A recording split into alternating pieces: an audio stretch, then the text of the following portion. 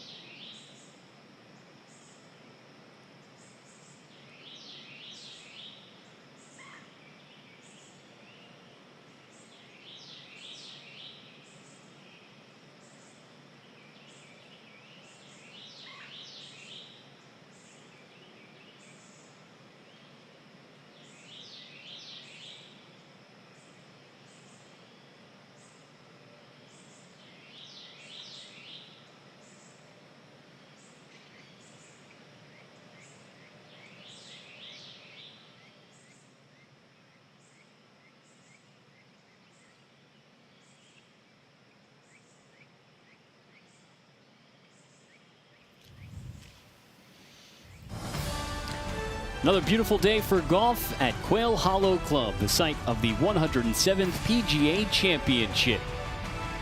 Second round coverage on ESPN Plus. Featured holes at Quail Hollow Club. The finishing stretch at 18. It's one of the great trophies in all of sport. One of the cathedrals of the game, the Wanamaker Trophy, sitting on the closing leg of the Green Mile.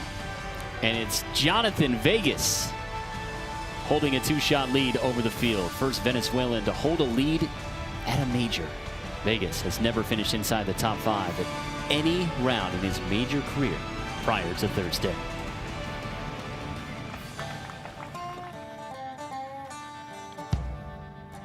With the sun in the sky here in Charlotte, North Carolina.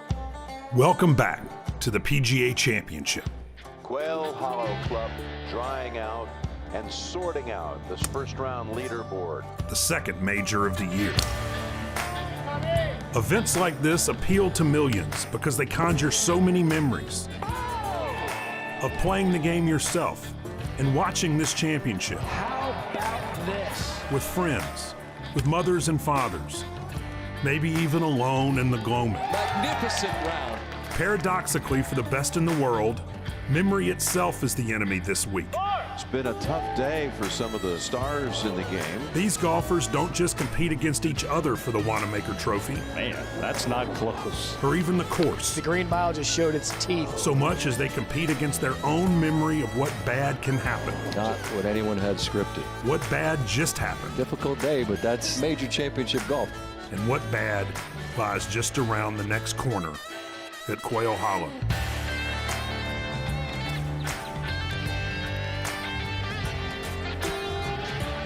A look at 17 at the Green Mile. ESPN Plus and the PGA of America welcome you to the first round of the 2025 PGA Championship at Quail Hollow Club in Charlotte, North Carolina.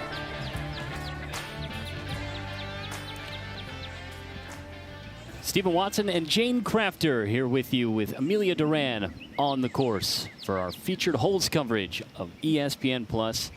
And Jane, another beautiful day for golf. And how about this leaderboard where we sit right now? Just how we drew it up. Oh, okay.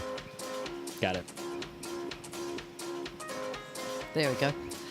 Yeah, it's the Venezuelan Jonathan Vegas. Johnny Vegas. How about that round of golf? Finishing in the gloom of twilight last night with a birdie. Boy, he just finished on a tear. And the Englishman Tyrrell Hatton making a great start today. A couple of Aussies up there. Makes me smile. Cam Davis had a terrific round yesterday, and Adam Scott off to a great start. It is a global leaderboard, no doubt. And some names up there that perhaps you wouldn't have expected, Stephen. First major since the 2017 Masters without a top 10 player in the top 10 of the 18-hole leaderboard. First PGA Championship since 1993 without a top 10 player represented in the top 10 of an 18-hole leaderboard. And as we saw in the opening round, you're going to have to find a way to conquer the Green Mile to find your name toward the top. Oh my gosh, look at that. The 16th hole, that long par 4, ranked the most difficult. Plus 64 to par with an average almost a half a shot over. And the long par 3 really played difficult as well yesterday. It ranked second most difficult, just about a third of a shot over par average. And then 18, even though it was playing down breeze, there's still a demanding tee shot and then followed up by an equally difficult approach. And that played as the 4th most difficult hole. So we are in for a treat today. Oh, okay. This is, images of the carnage. Got it. Okay. And then I can list, play to combine 171 shots over par, featuring nearly as many water. Is this where you want that, or is there a graphic after this? Okay. Got it. Okay. Yeah, so feel free to go as long as you want. The looks on their faces say it all. Okay. As the Green Mile getting the best of the best in the world, something like that. Perfect.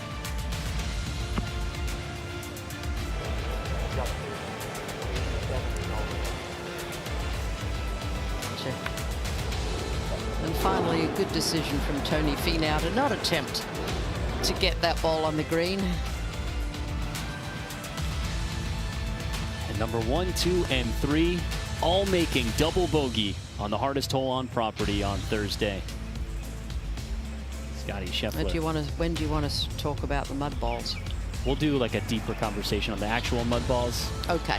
We won't talk about that. Just more an example of how even the best struggled. Frustrated, yes. Combined 171 over par, whereas the 3 holes leading into the Green Mile at minus 85. 29 birdies, 27 balls in the water, and the 16th hole playing as the toughest here at Quail Hollow. And then we welcome in third member of our crew, Amelia Duran, on the ground. And Amelia, going to be a tough test for some of these new faces at the top of the leaderboard to hold steady. It's definitely going to be a tough test for some of these players at the top that we're not used to seeing. Where are the world number 1, 2, and 3? Not at the front page of the leaderboard. They have a lot of work to do. Think about some of those Cinderella stories. Jonathan Vegas at the top, 7 under par, leads by 2 coming in the first round. He has never led in a major since he's turned professional in 2008. Other players, Ryan Gerard, he's from the North Carolina area, grew up in Raleigh, went to Chapel Hill. Alex Smalley, an alternate coming into the field. A lot of these players are going to have to now deal with some internal and external noise that they did not experience in the first round. That's going to be difficult to handle. Really important for them to stay shot by shot present at a whole nother level.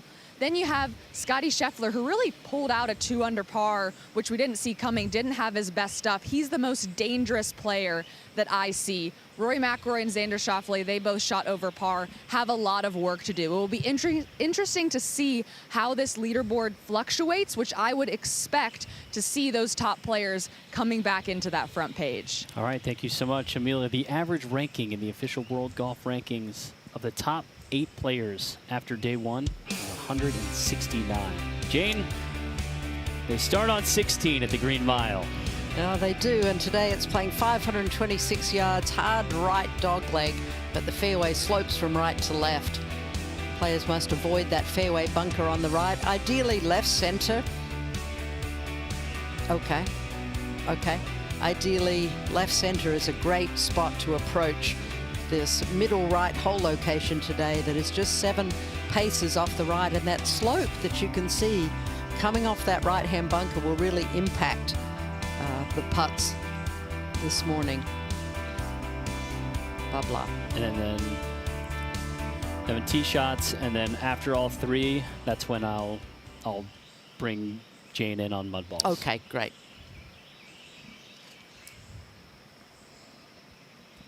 Okie doke. Perfect.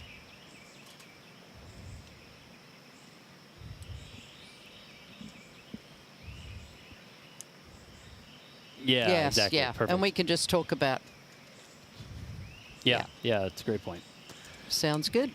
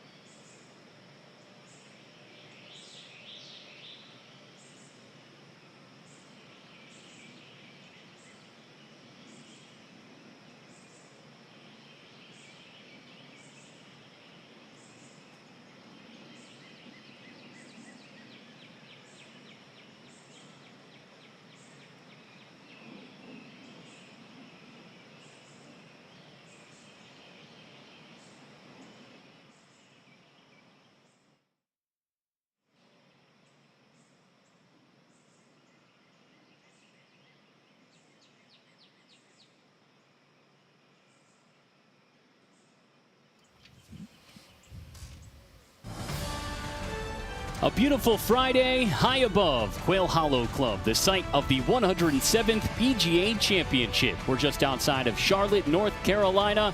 Our featured holes coverage here on ESPN Plus, the par 71, longest in PGA Championship history for this layout. It's one of the great trophies in all of sport and one of the cathedrals of the game, the Wanamaker Trophy. And maybe this man will hold it by the end of the week. Jonathan Vegas, the first Venezuelan to hold a lead in a major. He has never finished in the top 20 in any major.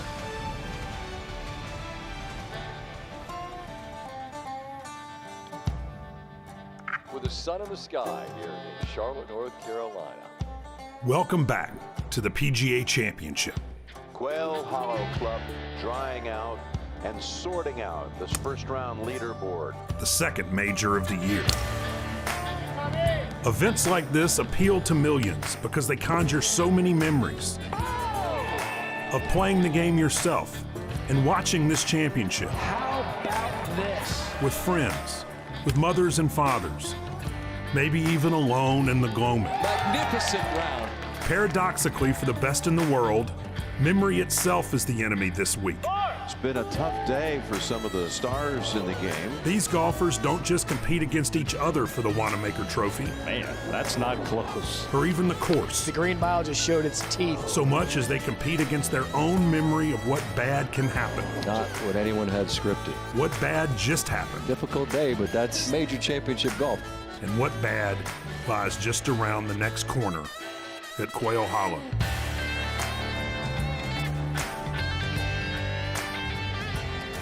ESPN Plus and the PGA of America welcome you to the first round of the 2025 PGA Championship at Quail Hollow Club in Charlotte, North Carolina.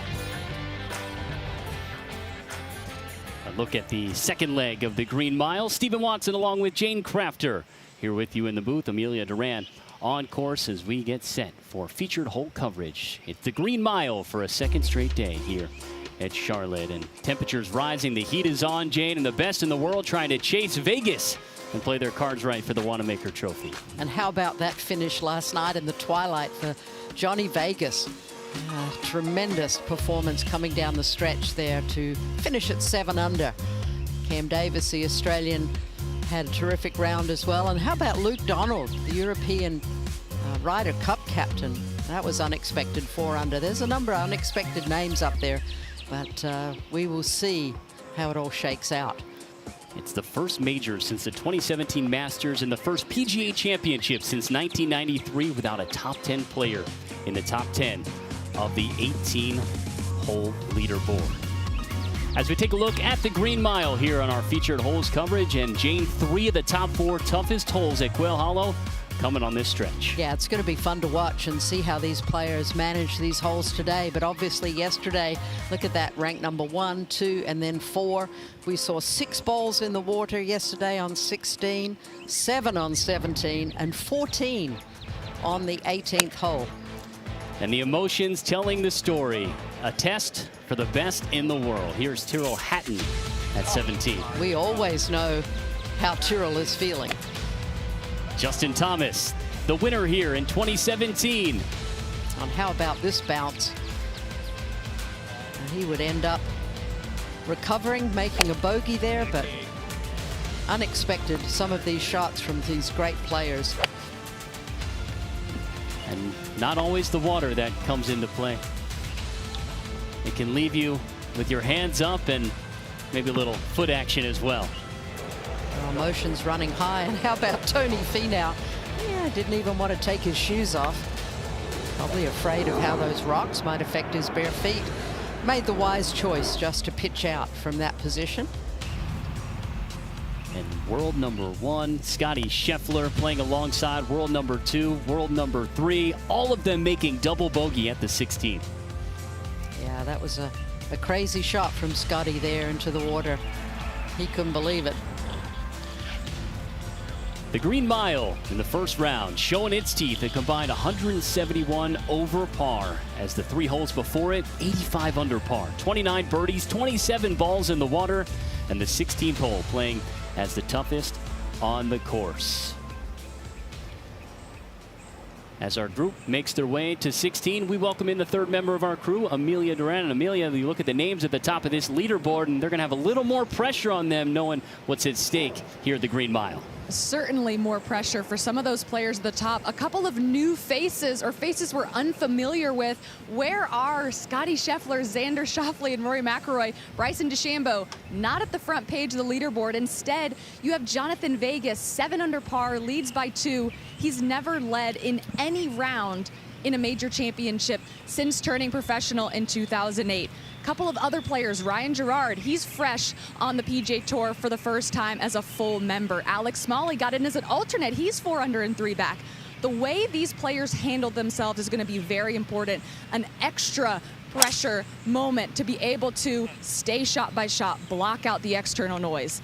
Then you have numbers 1, 2, and 3 in the world. They need to make a charge and get up this leaderboard because we expect them to be in contention come the weekend. All right, thank you so much, Amelia. She'll be on the ground for us all day with our featured hole coverage on ESPN+. Sami Välimäki finding the right side of the fairway as our first group standing on the tee box here at 16. And just to continue this conversation about the leaderboard, the average ranking for official World Golf Ranking of the top 8 who are at 4 under or better through 18 holes, average ranking was 169, Jane. That is just wild. But there's such a thing as leaderboard gravity. We will see how that plays out by Sunday afternoon. It was the drive of young Michael Cartrude, who's the PGA assistant professional down in Florida at the Bears Club in Jupiter. Justin Thomas plays and practices here in the 20th and final spot of the PGA Professionals, prevailing in a 4-for-1 playoff with a 5th extra hole. Good on him. That was job well done. What a thrill for any of these PGA professionals in the Corebridge Financial team to get to play alongside these top professionals in the world. Here's Jake Knapp. Making his second PGA Championship appearance. Fired a 59 in the opening round of the Cognizant Classic earlier this year, becoming the 15th player to shoot a sub-60 round. One of the longest hitters on the PGA Tour. Very aggressive golf swing.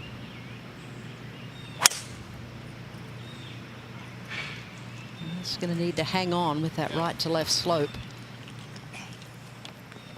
That's going to be in the thick rough.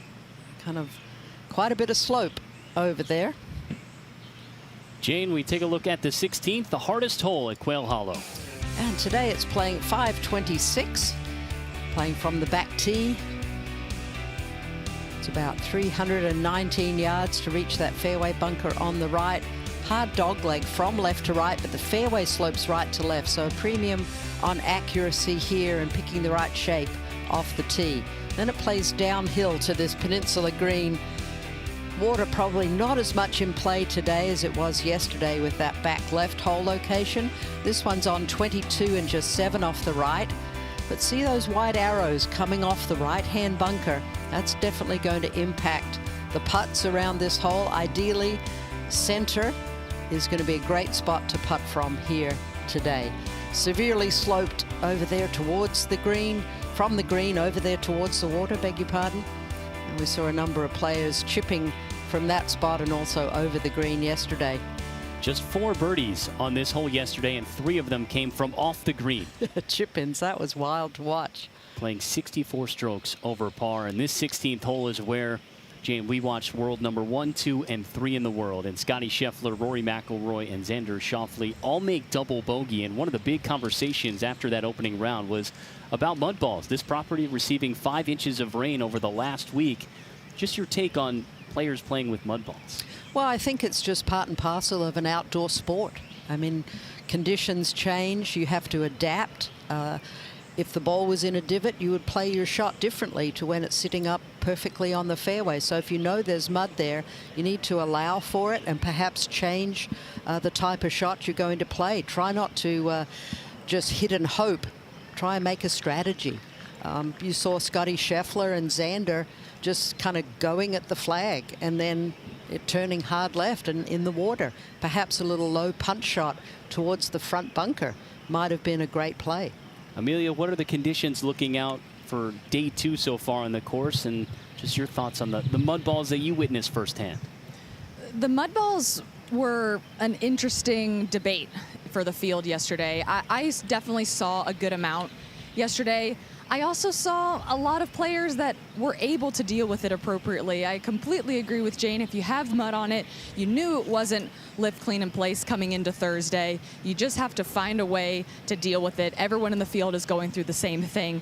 The conditions are similar today, a little bit more moisture in the grass, just it being in the morning, some morning dew, but it is nice and sunny. It's going to firm up. It's only going to continue to get drier. I would expect less conversation around mud balls today. It marked the first time in the last 30 years that world number 1, 2, and 3 all made double bogey on the same hole in the same round at a major. And that's what the Green Mile can do to you. It will humble even the best in the world. Well, it's not called the Green Mile for nothing. It is treacherous, and I tell you what, you have to just step up and hit a shot. And you've got to execute, you've got to visualize your shot and execute. I think the hole locations on 16 and 17 were particularly challenging yesterday. It was hard to get even the long putts close to the hole. Perhaps they might be a little bit easier today, but we shall see as we look at Sami Välimäki. Good tee shot, but looks like he's still blocked out a little bit visually. Take a look at the tee shots where they all stand after their opening shot of the Green Mile. Välimäki, see on the right side of the fairway, Cartrude in the middle, and Jake Knapp just off on the left side. Still all of them over 300 yards and still have 200+ yards to go. It just shows how lengthy this 16th hole is. Jane, I would say that the hole locations today are much easier. 16 for Välimäki. He can just fade one into this right hole location away from that penalty area. Yeah, I think just center of the green, as I said on the opening, would be ideal. He's not going for the center of the green. He's just firing right at the flag. Why And not? He's 4 over. He's got to attack where he can. And this was a terrific tee shot from the assistant professional there at the Bears Club, Amelia. Oh my goodness, yeah. If you're out driving any tour players, you can certainly pat yourself on the back. This is trying to catch that right bunker, get the left kick. That's going to be difficult. That's the one spot, well, obviously you don't want to miss in the water, but that is going to be a challenging up and down. Green slopes away from you. Not much green to work with, just 7 steps from that right edge. And now Jake Knapp with an uphill lie and just over 200 yards left. It's a good thing Jake Knapp has a lot of power, because this is not an easy shot. Ball buried well above his feet. Going to have to choke down, really make sure it keeps his balance, stays tall so this doesn't turn hard left.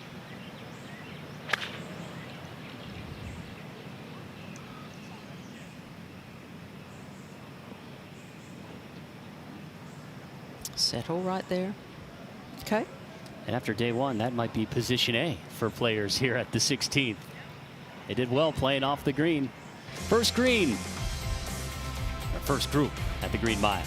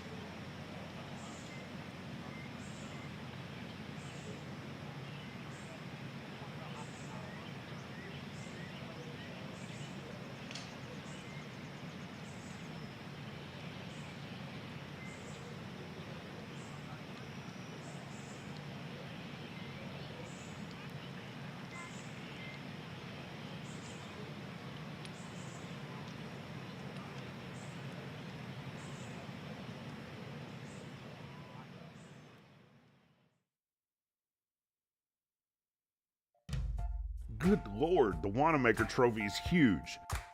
The winner's wife is going to kill him when he brings this thing home. The Wanamaker Trophy. Somebody will be hoisting it by the end of the week. Rory McIlroy joking, who's had the opportunity to hold it twice, Jane. That makes his biceps look good in the photos because it's so heavy. It's a heavy one, no doubt. I have not had the opportunity to lift that trophy. Or I tell you what, it definitely have to be strong. But it's a admirable goal for all of these players in the field to have the strength to lift it. First group on the green mile of Knapp, Valimaki, and Cartrude. Jake Knapp has a perfect lie just in the first cut. Looks like he has some loft on this club. Got to make sure you drive this in low. A low trajectory shot where you have a lot of green to work with is really the easiest way to hit this chip, just because you have more control when you're keeping this low on the ground. Put this ball back in your stance and keep that club face square throughout, chipping back into the grain, so this is going to be a bit slow. Well, if he gets this to the hole with this particular club choice, I'll be impressed. Put it that way, Amelia.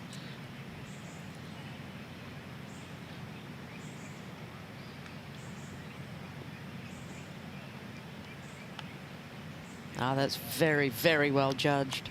Great Why hands. would I have doubted you, Jake? There's a little tiny ridge, isn't there, where he landed the ball that I think he just wanted to kind of take out of play, Amelia, that perhaps made his choice for him. Exactly, and what Knapp did a good job at is carried the slope but still had a low trajectory. Sometimes when players do that, they float it up there a little too much and then have an 8 to 10 footer for par. Now Cartrude from the right bunker. Now this bunker shot from Cartrude is going to be one difficult shot. Not going to be able to generate a ton of spin. Everything slopes away from him.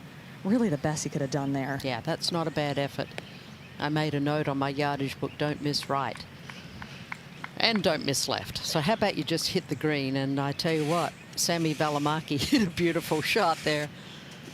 He's right underneath the hole looking right up at it. Well, it was a shot from Valimaki where you could just tell he had great control over his ball. He started it in the center of the green and hit a tight fade, finishing it right below the hole, exactly where you want to leave it. This is kind of a tricky putt where it almost feels straight. Both sides of the green pitch in towards the hole.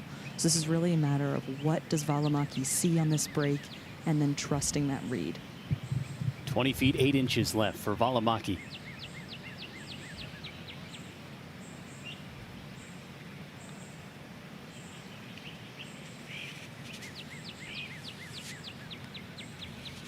It just drifted off there at the end. Looking at my greens reading book, it's almost like a little funnel there, but I don't think he expected it to move that much to the right with that slope coming off the bunker, Amelia. That really fooled him. It really did. And that's kind of what I saw initially, but then you look at, sometimes when you look behind the hole, you see something different. And as long as you hit a good putt, you can pat yourself on the back. It wasn't a putt inside of 10 feet where you feel like you had to make it. Still, Valimaki and this entire group needs to make a charge if they want to try and find their way in the weekend. And now Michael Cartrude making his PGA Championship debut. It's his first career major appearance. And it's worth reminding the viewers that if you don't play golf for a living, if you work in golf, there is not a lot of time to actually play. So the fact that Cartrude has the ability to be playing in a major championship and putting up a good showing, it's pretty impressive. Oh, good stroke there. What an up and down from that bunker. He makes a 4 to begin the green mile. Off to a pretty good start. Just that one bogey there at the difficult 11th. I imagine, as competitive as he is, he's playing with house money right now. Just the opportunity to be out here, Jane. Absolutely. And you know the membership back there in Jupiter at the Bears Club are going to be cheering him on. Hopefully they'll be watching our featured hole coverage to get a glimpse of their man. Now the 26-year-old from Finland trying to make his par.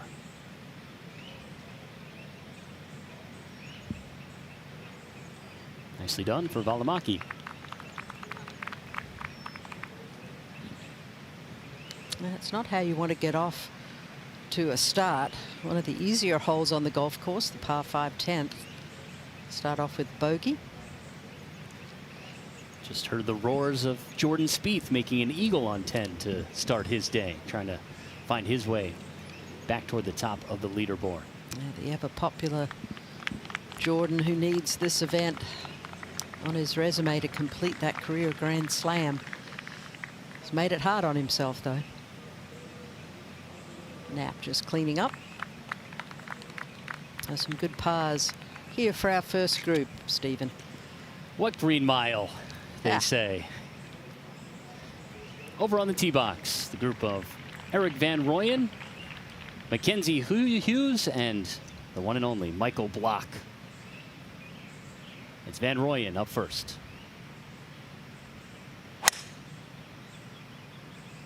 Oh, nice tee shot there from the South African. Wants it to go a little bit more left, avoid that bunker.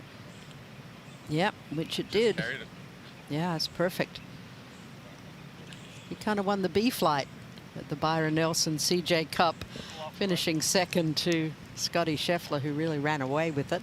Imagine shooting 23 under and losing by 8 strokes. It's just demoralizing. But he'll take the points and he'll take the money, and onward and upward. Mackenzie Hughes steps aboard on 16. His 7th PGA Championship.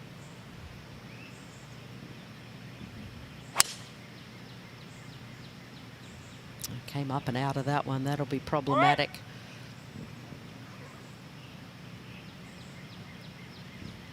The volunteer is going to try and catch it for a second. Sure looked like it, didn't it?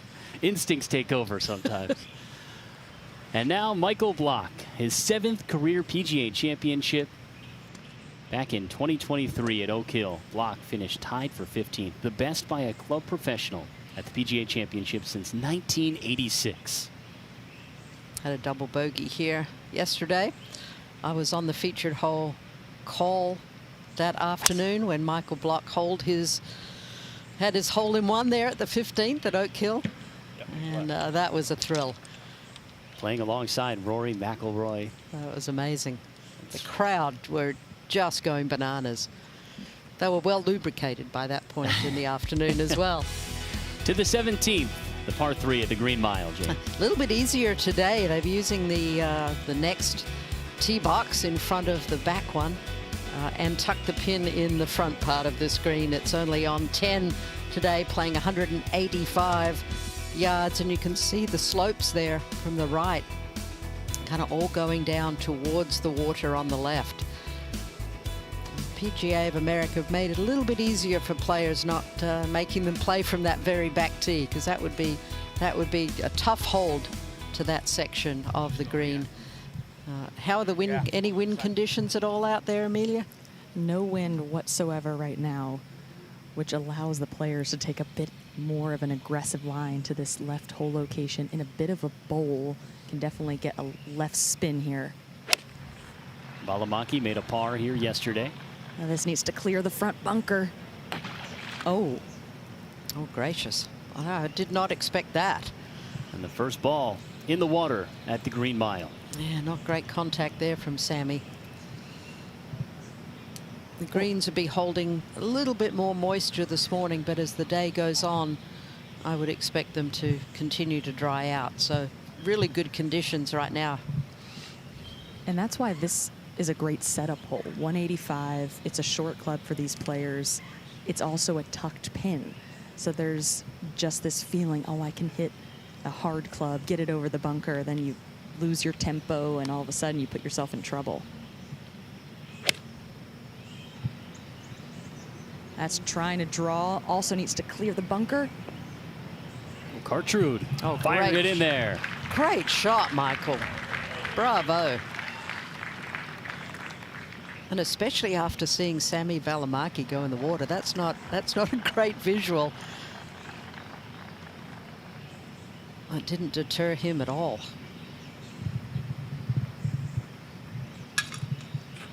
Next Next to play is Jake Knapp. The 17th green is also so punitive in the sense if you hit the wrong downslope or miss your spot by a couple of paces, you could have a 40-footer instead of a 5-footer. It was an awesome shot by Cartrude. Knapp just got a perfect visual of exactly what he needed to do. 175 clears that front bunker.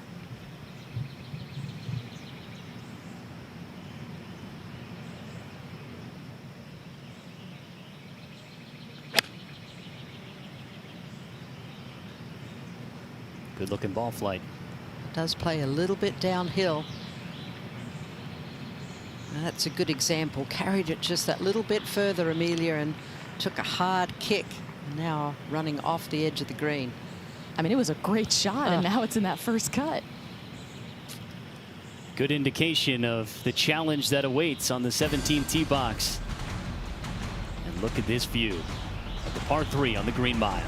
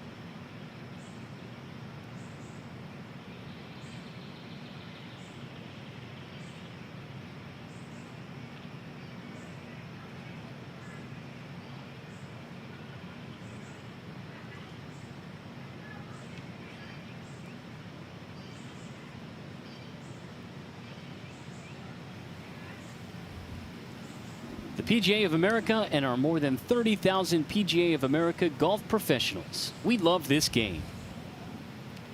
It's the 107th PGA Championship at Quail Hollow Club, just outside of Charlotte, North Carolina. Look at 18 that awaits the final leg of the Green Mile. And look at that treacherous whole location looming for these players. Over on 16, here's the South African Eric Van Rooyen. Lovely golf swing. I don't think he's happy with that one, though. He's tugged it a little bit. It's not the end of the world, though, Eric. That's not that bad of a spot. Mackenzie Hughes, his second. Well, Mackenzie Hughes knows a thing or two about this golf course. He's a member at Quail Hollow. Sometimes you get a little more scar tissue coming out of the right rough. This one's drawing. Oh, great, nice skip here. Oh, get in the hole. Oh, great shot. I'm sure he'll have a big following out there this morning. This is caddy, Julian Trudeau. Nice chat with Julian the other day. Yeah, handy bounce. Little members bounce, we would call that.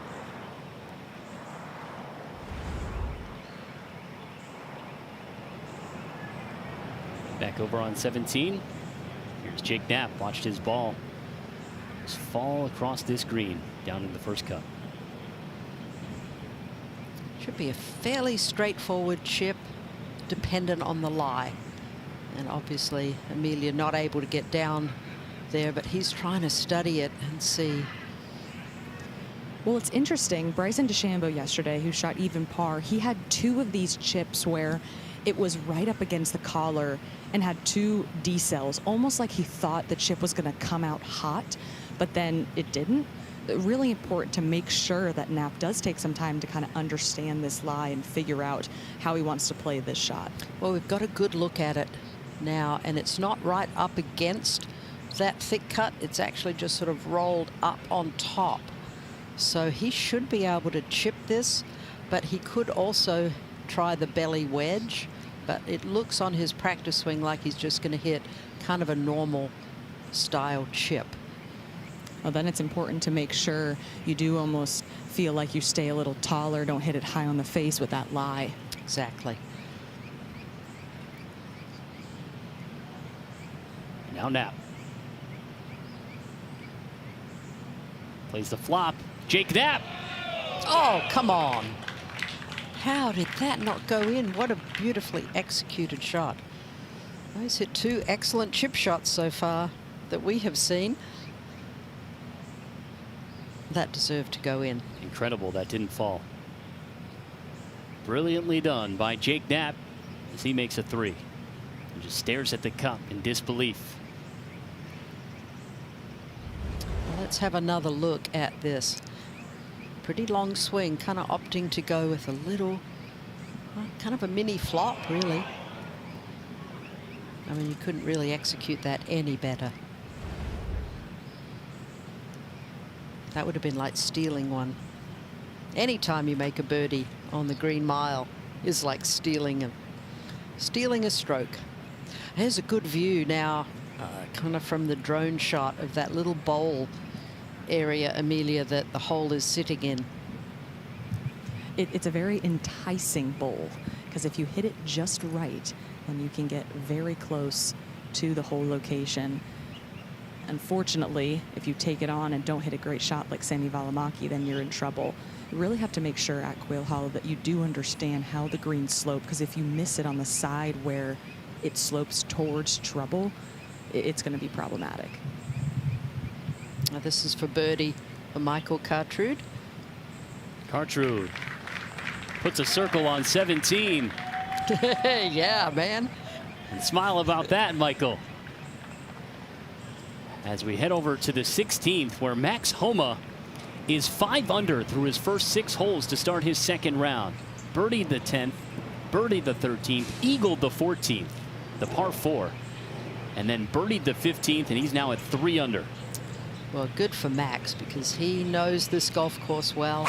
He's been a winner here in a regular tour event before. And it's not been a great year. He's missed a lot of cuts. And that's going to be a challenge now for Max. Maybe this is the property that brings him back. A 2-time winner at Quail Hollow. It was his first PGA Tour win back in 2019, coming on this property. Also happened to have a undefeated 4-0 record at the President's Cup here. That's pretty handy. Talk about course fits.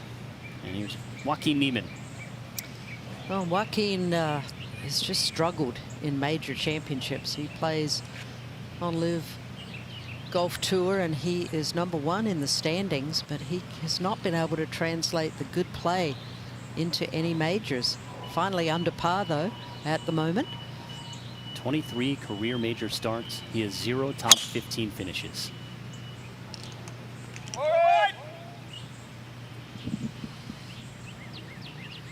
Up to the gallery, high on the hill at 16.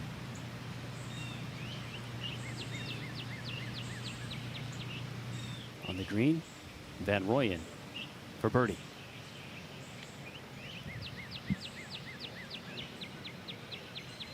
Coming down the slope. And that wasn't quite what he had in mind. And the third member of this group is Lucas Glover. Thank you. His 14th PGA Championship appearance. 45-year-old from Jupiter, Florida. And a US Open champion. It's a pretty handy thing to have beside your name. It's a Bethpage Black, where the Ryder Cup will be coming up. That's going to be crazy town. Mackenzie Hughes for birdie.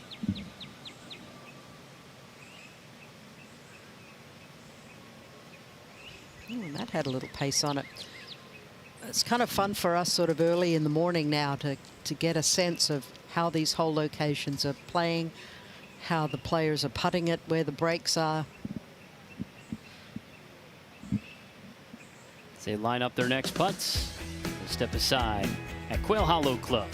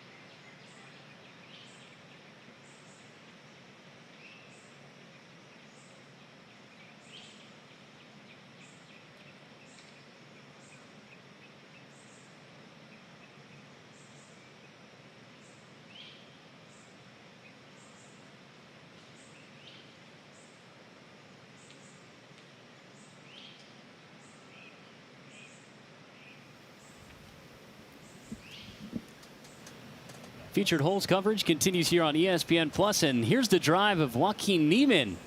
A little early for the hospitality tent. Don't have a Bloody Mary yet, Joaquin. You've got some holes left to play in this North Carolina steamy heat. We'll send our intrepid Amelia Duran up there to investigate this situation, but that was certainly a wayward drive. He can get it out there, but he is not the most accurate, is Joaquin. Maybe a preferred lie off the carpet on the side of 16. And he makes his way up to assess the damage. And no doubt he will call one of the officials over for a ruling. See you there, Amelia. What a shot. He can get that shot. Well, I just got up here, and Niemann's actually going to get a very favorable drop, given his drop will give him a pretty direct line to the hole location. Lucas Glover is going to go ahead and play.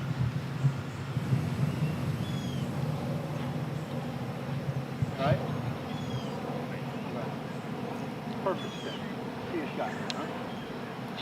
Something upset his preparation there, so he's going to go back through his pre-shot routine. A good spot to attack this flag. He's one of the best iron players on tour. Well, and the most important thing is if you feel uncomfortable to reset. This is a really good looking shot. Be the right one. Big hop. Oh, yeah. And checks up by the cup. Incredible from Glover. Oh, he lived up to his billing. Putting has been an issue, but since he's gone to the long putter, really become a strength. Now, no doubt he will be getting a drop, will Niemann? Like moths on a flame surrounding Niemann. Get a front row seat to his second shot here at 16. Yeah, that's the best part for the fans when a player hits it wayward, because they get to have a front row seat to an incredible player, an incredible iron player. Looks like Homer will be next to play from the fairway bunker. Doesn't look like any lip issue there, Amelia. Fortunately for Max Homa, he's in the back part of the bunker, so exactly will not have any lip trouble. 200 yards. Really important when you're in a fairway bunker to make sure you club up at least half a club so you're able to swing with 80% tempo. Keep your lower body grounded. Keeping your balance is very important. 200 yards left for Homa. This might be fading too much. He's going to go bunker to bunker at 16. Yeah, and that's, as we saw earlier, that is very difficult to get close to the flag from that position.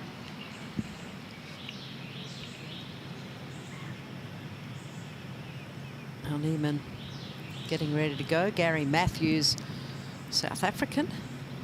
He's been around the different tours, that's for sure, is Gary. And Neiman is having an excellent round so far today. 4 under through his first 6. Not a lot of green to work with, so he's taking this left of the flag, which is a smart play. That needs to sit down, though. Okay, that's not a bad spot to putt from there. None of the front third of the green, putting back uphill. Yeah, good to see him playing well, because we've been kind of surprised that he hasn't performed up to his level that we would expect. I mean, he's #1 on Live Golf. He's putting quite nicely. He's hitting the ball really well. 2nd in birdies. 4th in greens in regulation for the statistics that we were able to find for Live Golf. So finally, perhaps, getting the ball rolling. And just like Neiman, it's Max Homa who's trying to pick up his first major win, and Homa's having himself the best round so far at Quail Hollow. He's 5 under through his first 6 holes, and here he is at the drivable 14th. Got to take it right over the edge of those trees. And today it's playing 340 yards with the back hole location that's on 40 out of 50. What about this shot? Incredible from Max Homa. Just a kick in now for eagle for Max. And that's how you play 14. Easy work for Homa. Well, this one is not going to be so easy. How about that start? Look at that. Not even a 3 on the scorecard. Certainly no 5s.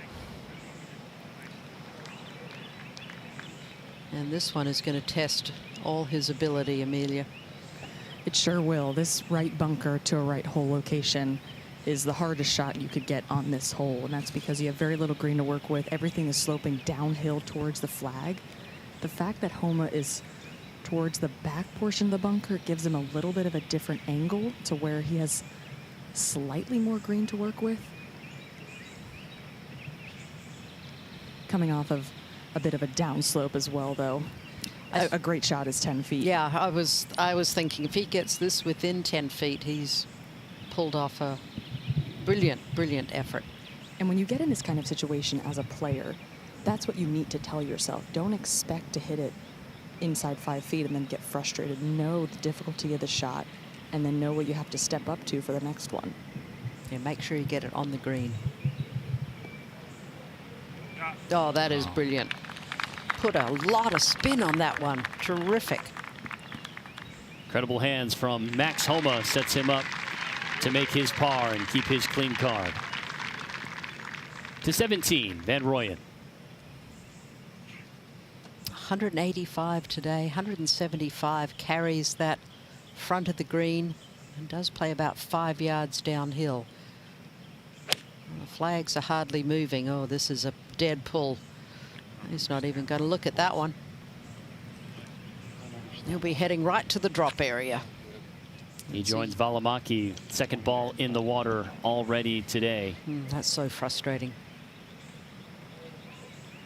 There were 6 balls in the water on 16 yesterday, 7 balls in the water on 17, and 14 balls in the water on 18.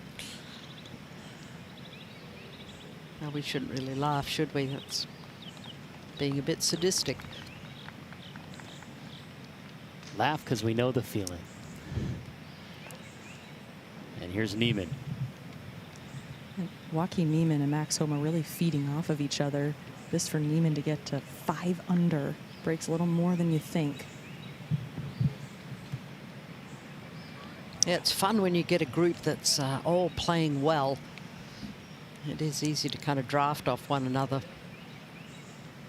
I think Whereas Neiman yesterday, would, sorry, yeah. I was going to say, Neiman would take his par after that tee shot. Go ahead, Absolutely, no doubt. But conversely, you had Rory McIlroy, Scheffler, and Schauffele. None of them playing well, and that can happen as well. You kind of get sort of bogged down in a group.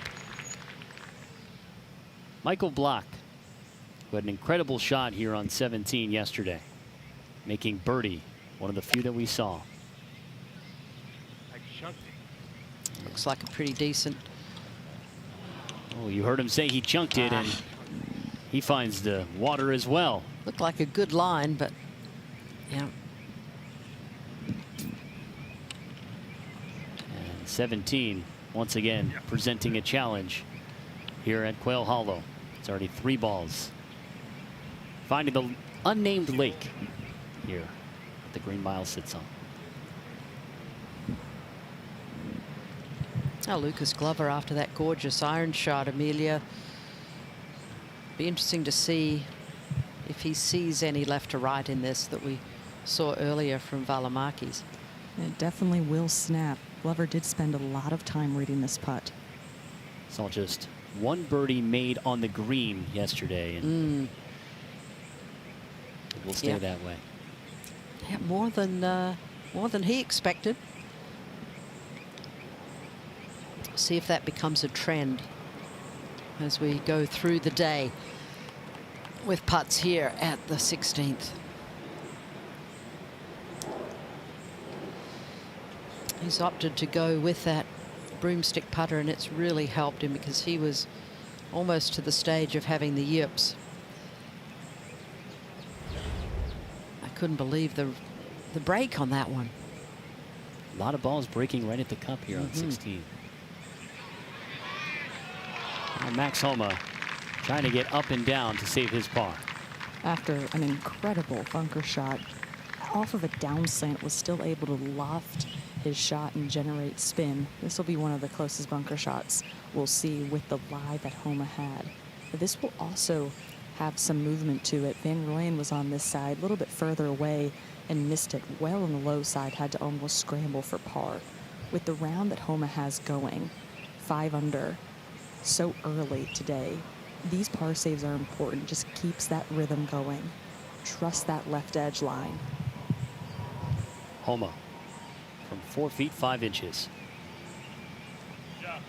Well done. And how about this group making pars in very different ways at 16? That's been an adventure for this group, but that was a heck of an up and down.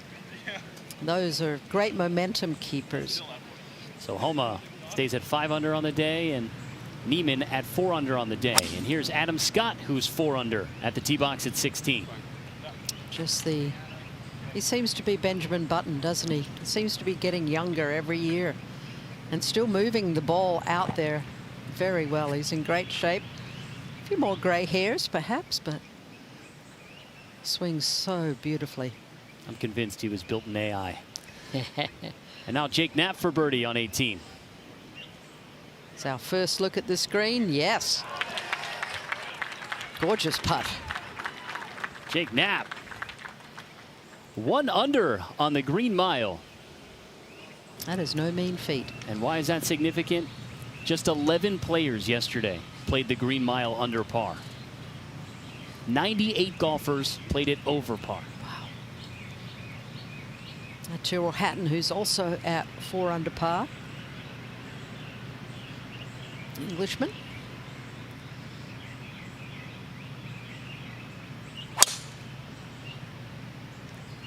And that's left center. That should be just fine.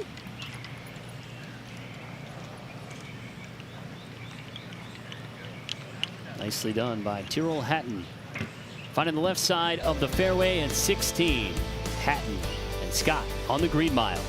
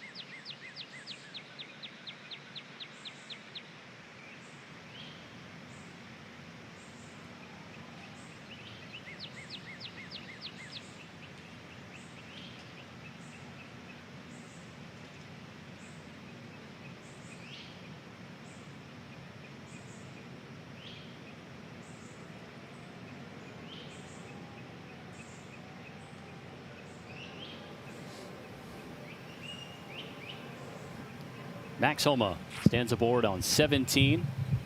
5 under now through 7 holes on his opening 9.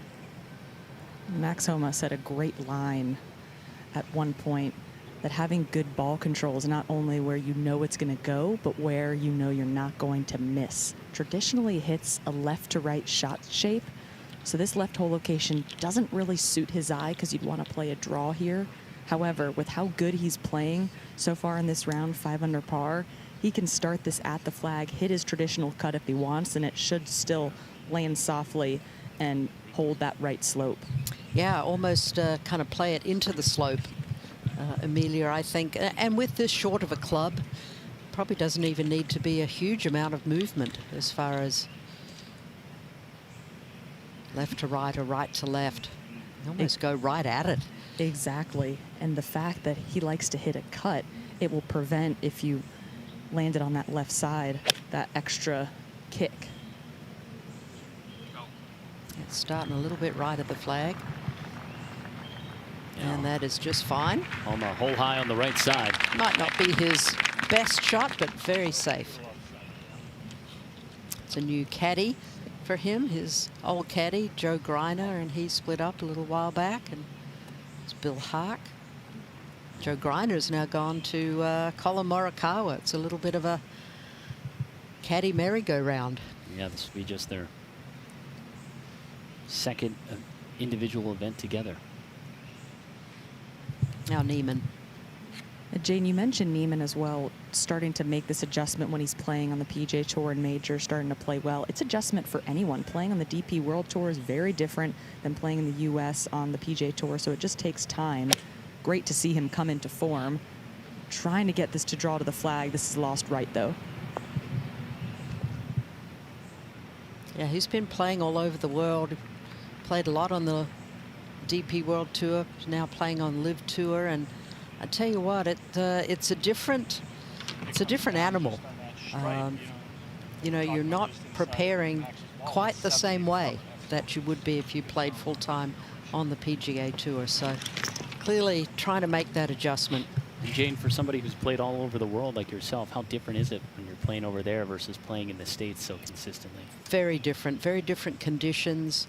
I think the conditions usually are a lot better over in the US compared to over in Europe, or even, you know, they've been playing all over the world. As we watch Lucas, they play in the Middle East, they play in Australia, they play in Asia. And decent iron shot there.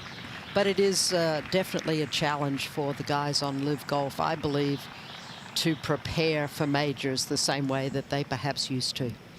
When they play in that team format as well, going back into the individual setting. Here's another Live golfer in Hatton. Oh, wonder where that's going. That's not all that bad, Tyrrell. You never know with Tyrrell Hatton. Well, sometimes he thinks it's a horrible shot and it's 15 feet left. Oh, rubbish. Wears his heart on his sleeve, that's for sure. Adam Scott, Amelia. Just a 327-yard drive for Adam Scott. So impressive how far he's able to hit it. 199 yards left, trying to cut something in there. Well, that is not up to his expectation or normal standard. Adam like he Scott. kind of came out of that one just a little bit, didn't quite stay down and through it. One of the nicest people you would ever hope to meet. An incredible streak. 95th consecutive major start dating back to the 2001 Open Championship. Second longest in major history behind Jack Nicklaus, who had a streak of 146 consecutive major starts. That's just mind-boggling when you think of it. Next May, the PGA Championship returns to Wanamaker Golf Club in Newtown Square, PA, outside of Philadelphia. To register for tickets, visit pgachampionship.com/register. Registration closes soon. That's going to be a great event at the old Donald Ross golf course up there and just outside of Philly. There's some fantastic courses in that area. We used to play the old PGA Championship around the Wilmington and also the Philly area. I think it's going to be well attended, as you're originally from that area, Stephen. Just saw what Philadelphia Cricket Club had from a fan perspective and the energy around that golf course getting to host the Truist Championship. And Philadelphia sports fans are a passionate bunch. Oh, they are. I imagine they'll be showing up in bunches. And how about the trophy? It was a cricket bat. Yeah. I love that. And the cool thing about that event is it's coming back to Quail Hollow. So there's might only be one of those trophies ever. That's very that true. Seb Straka is the proud owner of now, the cricket bat. This will be a challenging shot.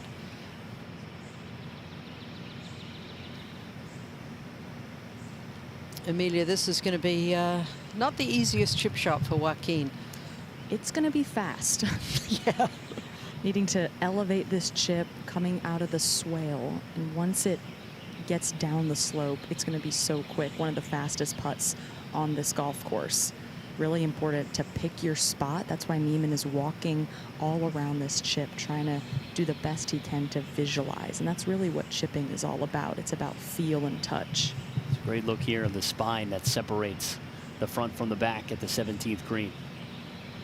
It looks like those fringes and closely mown areas are dried out pretty decently. I don't see any water coming up.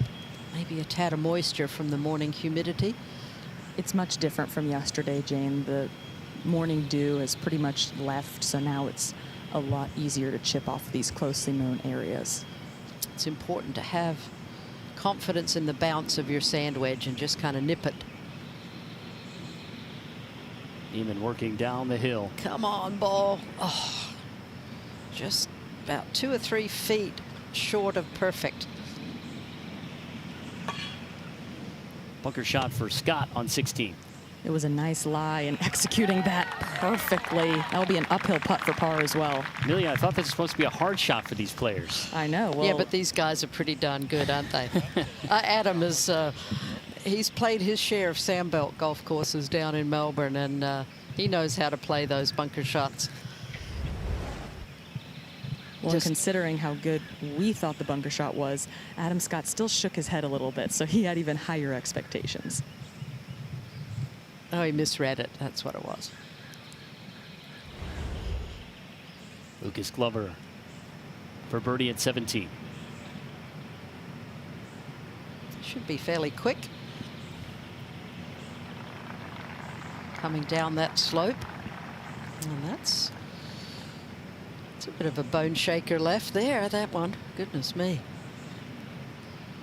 That'll get your attention.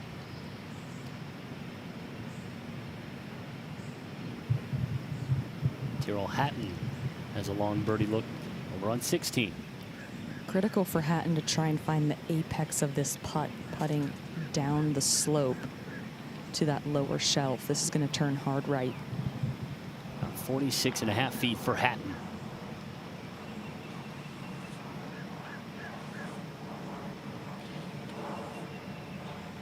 Well, not bad for speed, but certainly not read correctly.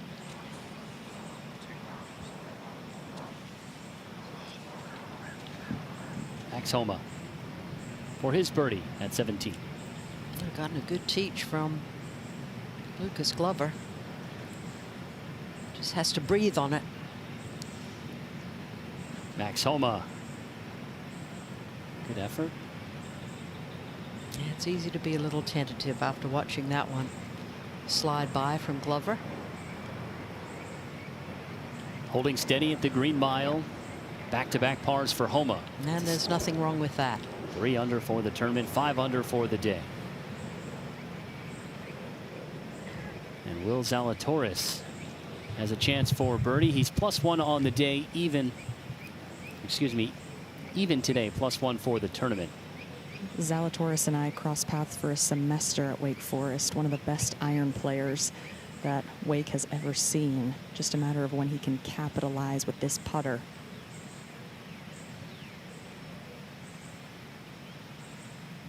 Boy, his rhythm is so much better with this long broomstick putter, Amelia. Oh, it really is. It almost looks like he pauses in the backswing, but it's really helped him just smoothing out that putting stroke. Yeah, we've got a couple of broomstick putters in this group with Adam Scott and Will Zalatoris. Zalatoris getting back to 1 under for the day, even overall. Over to Neiman.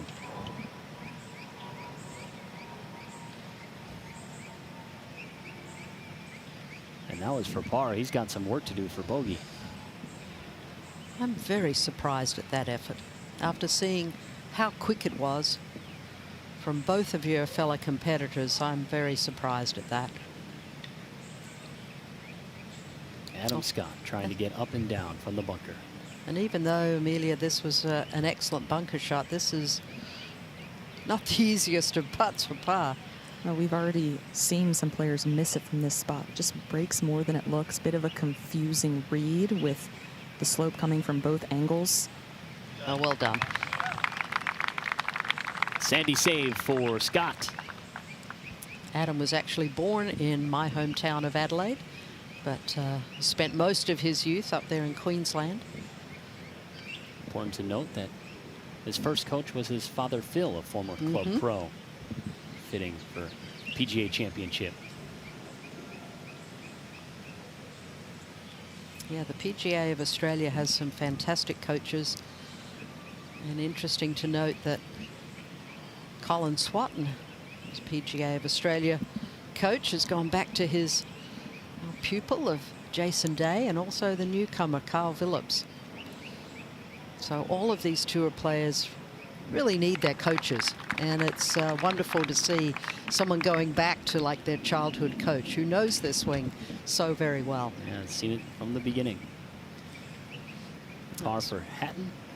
Over to Glover for his par. Oh, Lucas, that just drives you nuts. Just got a little frisky with the first one, left that awkward putt for par, and after hitting a decent iron shot is now walking away with the bogey. So it's not just the water lurking, it's the greens that can be very, very tricky.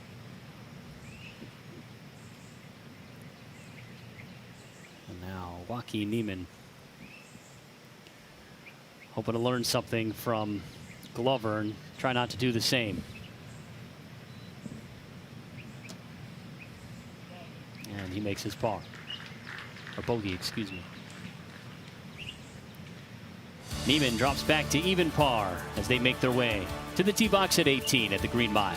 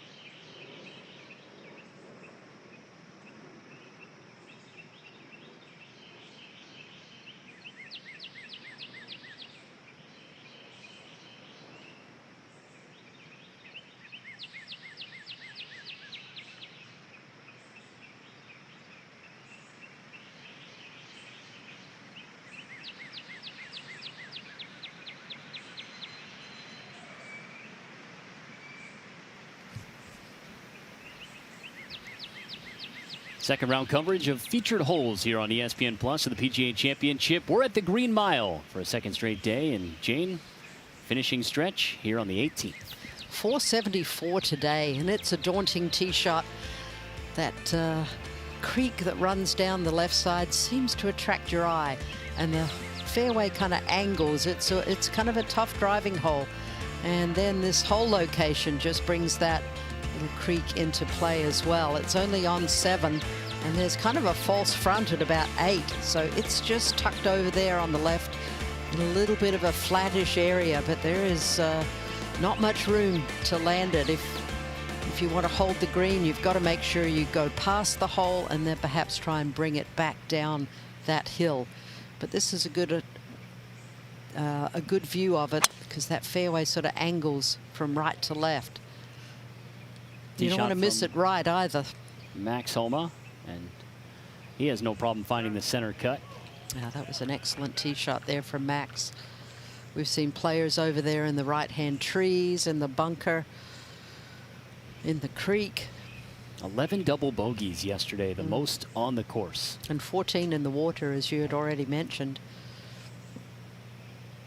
Playing 49 strokes over par. 4th hardest hole of the opening round. And what a closing hole it is at Quail Hollow.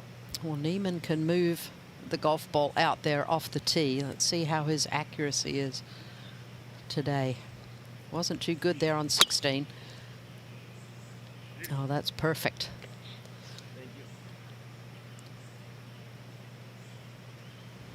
Couple of beauties there from this group on 18. To the 17th, Adam Scott, his tee shot.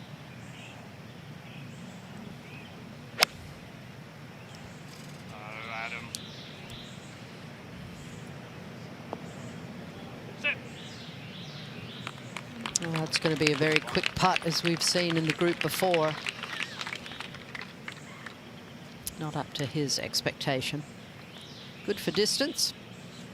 A couple of iffy iron shots there for Adam Scott. Tyrrell Hatton now made a bogey here yesterday at 17. And Tyrrell Hatton taking dead aim at the stick. I thought we had a hole-in-one. Just bounced right over the hole.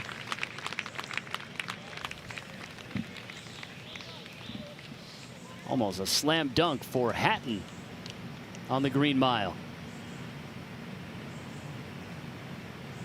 Not a pin you really want to attack, Jane, but he's not intimidated. No, he is not intimidated at all. Landed it just in a great spot.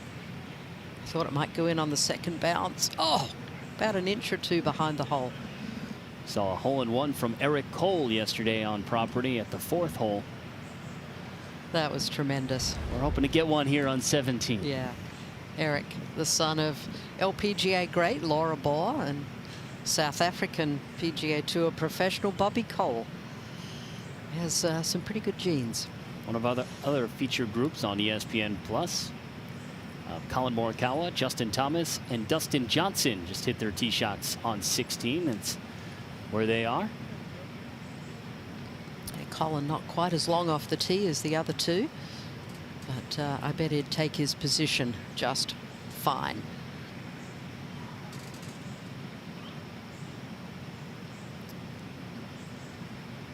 And with some of the great players in golf making their way through the green mile right now, we saw the leaderboard to start the day. A number of names that you're not used to seeing at the top of the leaderboard, but this is important context here at this major championship. 4 of the last 8 PGA champions have come from outside the top 30 after round 1, and most notably Justin Thomas back in 2017 here at Quail Hollow. So you're never quite out of it on this property, and we're already seeing that early on here, Jane, with the round that Max Homa's putting together. Yeah, especially if you can start on the 10th, because that stretch 10 to 15 has been the easier stretch on this golf course as we watch Colin Morikawa now, 216. Well, this shot just really suits Morikawa's eye. Loves to hit a fade. Yeah, you couldn't really dial it up much better than that, could you, Amelia? Not at all. Perfect position and great distance control, hole high.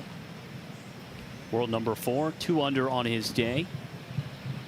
And there you see his new caddy, Joe Greiner. Caddy for Max Homa for a long time. Was on the bag when Justin Thomas won the RBC Heritage not too long ago. Dustin Johnson has been grinding out at Quail Hollow. Yeah, it's not his week.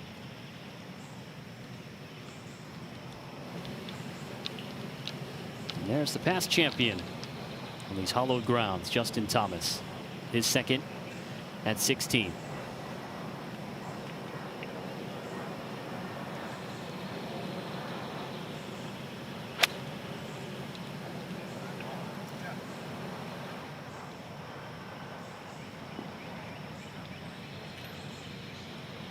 Oh, that's going to be fun. It'll be a new adventure for us here on Featured Holes. Yes, we're going to get to see Justin Thomas's short game prowess, which is legendary. He chipped in on the green mile yesterday. We'll see what JT can do. And this is something we're growing accustomed to seeing on 18, Jane. We saw Tony Finau yesterday go ankles deep in this stream, and Lucas Glover is going to go enjoy a little cold rinse on the left side of the 18th fairway. Tony Finau didn't even bother to take his shoes off, but Lucas is organizing here. He's got his shoes and his socks perfectly organized. Good tan line. He's going to go examine his situation. Not quite sure where the ball is. Must obviously be just in the grass, that he could possibly hit it from there. Who knows if he even sees a ball? It's getting hotter out there. He's just taking a dip. Now Max Homa from the center of the fairway after a terrific tee shot. Trying to finish off the green mile. You've got to be very precise with this approach, as I mentioned earlier. That ball is not going to stay on the green.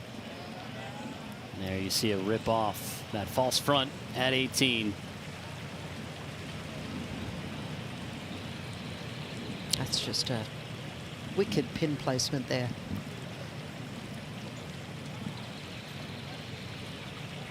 Trying to work on contact there. Oh, there's the golf ball is for Lucas. He's just going to try and get this back into play. Very similar to what we saw from Tony Finau, with his feet needing to be in the water. Ball was held up by that rough, and Glover cooling off and back in the fairway. Adam Scott for birdie at 17. It's a speedy one. Settle. Okay.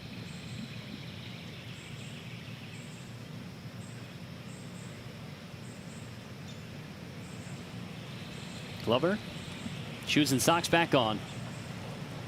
His third at 18. He's going to take dead aim here, probably land it past the hole, hopefully. Or will that stay? I'd be running up there and marking that one. Okay, Lucas, well done. Chance for a par.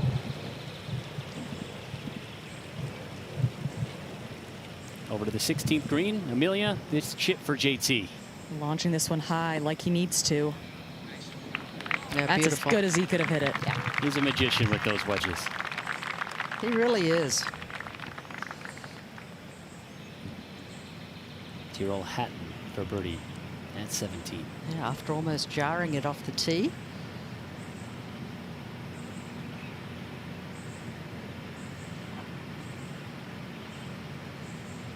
Yeah, well-deserved birdie for Tyrrell Hatton after a beauty off the tee. Yeah, he's pretty strong with the putters, Tyrrell Hatton.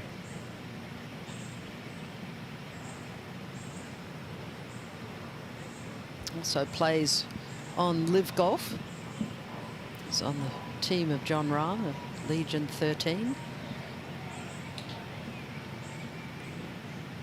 Now Dustin Johnson stalking this one with his brother Austin on the bag. Yeah, Dustin just doesn't seem to be quite firing this week. He's what, 10 over par at the moment? And you know what, Jane? I think he's okay with that.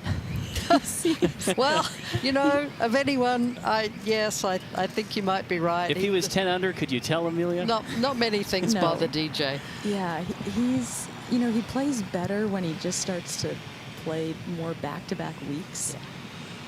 Always, though, a fun player to watch because he has such a unique swing that generates a ton of power. That's what's unique about DJ, regardless of his score. That's you true. always want to follow him. Earning a special invite into the field on the PGA of America this week.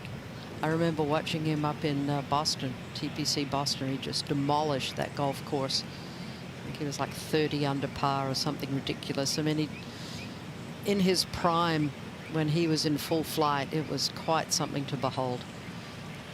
Max Homa from off the green at 18. This would be a tricky shot. I would expect him to try and land this just over that false front and just try and get it to bite. Oh, bite indeed, and go in the cup for Max Homa. Good on you, Max. Well done. Great to see him playing well. One of the nicest guys you'd ever hope to meet as well. Have a first 9, Max. Yeah, have a day. Look at that. At 6 under par. He throws a 30 on the way out. And just kind of bounces it into the slope. I thought he might land it up a little further, but he had other ideas, and clearly it was the correct one. Well done. And just like that, Max Homa moves to 4 under for the tournament. And this might be a shot we're talking about on Sunday, Jane. It may well be, and I'm sure he has a lot of fans out here at Quail Hollow Club here in Charlotte that he's garnered over the years as a former champion. 2-time winner on this property. Now Colin Morikawa for birdie. There you go. He's number 4 in the world. He's lurking. Lurking. Amelia, you talked about it off the top, but this leaderboard is shifting pretty quickly here on day 2. We'll get back to Amelia in a moment as we head to 18 and Tyrrell Hatton. Oh, and he's pulled this one. He's going to have to get lucky. Might be in the creek. And there you see and hear the unpleased Hatton. Well, this is a part of the game for Justin Thomas that he has really worked hard on, keeping his head still, but that was a misread more than a bad stroke, I think. So JT going to give one away. Good to see him break through there at the RBC Heritage. Played right after the Masters in a playoff over Andrew Novak. Credits Xander Schauffele for helping him a little bit with his putting. He's gone back to doing a lot more of the basic drills every day. Moves him back over par. Look at the current cut line is right there for JT. Something to monitor throughout the rest of the day. Adam Scott at the 18th. Hit it right at our target sign. Well done. Could watch that golf swing on repeat for the rest of your life and kind of learn by Feels like Adam Scott's osmosis. gonna be playing for the rest of my life. He may well be.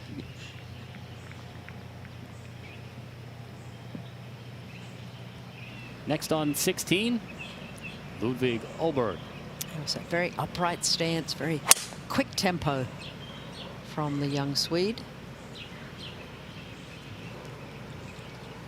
Let's let that one get away a little bit. That might not be the worst spot to be. West is down to the right. I'll have to see if he has any trouble with the lip in front. Just on that scoreboard. That would be, yes, north. Jordan Spieth. It's on that scoreboard. Is 1 under today, but 4 over for the tournament. Trying to make a move to get himself to the weekend and do his best to complete the career Grand Slam. This is not the part of the golf course where you would really expect to make a move. You can just perhaps play them 1 under par. Something like that would be tremendous. Excellent tee shot from Jordan. Boy, he is really moving the ball out there.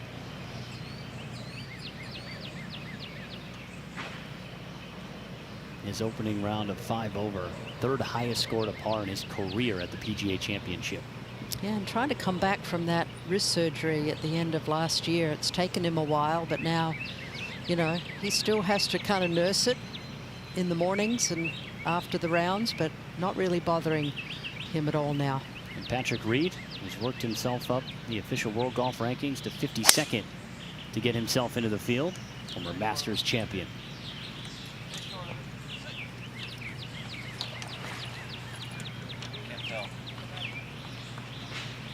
Okay, just short of that right-hand fairway bunker. That should be just fine.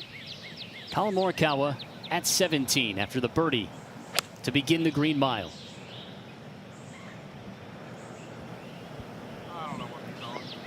And Colin Morikawa sets himself up. He's on the dance floor at 17. A beautiful day on this Friday at Quail Hollow.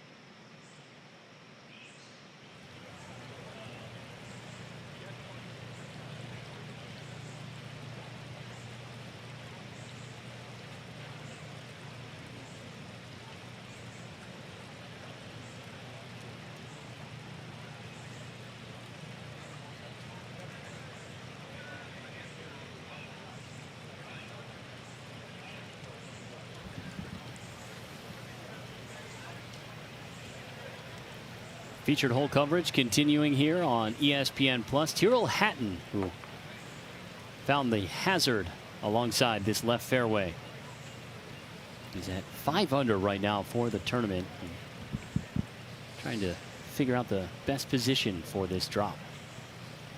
He's trying to find the nearest point of relief for that red penalty area. You know, it's a tiny, tiny little creek, but I tell you what, it seems to have like a magnetic attraction for golf balls, doesn't it? Now, this is not going to be easy for him on the side of the hill. It's not extremely thick rough, but depending on how he drops it, it's going to be tricky. Yeah, your eyes just pretty take steep. You Yep. to the hazard. About 2 paces off the fairway into that stream that lines this entire 18th hole. The new dropping technique, right from the knee. Oh, that's not bad. Good first effort for Yes. Hatton. Yeah, there's a great look at the stream. Just snakes its way through the left side. Or as Ken Brown would call it, just a little river. It's a babbling brook. A little stream. A babbling brook.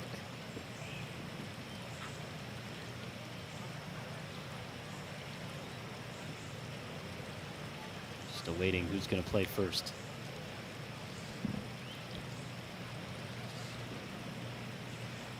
Going to go over to Will Zalatoris. A nice tee shot there on the right-hand side of the fairway. Good angle to approach this left-hand hole location. There's just 7 on and only 5 steps from that left edge. But the issue, as we saw earlier, is that false front. So ideally for Will, it'd be great to land it a couple of paces behind the hole. just over 200 yards away for Zalatoris.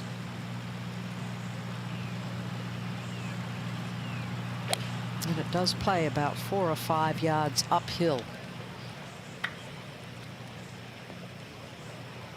No, he's landed that way too far. That's going to be a quick adventure coming down that hill. And he knows it. You can see still a little bit of mud coming up with the divots. Now look how steep. He's going to have to really keep the knee flex, stay balanced here. Make sure he doesn't pull it and compound his problems.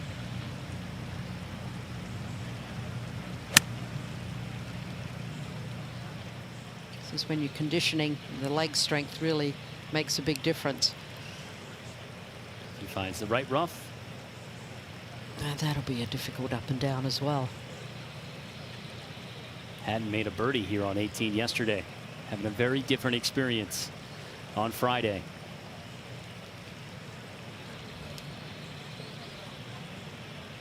But we've seen some crazy shots on the Green Mile. Well, we certainly have. We've seen some incredibly good ones and some incredibly poor ones. And you have to golf your ball. You have to have every shot executed extremely well. He's trying to find a spot to cross. There's a little bridge up further. It's a great spot for the spectators. You've got the hospitality marquees around the back, but you've also got this area to the left where every man can watch. You don't have to have a fancy ticket to get a really good view of this wonderful 18th green here at the PGA Championship. Yeah, beautiful backdrop for the clubhouse. That's going to be a speedy putt for Zalatoris, beg your pardon.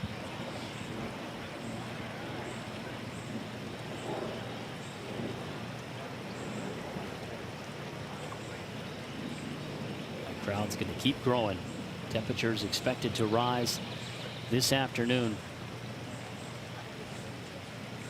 Yes, it can be humid in May in North Carolina. I lived in Pinehurst for a number of years, and sometimes you get some nice, pleasant weather, and every now and again you get some really humid days.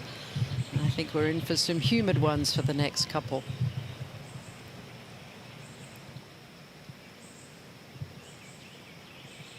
Ludwig Oberg. Awkward lie in this bunker as ball's rested in the seam. Needs to make sure he airs for the front of the green. Well, he is right on the precipice of the water over there, but I think he'll have a shot. He should be okay, but yeah, sometimes the lies can be a little bit iffy. Morikawa for his birdie. Speedy one down the hill.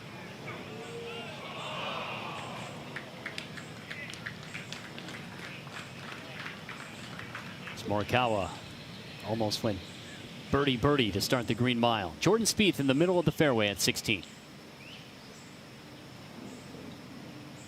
Needs to try and work this one in a little bit from left to right. Starting in the middle, trying to cut.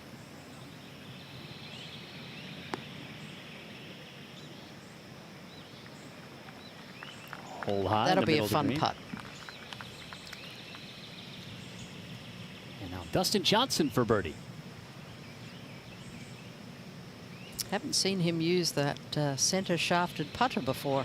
Yeah, that sling left to right and drop in for DJ. Using it to good effect there. Hasn't been the best of days, but an unexpected birdie comes at the second hole of the Green Mile. Adam Scott in the middle of the fairway on 18. Let's see if he can stay down and through and get this one. Oh, this one's going to have to hang on. Oh, he overcooks it. Down into the water. And Tyrrell Hatton from the right rough. And Tyrrell Hatton is going to watch that 5 under change really quickly as he's making a bit of a mess. How fast things can turn around on this stretch of holes just with one bad shot. And Hatton yelling over toward the grandstands on the left. The Tyrrell Hatton experience on the Green Mile. It'll make you feel some things.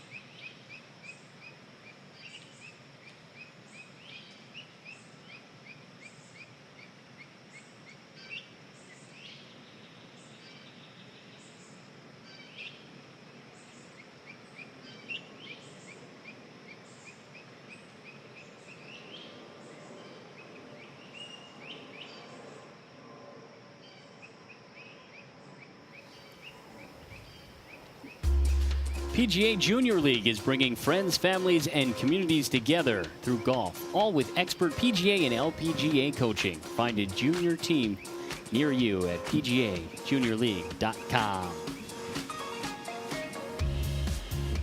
Updated leaderboard here, second round coverage of the 107th PGA Championship.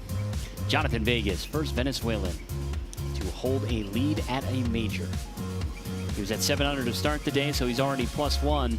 And there you see Tyrrell Hatton, who is at 5 under, but that's going to change here, Jane, on 18, as he's got a lot of work to do. Yeah, 1 in the water, 2 out, 3 over there, 4, hitting his 5th shot. Trying to scoot it up over that false front, and that is going to have to sit. Oh, boy. And it is not going to sit. And that is why that hole location is just so treacherous. I looked at the hole locations last night when they were sent out, and I wrote wicked right next to my notation. It's still rolling. Tyrrell Hatton getting the full Green Mile experience right now at 18. On the tee box at 18, Colin Morikawa, who's 4 under. And a tie for 5th. Likes to play that power fade, trying to start it down the left, but it is not fading enough, I don't think. That is in the creek as well. Heavenly days. He hit it in there yesterday after driving it in the water. And now Hatton with wedge in hand. He'll probably hold this.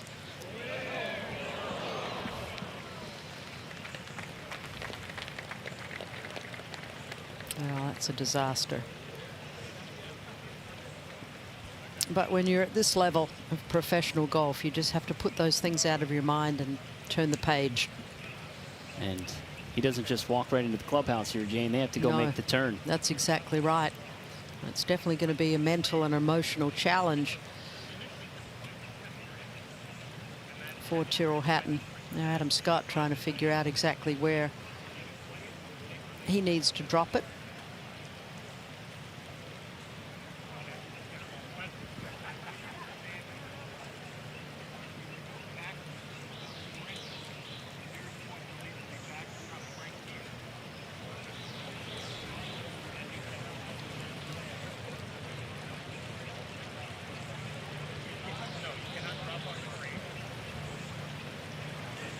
So Scott working with the rules official, Ludwig Oberg. We head over to his par putt at 16. This has been a tricky putt for a lot of players. Not easy to be able to read it. This will turn to the left. Just had too much jump on his chip after missing it short left. Ludwig just missing on the left side.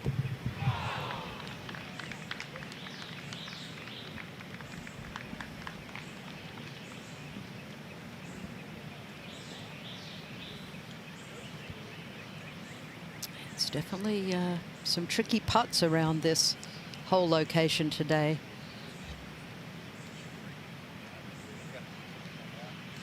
Now Jordan, let's see if he can read this one correctly, Amelia. Well, Spieth almost made his birdie putt from above the hole. It is so fast. A lot of players misjudging the speed. He barely tapped it and now has at least 6 feet for his par. Yeah, there's such a premium on your second shot. Where are you going to leave the golf ball? Got to leave it underneath the hole here. At this angle, it feels like it has to turn a little to the left. I like right center. Spieth for par. Staying 4 over. Yeah, he walks it in. Yeah, well done. That's a good 2-putt from where he was. Will Zalatoris coming down the hill at 18, Jane. Yeah, this will be a speedy one as it crests the ridge right there. It should start to work to the right. Oh, what an effort by Zalatoris. Keep on trucking. Okay, beautifully done.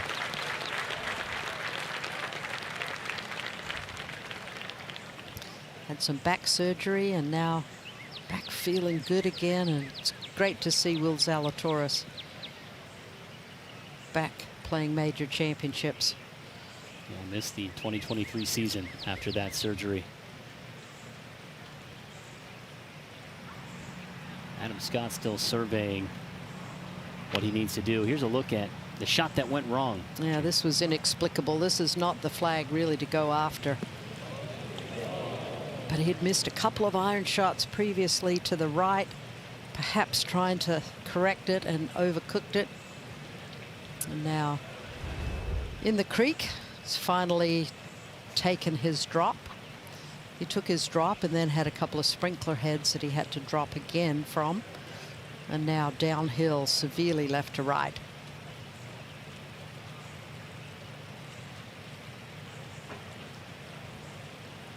So this is his par putt. And not a bad play there from the Aussie. Kind of the elder statesman of the Aussie contingent right now. Some great young players, Cam Davis, Minwoo Lee, Carl Phillips, and of course Jason Day, Cam Smith.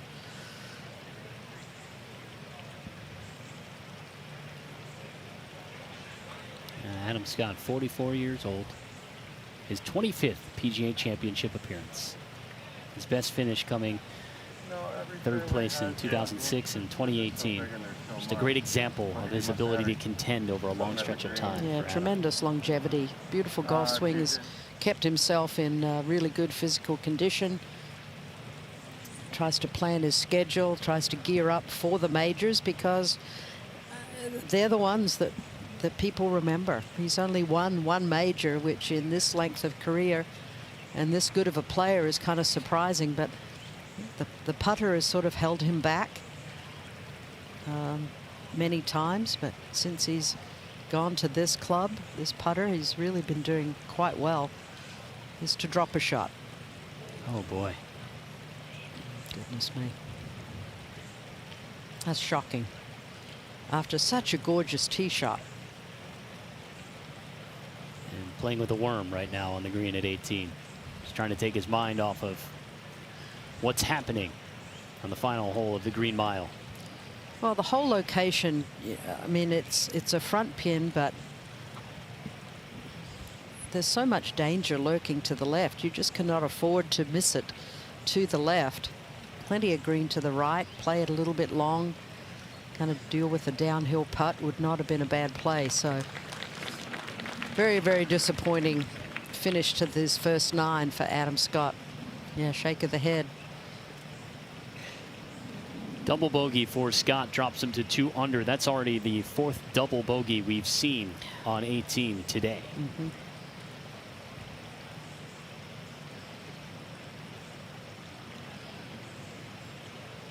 Now Will Zalatoris from just a little bit inside of Adam Scott's with pretty much the exact same putter. See if he can do a better job of holding out. Zalatoris for an all-world 2-putt.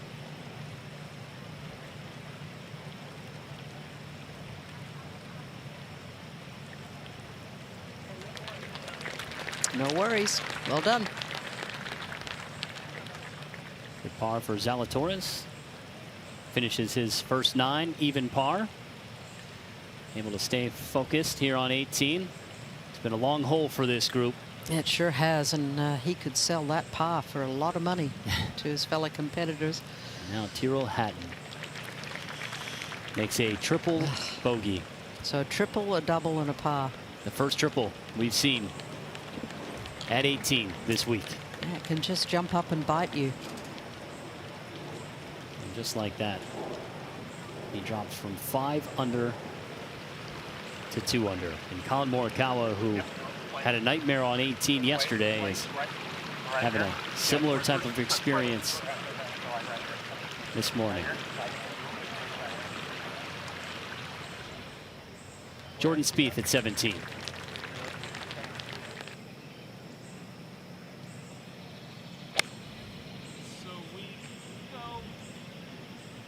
Asking for it to go. Oh, he was begging, wasn't he? He knew it wasn't good contact. We don't need Emilio when we have Jordan. Third member of our broadcast team, Mr. Spieth. Yeah, he and Tyrrell, you definitely, you're never in doubt as to what's happening. Must-see television. I call it the Jordan Spieth experience. Indeed. Like riding the roller coaster. You see the leaderboard over there. Johnny Vegas still on top of the leaderboard. See these fellows chasing. Going to be teeing off a little bit later. Beautiful look at the 16th green, the opening hole of the Green Mile. Now Justin Thomas at 18. After a nice tee shot, just a short club left for Justin. Let's see how he decides to play this. 162 left for JT. That's how you should play this whole location. Yes, it'll be a fast putt, but you take the trouble out. So Morikawa finding the stream for a second straight day. Yeah, the strategy there for Colin was to drop it as close to the line so that after he tried that twice and it went back into the penalty area, he could place it so he could get as good a lie as he possibly could. That's using the rules to your advantage. So that'll be his 4th shot upcoming. Oberg at the 17th. 185 yards today, front hole location. Never a chance. That was uncharacteristic of Ludwig Aberg. I am shocked. The water getting a lot of action to begin our second round here on Featured Holes coverage. 27 in the water yesterday. And we're getting closer to double digits already this morning. Here's Morikawa. Yeah, third approach here. He's going to try and play it past the hole and bring it back a little bit. Emphasis on the try. That's a huge mistake for Colin, especially at 4 under par at this stage. You've already made a mistake by driving it into the water. That's just poor execution. Not the type of mistake you're used to seeing from Morikawa. No.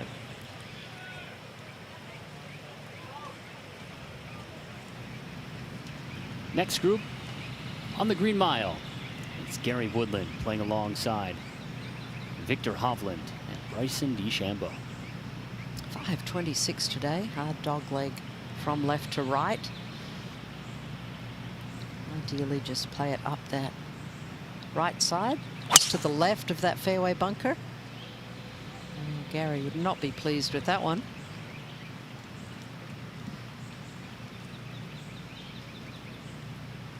As that nestles down into that thick primary rough. Bermuda overseeded with rye. It's pretty healthy after all the rain that we've had in the last week or so. Gary Woodland was one of just 11 golfers to play the Green Mile under par yesterday. Yeah, that is no mean feat. Now Bryson, who is even to start his day. He's 1 under for the day. Even par through the Green Mile on Thursday as he steps aboard here on Friday. well, he bombed one down here yesterday afternoon. Took it right over the bunker. It was a 362-yard drive yesterday for Bryson. That was incredible. Look at this shot. And bombs away. Now that is the mayor's office right there. That is absolutely perfect. He plays a different game. We'll see what Bryson DeChambeau can do with that when we come back.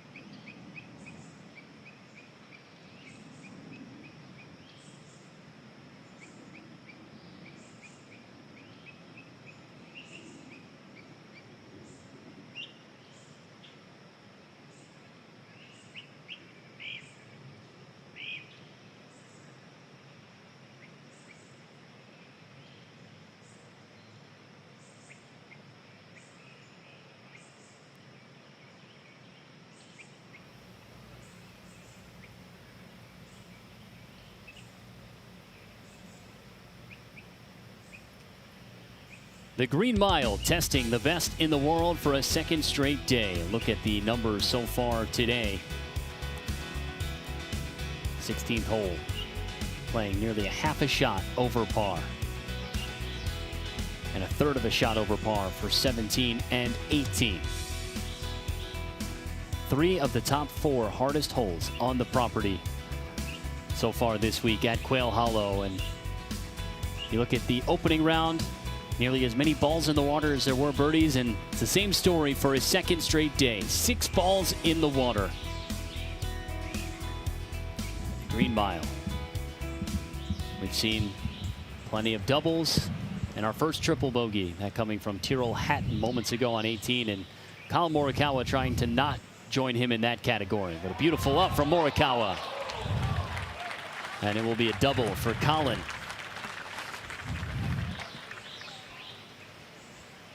Justin Thomas trying to close his 9 with a birdie. Get back to even. And Stephen, a speedy one down the hill. I think that's carrying a little too much pace to break. Way too much pace. You see DJ trying to learn something from JT there. Almost looked like Justin was trying to box him out for a second. It did, didn't it? Tom Kim over on 17. I think Dustin might win that battle. What do you think? A little more length. Yeah, he did play basketball in college, high school. Tom Kim now.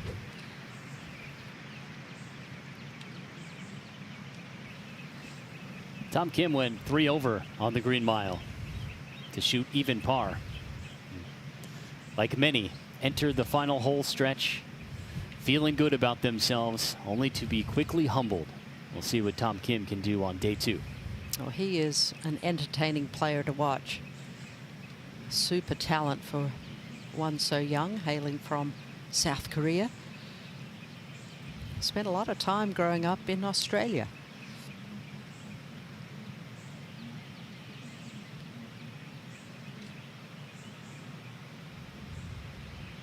All right, Tom, come on. You can hit, you can do it.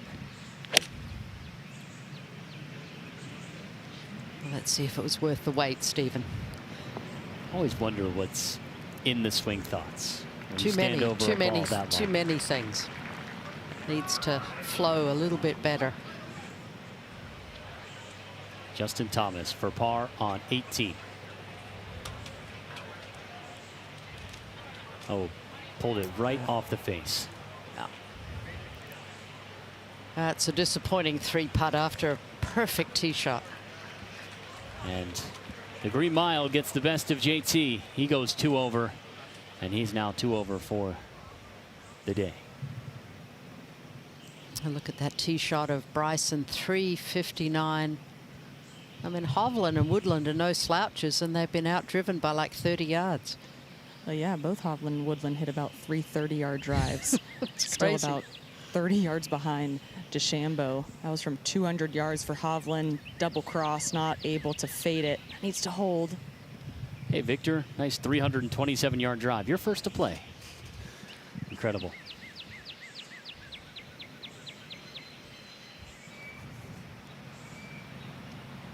Now, as Amelia told us, what's going to happen? Let's see it in action. Wow is right. Perhaps some mud on the golf ball? I don't know. Or just a very average shot. But that will be an adventure. Gary Woodland now. 183, ball well above his feet. This is also buried. Want to try to go for the front of the green here. Taking a pretty direct line at the flag. Oh, what a shot, Gary. Get closer. Oh, brilliant. Yeah, he's got a lot of people cheering for him as Gary Woodland. Just a wonderful story, coming back from brain surgery a couple years ago for a benign tumor and working his way back. It's just wonderful to see. Bryson DeChambeau.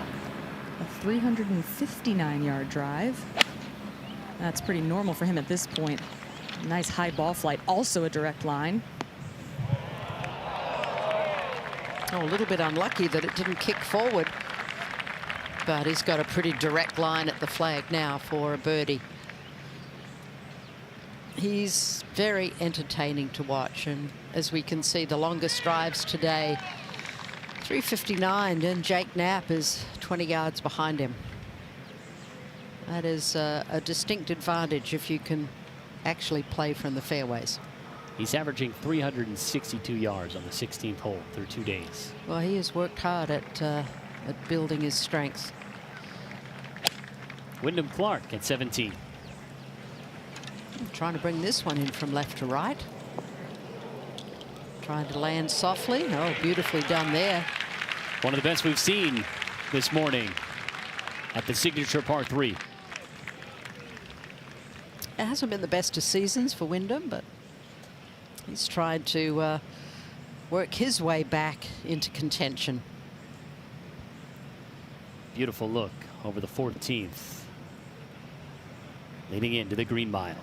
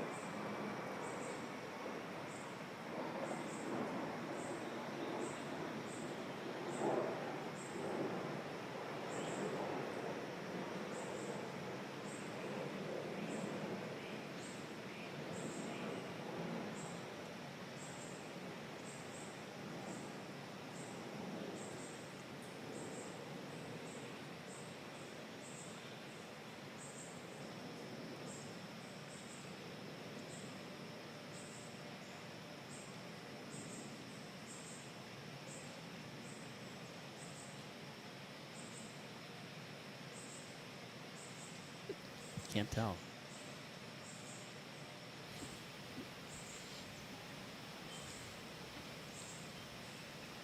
Look at the leaderboard. Second round coverage of the PGA Championship. Johnny Vegas still holding a one-shot lead. Aaron Rai working his way up. And Max Homa so far with the round of the day. He is 6 under in his second round. Two-time winner on this property. Has himself tied for 4th right now. Out to the 16th green. Victor Hovland with a long putt. A lot of players have been misjudging the speed of this one. Hovland, that would have been a perfect shot to yesterday's hole location, putting down into the swale. This is going to break hard right and be very quick.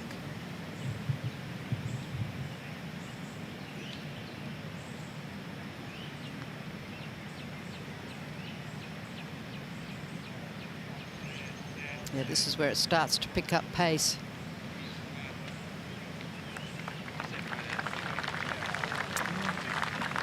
Players just really having a difficult time of it, Amelia, trying to figure that one out. He probably would have just preferred to be off the green. He chipped in on 16 yesterday. That's right, he did. Hideki Matsuyama at the 17th. Putting down into this bowl. Start to go hard right from here. And again, players having a hard time judging those downhillers. The greens are speeding up with the warmer temperatures.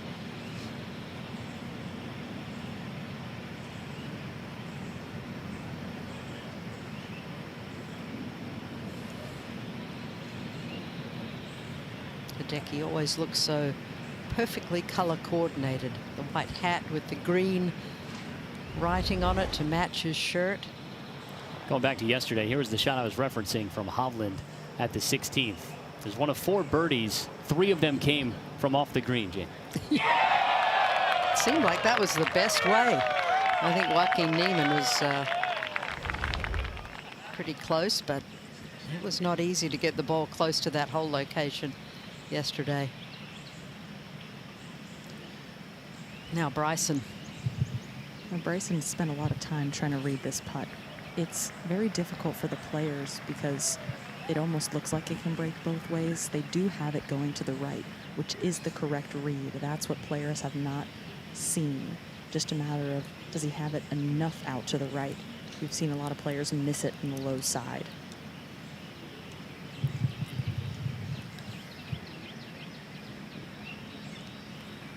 "17 feet for birdie."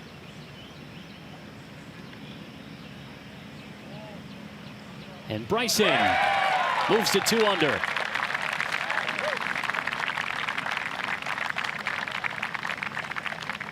Look how strong he is across the shoulders and the back. He has worked so hard, working out, building up his muscles, swinging the club so much faster, getting that ball speed up. But still is, I think, an underrated putter. Certainly a unique style that he's adopted. He's so analytical, but it has worked for him. 4 top 10 finishes in his last 5 majors. That equals the amount he had across his first 28 majors for Bryson. Now Gary Woodland, Amelia. This is the range where Woodland just needed to make a couple more of yesterday to be closer to even par. Going to be more of a straight putt at this angle.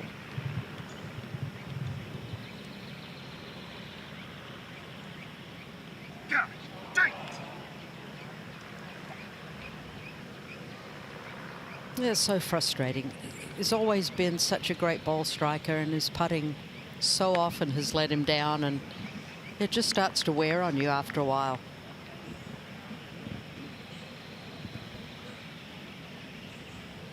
To the 17th, Wyndham Clark has this for birdie. Very quick putt down the hill.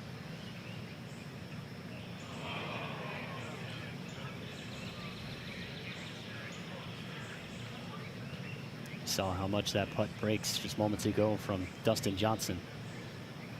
Wyndham makes a 3. Jordan Spieth at the 18th, his approach. Good solid tee shot down the left side. Starting it at the middle, working it back towards the flag. That's how you draw it up there. Beauty. To the 16th in Hovland. Hovland saw Woodland's ball turn slightly to the left. I like right center. Yeah, with some pace as well.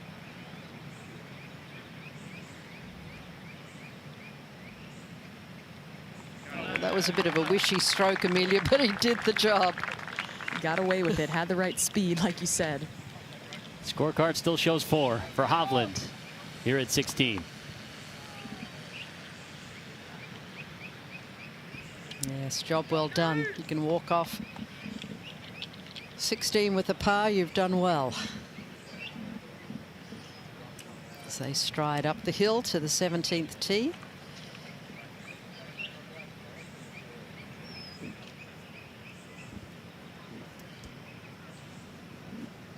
Some beautiful day. Yeah, some beautiful scenes around here at Quail Hollow.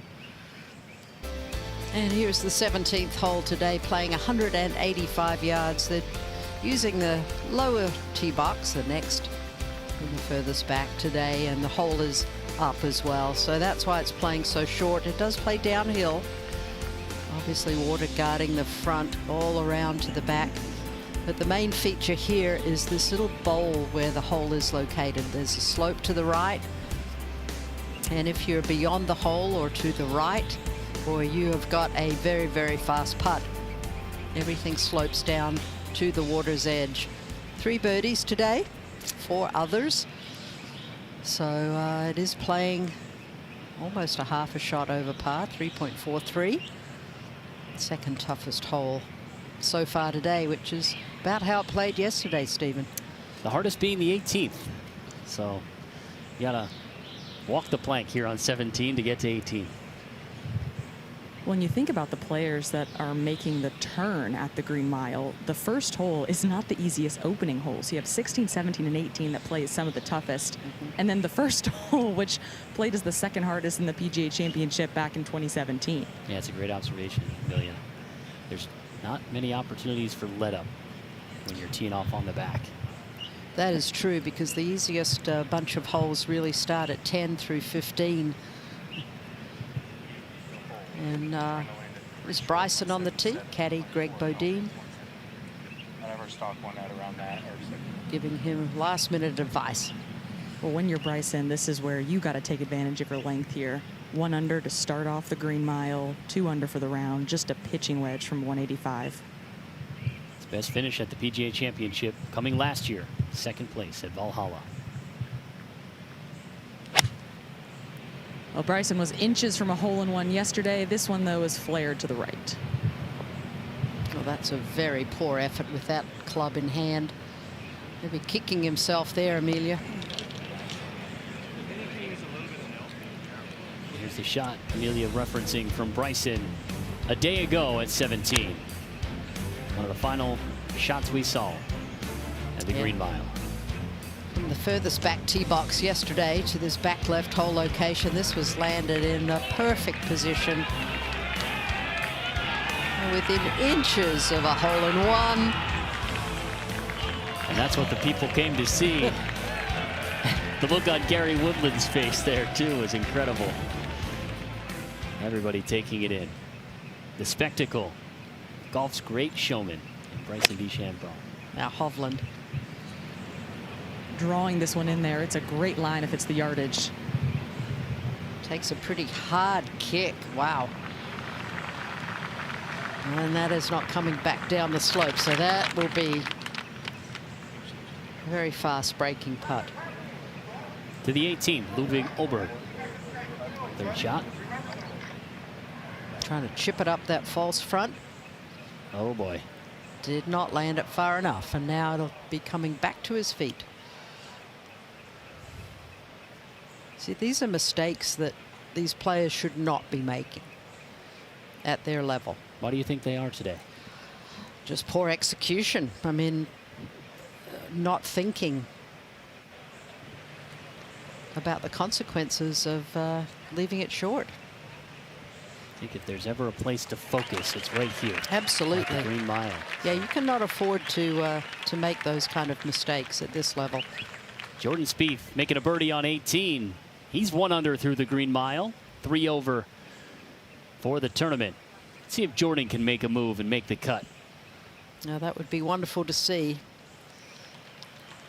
It's got to be a little bit of internal pressure knowing that this is the last one that he needs to win for that career Grand Slam. Patrick Reed playing alongside Oberg and Spieth. This for birdie. Oh, and this man can putt.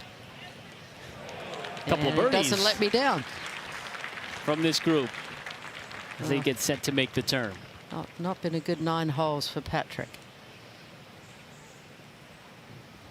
A good display on 18. It's been hard to do so far today on Friday.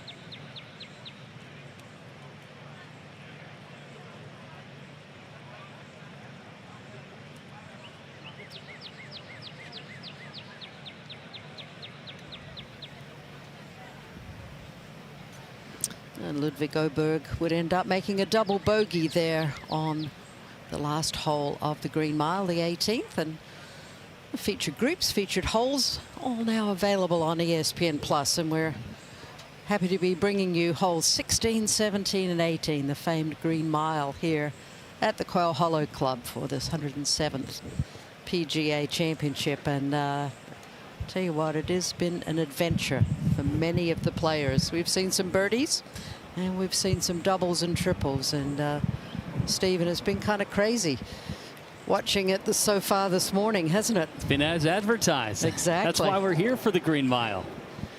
We're here for the carnage. Yeah, the carnage, one of the toughest 3-hole stretches in all of golf, and it's been on display once again for a second straight day. Jonathan Vegas still holding the 1-shot lead. Max Homa having himself a Friday at Quail Hollow. That's great to see. And of course, Tyrrell Hatton was on that leaderboard for a while until he came, the seams came apart on 18 with a triple bogey. The 17.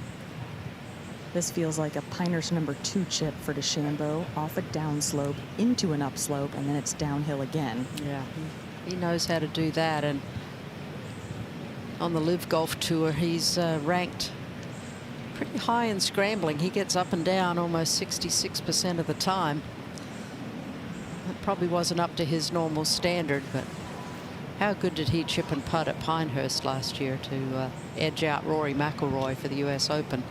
Yeah, that was a chip for DeChambeau you could almost call too good. Off a downslope, you would expect much more rollout. Just caught it very cleanly. Over on 18 and more trouble. This time it's Tom Kim. Well, the shoes are not off and the pants are not rolled up, so that's a plus for Tom Kim. He doesn't like that one. Oh, that was an early call on my behalf, wasn't it? Oh, Tom, you cannot afford to do that. Yeah, he can't believe it.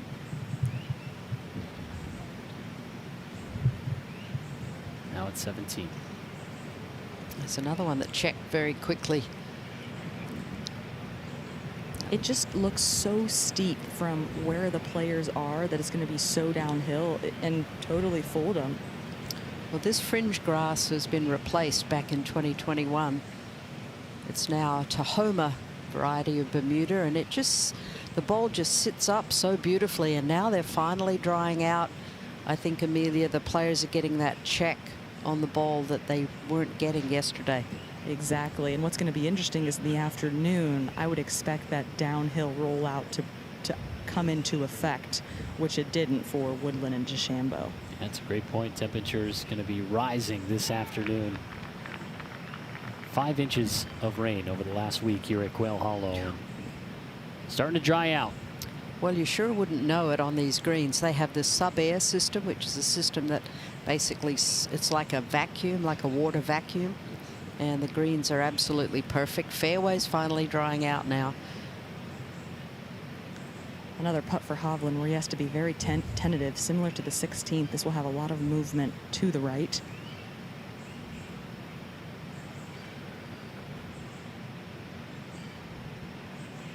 And Victor drips it in. What a beautiful effort there for Victor. Looked to me like he'd almost hit it a little too firmly, but he read it perfectly and down it went. Good to see him back in form again. Won at the Valspar after not really doing anything on the PGA Tour early in the year. You never know with his smile if he's happy or smiling through the pain. And here's Hideki Matsuyama at 18. And he finds that very popular false front, Jane. Yeah, not so popular. I think it's a thorn in their side at the moment. And that's where that whole location is just so treacherous. Such a fine line.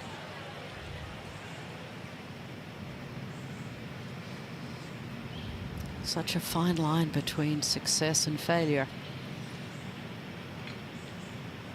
These should be pretty quick putts, I would think, Amelia, coming down this hill.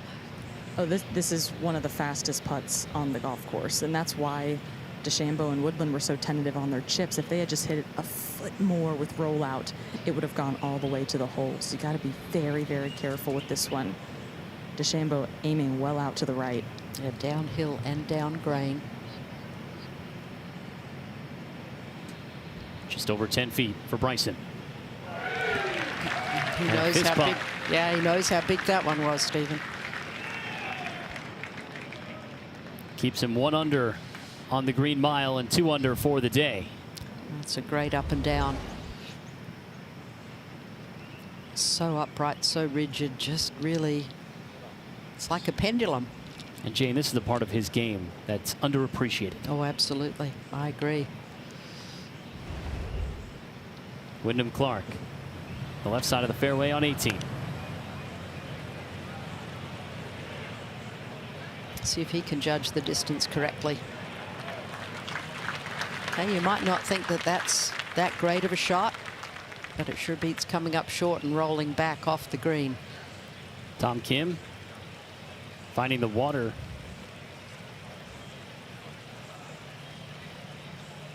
So here he is on his next approach. This will be his 4th shot. He's got to land it at least 5 paces on the green. Get over that false front.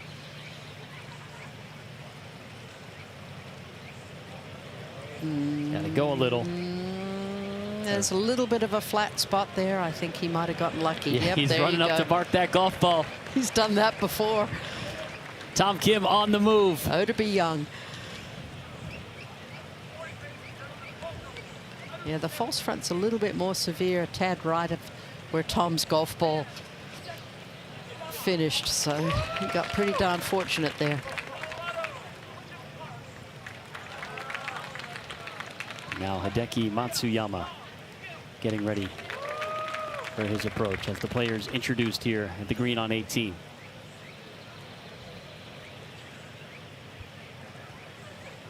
And Hideki, look closely at his golf ball, Jane.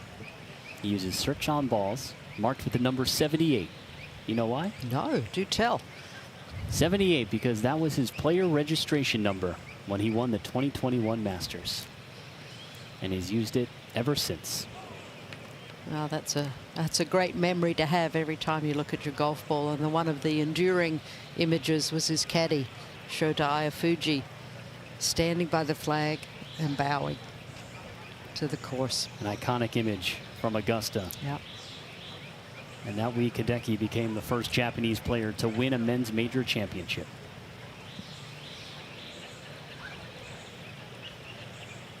Yeah, he played those last handful of holes just brilliantly. He's been such a consistent performer over the years. A stalwart on the President's Cup team for the internationals. Now Wyndham.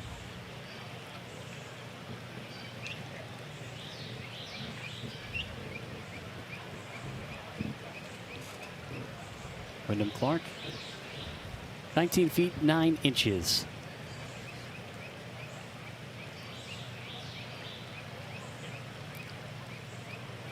It's his college coach, John Ellis, who's been caddying for him for his PGA Tour career. And we'll get back to Victor Hovland now, Amelia. Such a tight tee shot to hit. Ooh, double cross fading left into the trees. Oh, my goodness me. Oh, bounces to the right. It's going to be okay. Actually, the line might be okay because it's where all the people are stepping. That's going to be one long shot, though. Wow, that was a complete duck hook.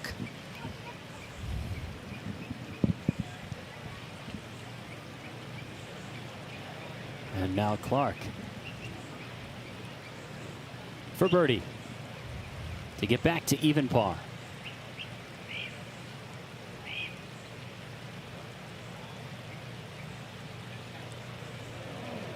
It was always going to be a little bit too far left. Didn't quite read that one correctly. And Bryson Whoa. sending it to the greater Charlotte area. That went into Uptown. That ball was hit so hard. It's a different game. You can't walk down there and place it much better than that one. Great stuff. The crowds love to see it too. A 332-yard drive for Bryson DeChambeau at the 18th.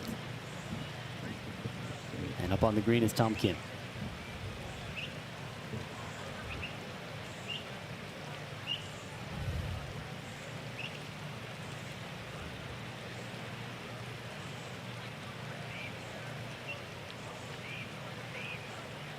Tom Kim has changed a lot of things about his putting.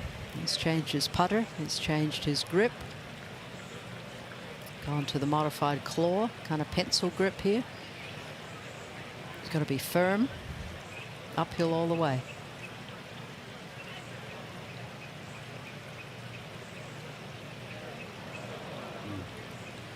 He just You're not misses firm on the enough to edge. hold that line, Stephen.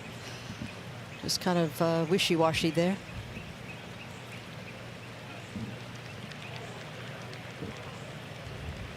And Tom Kim makes double. I believe that's the 6th double or worse so far on the finishing hole at Quail Hollow. It's just so exasperating as a player to compound mistakes and finish off a 9 like that. No, the good news is he has 9 more. Put it out of your mind.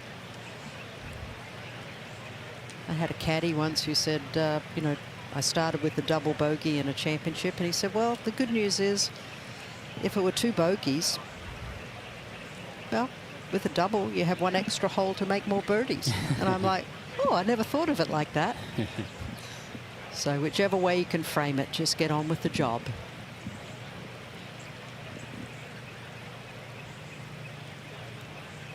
Matsuyama for par. A victim of the false front. Yeah, they should be braking to the right. Yeah.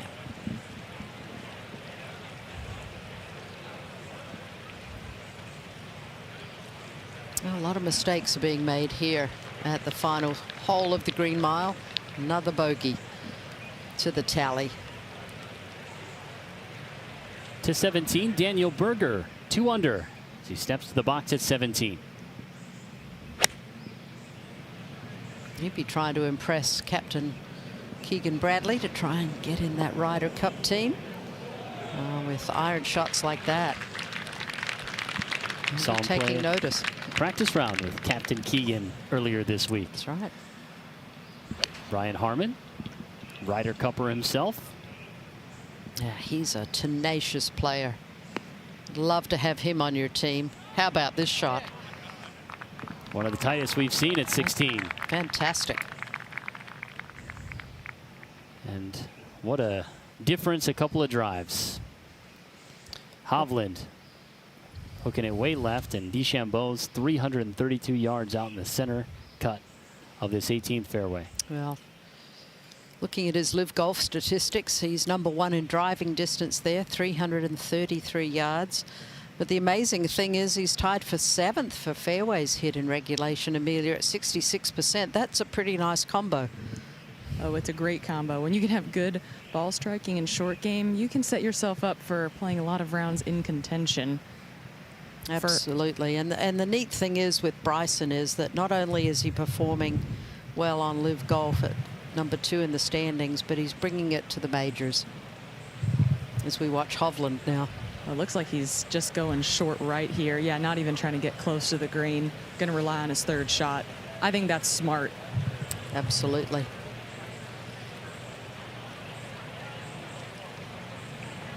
The Bryson runner-up to Xander at last year's PGA Championship, then pipped Rory at the post there at 18 on the 72nd hole. And Pinehurst at #2 for the US Open. He's been really playing some great golf. So we'll see if he can work his way up, back up the leaderboard. Yeah, 2-time US Open champion. Yeah, that's right, at Winged Foot. Players allowed to use distance measuring devices, the lasers.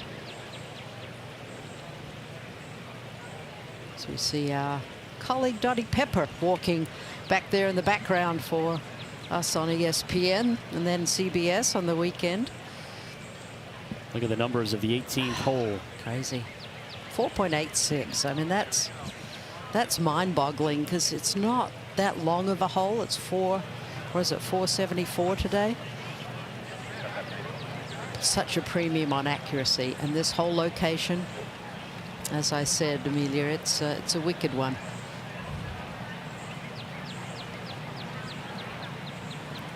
So Gary Woodland's going to play first from the middle of the fairway. Definitely a favorable hole location as long as you stay right of this flag. Anything left, it can go into that creek on the left side. Short club in hand, though. Can even use that slope behind to spin it. I've seen a lot of players come up short. You've got to play it smart.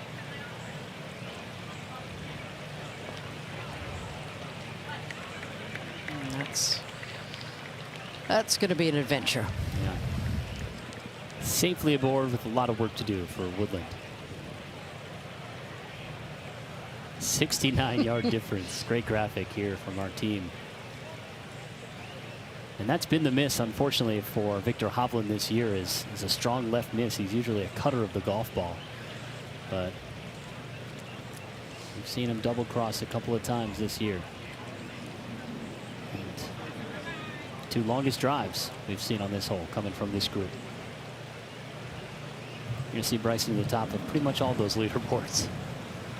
Just 142 yards from Bryson. Was quite surprised with a pitching wedge in hand on the last that he just blasted it out to the right. Wouldn't be surprised if he did the same thing. He might be afraid of that left miss right now. Well, this is looking good if it's the number. Settle. They settle hard. Oh dear, that's what we've been seeing, although that one was mild in comparison to some of the other players. Must be a YouTube subscriber for Bryson. Gets his ball to settle. Yeah, I'll be disappointed with that effort, though. You've got to carry it just past the hole. Yeah, a bit of a shake of the head. As we move back to 16, Brian Harman has an opportunity for birdie to get back to red numbers.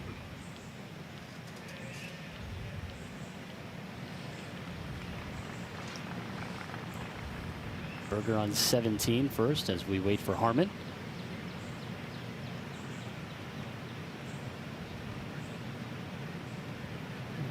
Berger just missing on the edge. I expected that one to move a little bit more left.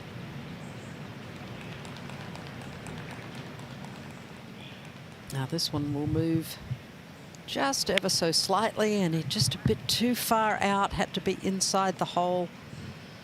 And you just kick yourself after you've hit such a great iron shot. And it'll leave you muttering. A sarcastic thumbs up to yourself. We've all been there. Exactly. This beautifully maddening game of golf. And it's been maddening today on the Green Mile.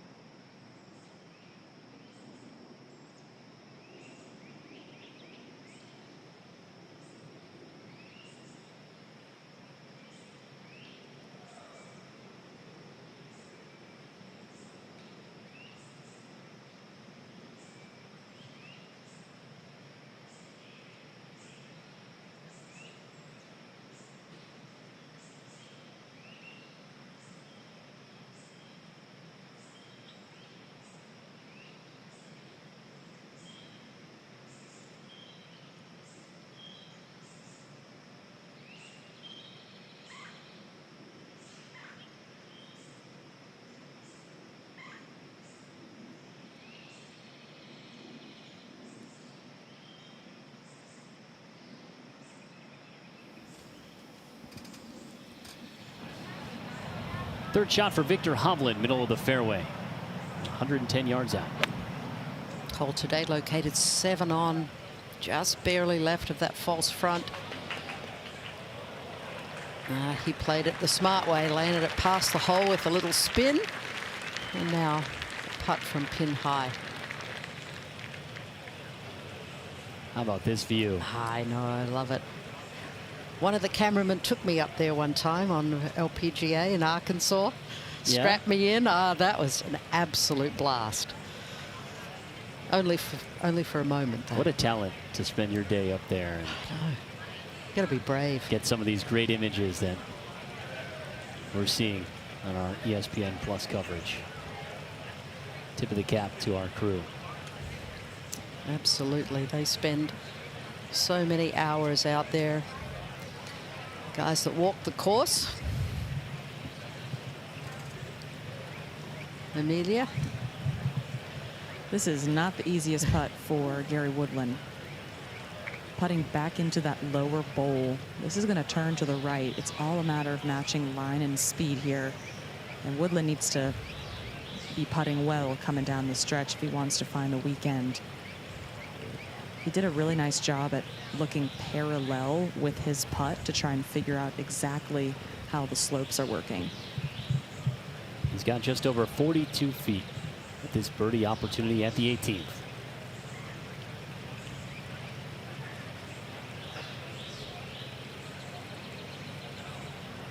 Keep going.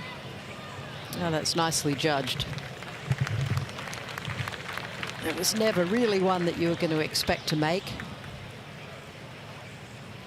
Par is acceptable.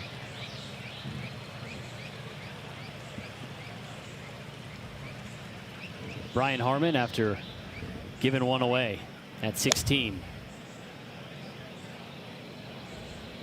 Trying to bring this one in from right to left.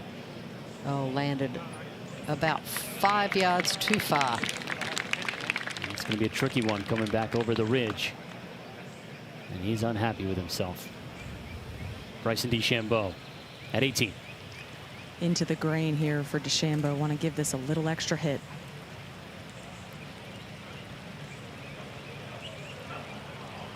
He needed that extra, Amelia. It's kind of like 16 when the flag was back left. It's hard for these players when the downhill putts are so quick to get themselves to hit it hard enough. Yeah, these greens are just in absolutely gorgeous condition. They're a blend of Bermuda, 419 and 328, with some overseed of a Poa variety. Not the nasty puffy Poa annua. This is Poa trivialis for all those agronomy nerds out there. And just gives it that nice little bit of green color. They're beautiful surfaces to putt on. Very, very true. Bryson bogeyed 18 yesterday, finishes with a par today. And a clean card on his front 9. I think he'd have to be fairly happy with that outward 9. Might have loved another birdie or two, perhaps on 14 and 15, which are 2 of the easier holes, and we'll be seeing those over the weekend, Stephen. Looking forward to seeing perhaps a few more birdies than doubles and triples. Yeah, it's been fun. And Amelia, we were talking about it earlier. It's that leaderboard that you started our show with is it's changing. Some bigger names are moving their way up. As we would expect. These big names, your Scotty Schefflers, McIlroys, they want to be at the top. Pretty impressive, too. Think about some college studs. Michael Thorbjornsen, 2 under par in his round early. Just 1 back of the lead. Max Homa still 6 under today. He's 4 under for the tournament. And now Hovland for par at 18. Oh, this would be such a big putt.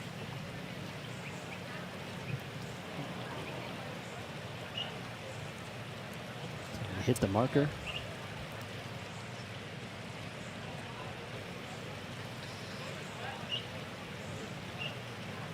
Never really had it on the right line to begin with. No, that was a little bit of an anti-left stroke, and I think our guys in the truck will be able to give us another view of that after he... oh, here we go. So you can see Victor. He almost hits it sort of out of the heel, and the putter just goes a little bit sort of to the right, and it just stays there. I would call that like the anti-left stroke. You're like, oh, it's going to go left. I'm going to kind of shove it, and you end up hitting it in the heel, and it just goes straight. So I have to see if that becomes a bit of a trend for Victor. I noticed that on 17. And Woodland finishes it off for one of our feature groups on ESPN Plus, making their way through the Green Mile.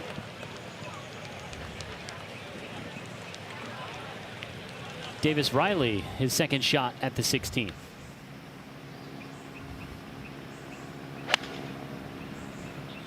Beautiful golf swing has Davis Riley.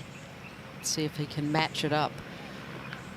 Oh, right on cue. Thanks, Davis. 16 playing very different from yesterday so far. Well, Cam Smith whipped it left in the water yesterday for a double. Let's see if he can right the ship today. There you go, Cameron. He was almost buying the ship. Oh, he loves his fishing.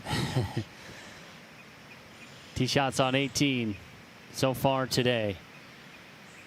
And that's where Sergio, Daniel Berger, and Russell Henley, who added his name to the list of those in the stream. And Amelia's with this group. Now you won't be able to miss Sergio too easily with that outfit, Amelia. No, he loves to rep his colors. He does. I like it. You know, I'd rather have something loud that we can talk about than be just ordinary. boring beige, you know? Well, as much as we love Adam Scott, sometimes he does get criticism for being a little beige. But you cannot criticize Sergio for being dull. Loud and proud, Mr. Garcia. That's right. Oh, this green slopes from right to left, so Garcia has to make sure he lands this right of the flag. And far enough over that false front. Yeah, this should land hole high. Come back. I didn't quite have enough spin on it. Sergio making his 25th PGA Championship appearance. And now Harman. Here's that tough putt. Gonna break hard right here. Here at 17. Always looking at, is it going to, not quite firm enough to get there. So he'll take it though. Nice lag for Harman.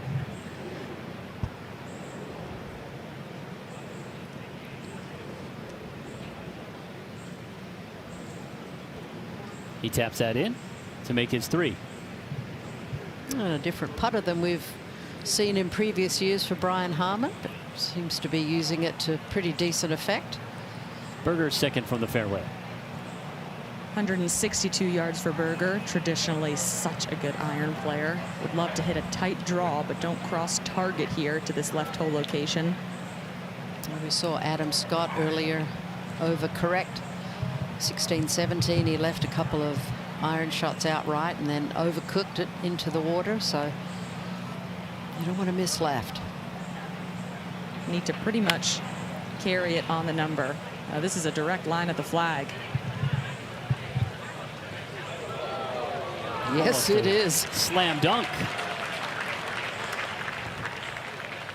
Playing very nicely. Sets himself up for another possible birdie. Let's have another look at this from Daniel. Strong grip, a little Paul Azinger-like motion there for Daniel Berger. Lovely iron shot. Yeah, one of the better ones at the closing hole at Quail Hollow. In fact, the second closest as Jordan Spieth stuck it inside 3 feet. It makes his home in South Florida, like many of the tour players do. Russell Henley, after his drive found the water, he chipped out. Important not to get too greedy here for Henley, even though he wants to make that par. Oh, boy. Oh, my goodness. I think he may still have a shot, but it's going to be an awkward lie, and certainly not a good week for Russell this week. Now here's a young man who makes putting just look like shelling peas. Very simple putting stroke. Don't let me down, Cam. Okay. Sometimes his ball striking has not lived up to his short game ability. Thumbs up to his friend, Jane Crafter. That's right, mate.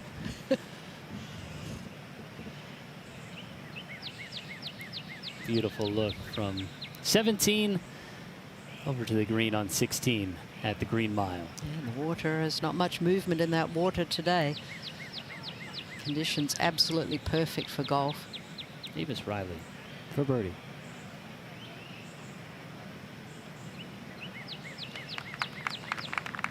That feels good. Gets him to 2 under.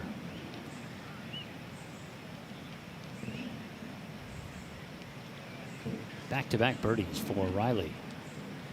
Impressive stuff. Over on 18.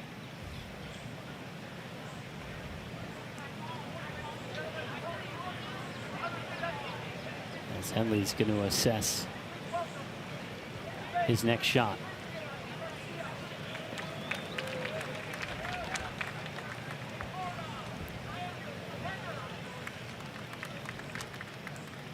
Back to the 16th hole, the tee shots from our latest group, and a look at the rest of them. Kanaya, Bezaidnout, and McKibben. Yeah, Takumi Kanaya, standout in college over here. And then, of course, Tom McKibben, who hails from Northern Ireland, grew up playing at the same club as Rory McIlroy. Remember seeing this young man, Kanaya, at the Arnold Palmer Cup in Arkansas a number of years ago, and very impressive. Making his 4th PGA Championship appearance. Qualifying being top 3 ranking in the International Federation official world golf ranking. Yeah, didn't execute that one very well. Settle. Okay. This is the sort of hole that they've lengthened some 23 yards, and it makes a difference to players that are not long off the tee, because then they have a fairway wood in hand. And Poseidon out now. 30-year-old from South Africa who's 2 under for the day.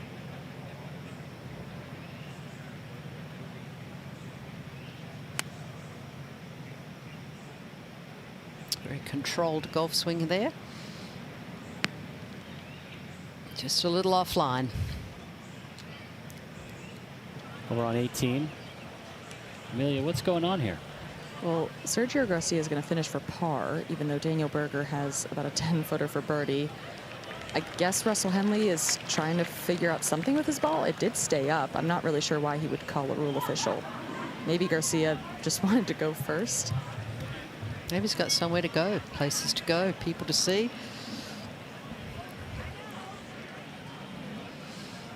Here's McKibben. Making his PGA Championship debut. Just 22 years old.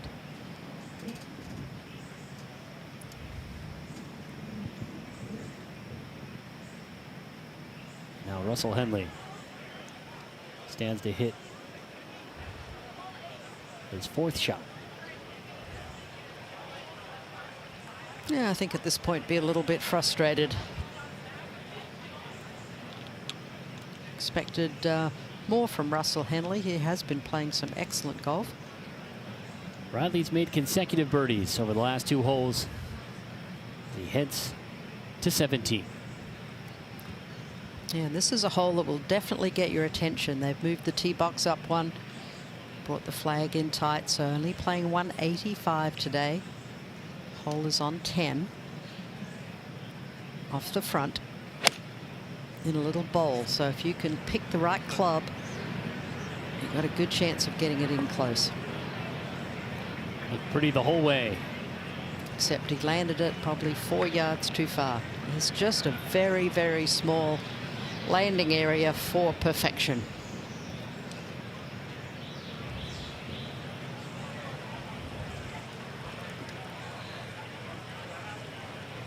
And now Henley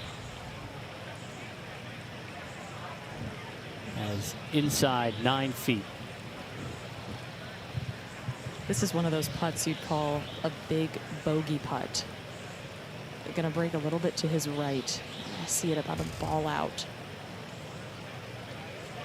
Well, when you're well over par, it takes a lot of mental fortitude to keep pressing, keep fighting.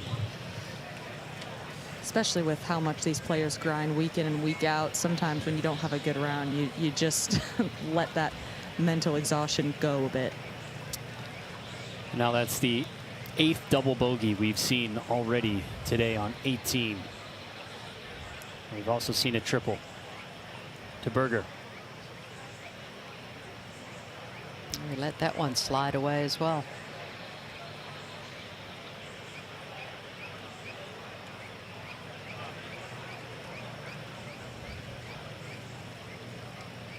Berger for par.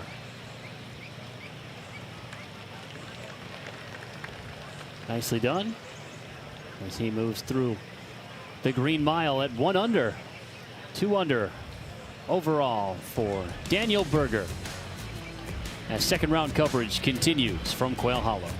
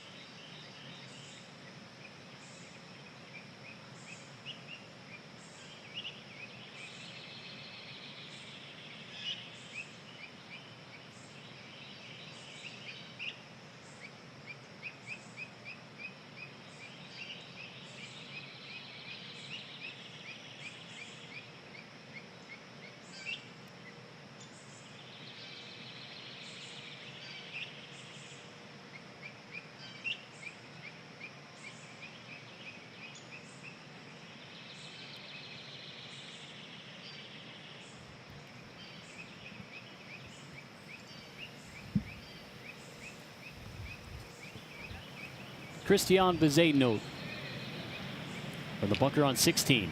It's a little splash bunker shot. And landed it just a tad too far, but not bad at all. Those bunker shots a little bit easier to play when you're closer to the edge of the bunker. The one that Adam Scott had way back in the bunker, those are a little bit more challenging because you have to carry it that much further.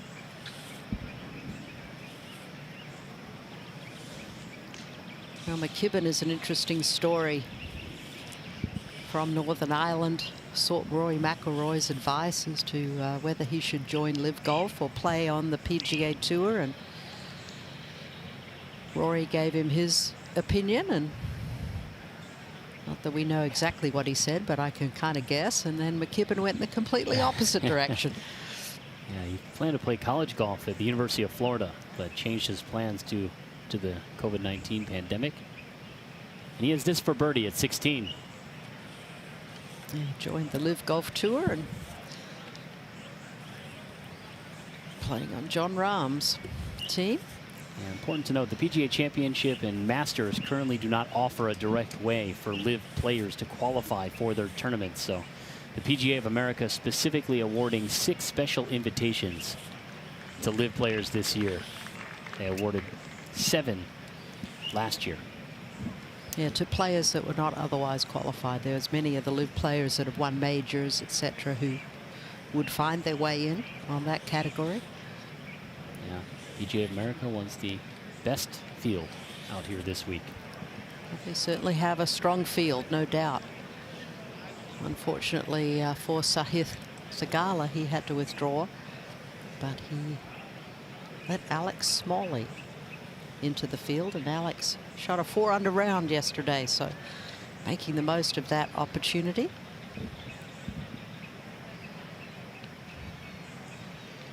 Kanaya. All right, Takumi, let's see if you can read this one.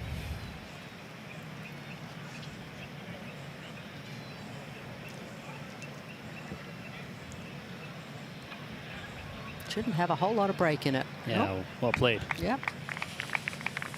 Right up the valley. He opened this 9 with an eagle on 10. Seen a couple of those already today. Jordan Spieth did it earlier this morning. You got to get those scores before you get to the green mile on the early part of this back 9 at Quail Hollow.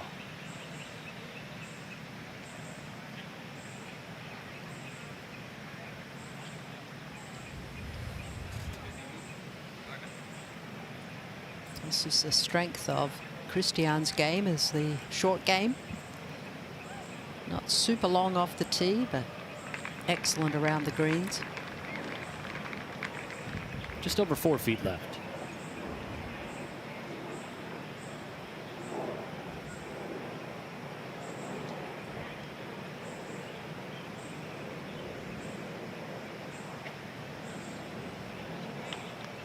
Nicely done. The South Very nice African. up and down. Clean card so far to start his day. A couple of birdies. And he was one of those 11 I've referenced that played the green mile under par yesterday at 1 under. By birdieing the 18th. And now McKibben. I think there should be some sort of special medal if you do that. I would just give them a pat on the back and say, well done. On Sunday, it might be a Wanamaker Trophy you get. No kidding.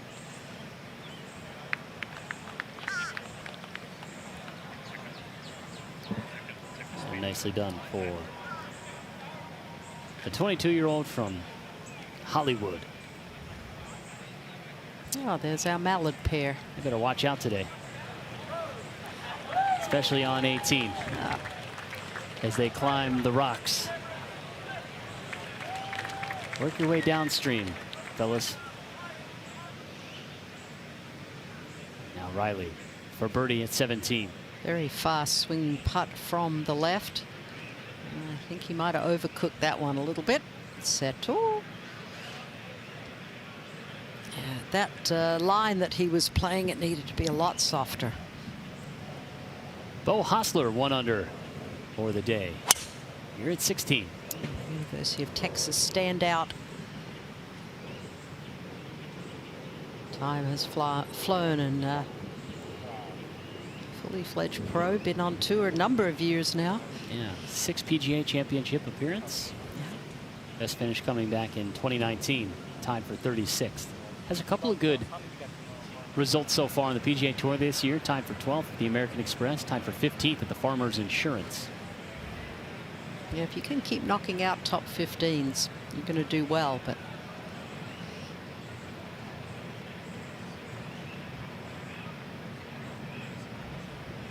most of these players, though, not happy with just being in the top 15 each week. They want to win.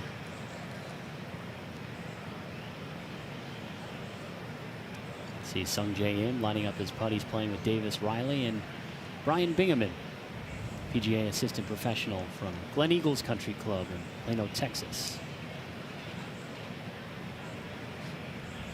Here's Sung Jae Im for par.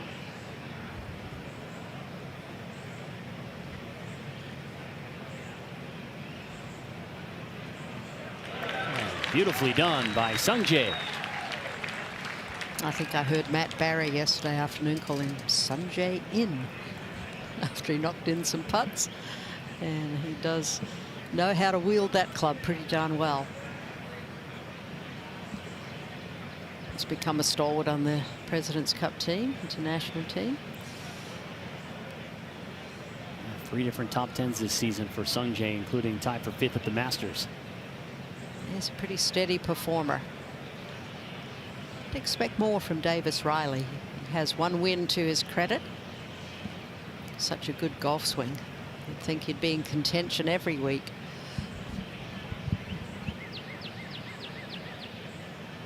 '28-year-old from Hattiesburg, Mississippi.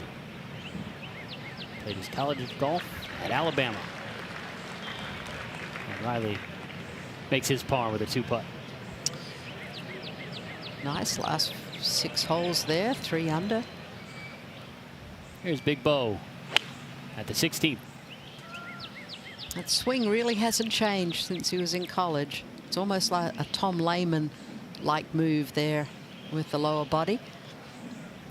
That'll be speedy. How far will this go if there's a little bit of, like, you think this is like 8 of her? Yeah.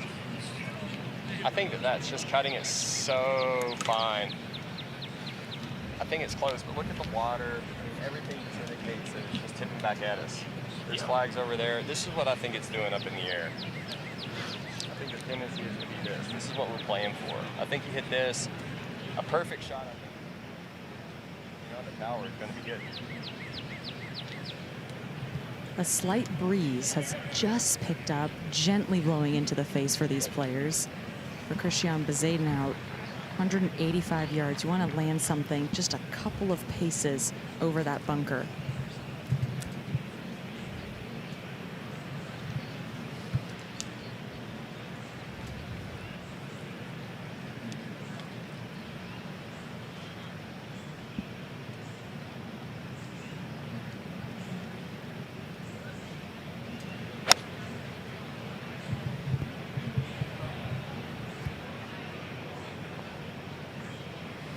Not good contact there.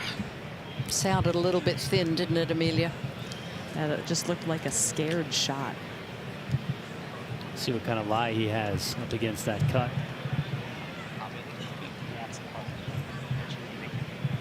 It's got him a little perplexed.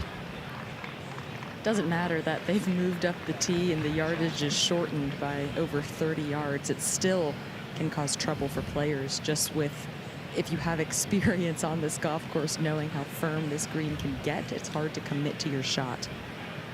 For Tom McKibben, would love to hit a tight draw into this flag, use that slope to get it close.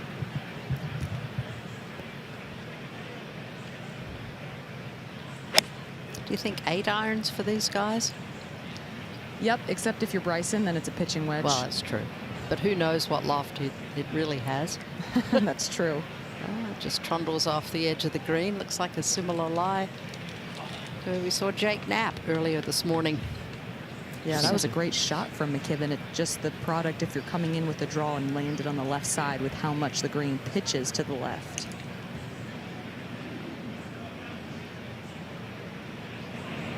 Tonight. Bogeyed this hole yesterday. In the middle of the front portion of this green, that's where the bowl starts to happen. In that left section, you'd love to catch a piece just right of the flag. He's aiming at the TV tower, trying to get it to draw. Yeah, it looks like, oh, I thought it was going to be just right at the bowl, but not even enough distance. In the bunker. I didn't see a splash, Amelia, did you? Yes, it just landed in the lip of the bunker and came back.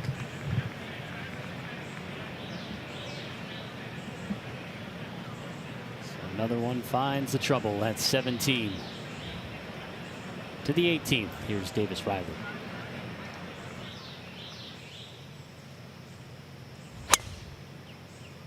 The awkward visual here is that the fairway kind of runs sort of on an angle from right down to left, so you don't really get a good sort of visual for it. It's just that little bit challenging. It's okay though. That's a bit challenge does the 18th present you, Jane? Yeah, a little, as I said, the fairway kind of angles from right to left, sort of away from you, and it just makes that just that little bit awkward. You want to hit a draw, but then you don't want to overcook it. Plays downhill off the tee, and then it comes back uphill at the end. Plays up a few yards from that right-hand fairway bunker. But the difficult part today is where this hole is located. You've got a false front that is about flag high.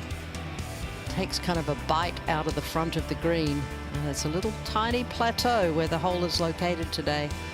And as I wrote down in my yardage book, I wrote wicked. It's a wicked pin placement that brings in a lot of trouble, left and short.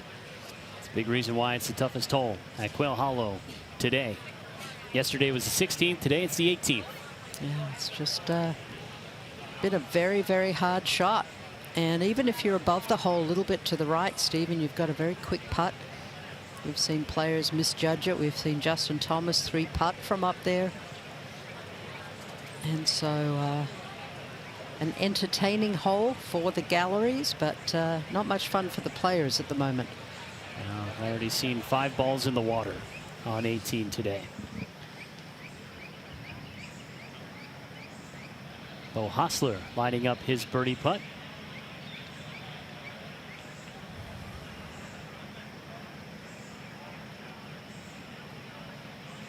It's a downhill. Putt should work a little bit to his right. 31 feet for Hossler.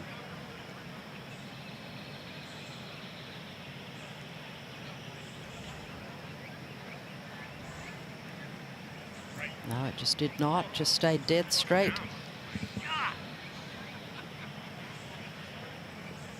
You kind of just mentioned the long history of Beau Hossler on the tour, and makes you think of 2012 U.S. Open. As a 17-year-old, he held a lead briefly during the second round. It's at the Olympic. Yeah. Yes, I remember that. Finished tied for 29th that week. He burst onto the scene as a teenager, and he's still out there today. That's great to see. He's certainly got an international leaderboard. Look at the Frenchman, Mathieu Pavon, working his way up the leaderboard, and he's 5 under today. Yeah, and the Tar Heel Ryan Gerard tee time of 2:26. And as a young player, you often get the really early tee times or the really late ones, and it's going to be interesting to see how he starts off his round. Yeah. After having a long time to think about it. It's a great point. Court's starting to really dry out as well. See how that factors into the afternoon wave. It's going to be a hot one at Quail Hollow. Temperatures expected to get up to 90 degrees with humidity today.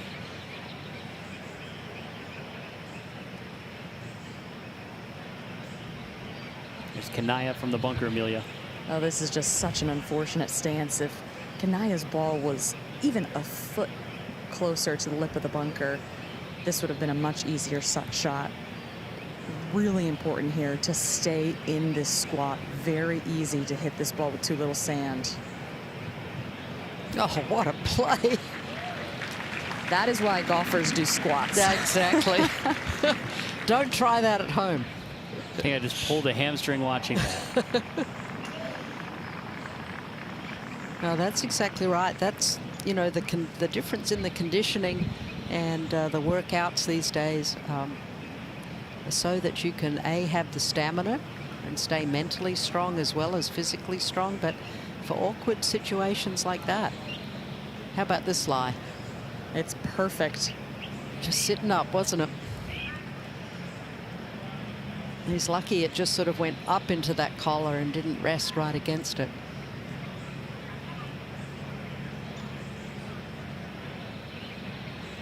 Jane, how have you noticed that part of the game change over the years you've been broadcasting golf for so long? You're a long physical time. strength? Yeah. Yes. Oh, so different. You know, not only on the men's side, but the women's side as well. I mean, you know, exercise really for most of us early on was just, you know, walking the course and just sort of aerobic stuff, not as many weights. But Arnica sort of really changed that. And Tiger, for the men's side, really changed, you know, how people work out, the sorts of exercise, working on your flexibility to keep your longevity. Things have really changed a lot. And then, of course, you've got people like Bryson who just really want to bulk up, which he did to try and compete in the long drive. But he has used it to good advantage. He's kind of slimmed down again after really bulking up, but he still has that upper body strength that has really propelled him to become a fantastic driver of the golf ball. And the strength to sort of get out of trouble. Yeah. You know, be able to hit it straight up over trees, where most of us are looking under a tree. He's looking up. Got guys like Rory McIlroy to try and change their habits. Exactly. And chase distance. How about this one for Christian? It's a big breaker. He's got it aimed enough out to the right. This is a very similar putt to Bryson DeChambeau, him saving par, a little bit outside. It's going to be quick. It's very important to commit to the amount of break you're playing. If there's any kind of decel, the Zayden out will miss low.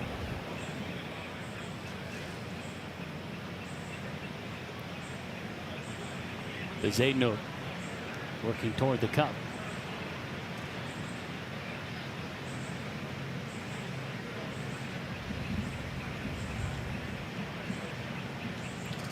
To the 18th. Sung Jae in. Looks like a pretty thick lie in that primary rough. Trying to get some kind of left to right on it. Don't like the body language. That ball has to settle. Had no spin at all on it, just kept trundling. He can't believe it. Beautiful shot on 17. Here's Kanaya trying to complete an all-world up and down, Amelia. It sure would. And this is a pretty straightforward putt. Certainly some break to it, moving to the right.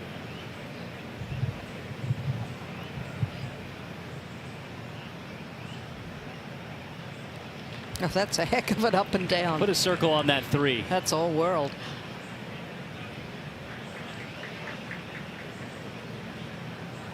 Well done.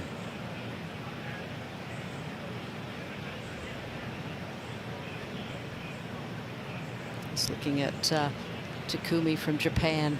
Oh, the Japanese love their golf. I played over there a number of years, and it is the most fun. They just turn out for the golf tournaments, and you're like a rock star, especially if you're someone like Hideki or Ai Miyazato, Ayako Okamoto in my day. They are like rock stars. They are treated just like royalty. Number of young, promising Japanese players at this event this weekend. Absolutely. Ooh, snuck it in. All right. Bezedno going to give one back on 17.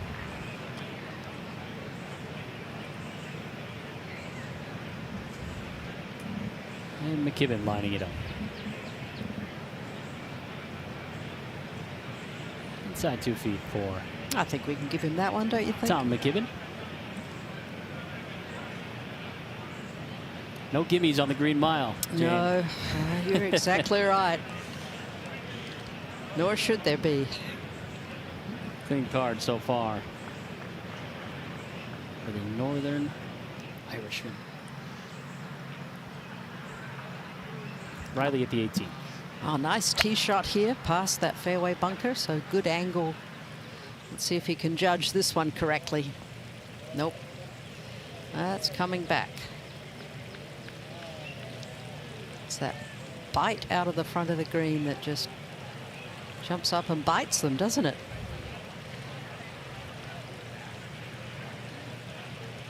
We need to get those ducks from the stream and put them right in the front so that they know they need to carry them. That's right. Keith Mitchell at 16.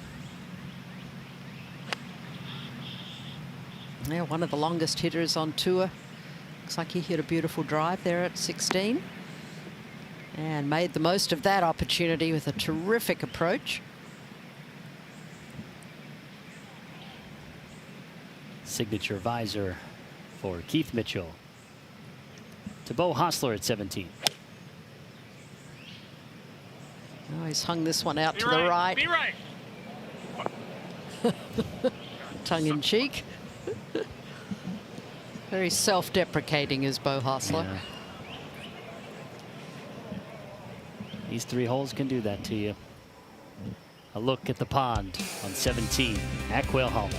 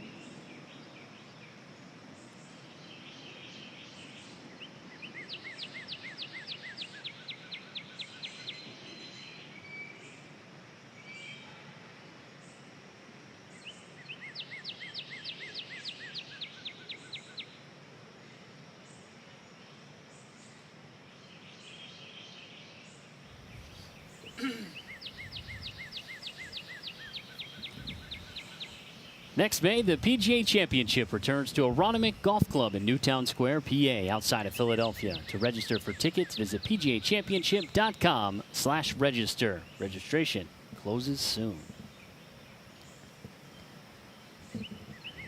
That's going to be a great championship. Can't wait to get to Wanamaker. Great classic Donald Gross course as we watch Davis Riley try and chip it in.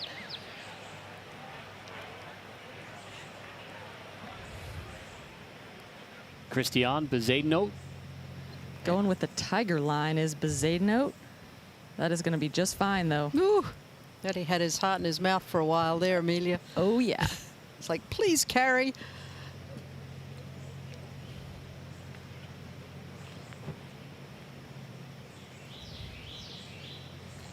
Back to the 16th, Keith Mitchell.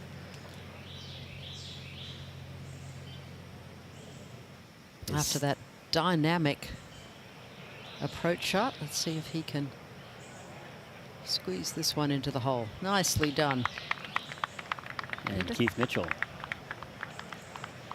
Don't see very many putters using players using heel shafted putters.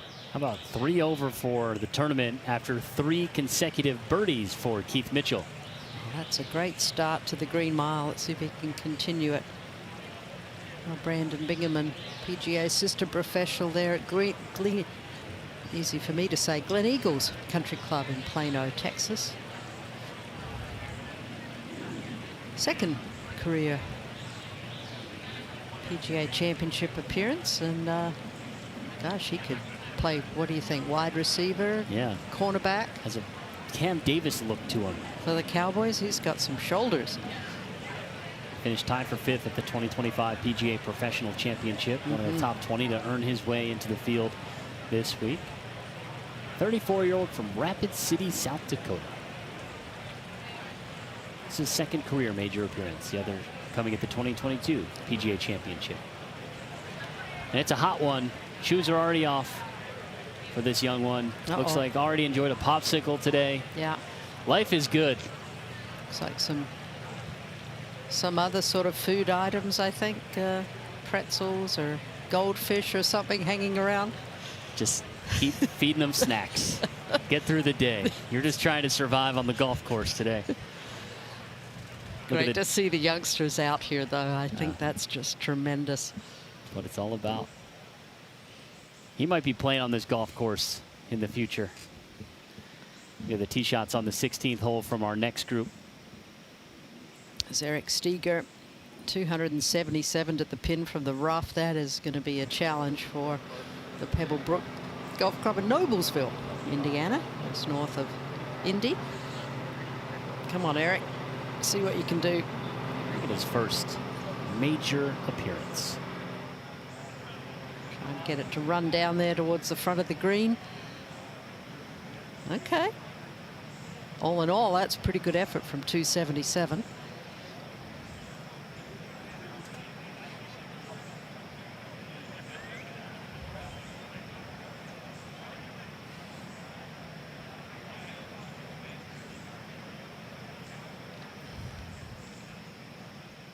And Eric Cole, part of this group, had the signature swing of Thursday here at the 4th.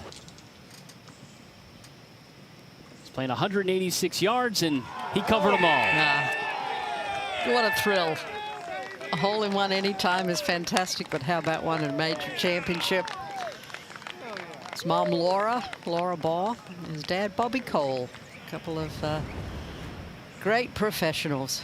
Yeah, some good genes, that's for sure.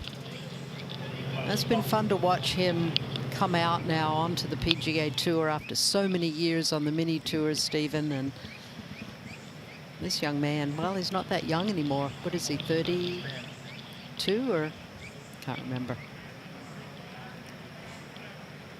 But he has plied his trade. 36, yeah.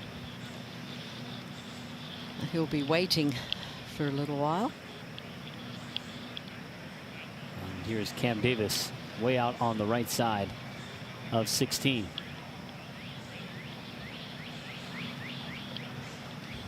And Davis fired a 66 on Thursday, 5 under. It's one shy of matching his best score in a major in his career. A couple over today. He's going to have to squeeze this one underneath that big oak tree.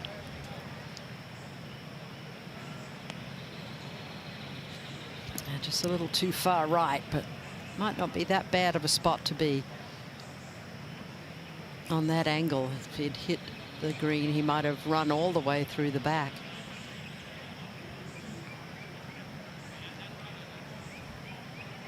And now Eric Cole. Beautiful tee shot there from Eric. See if he can work this one in a little bit left to right.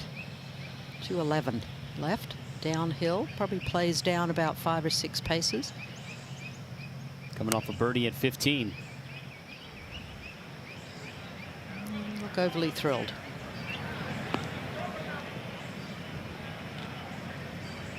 Not horrible, but not his best.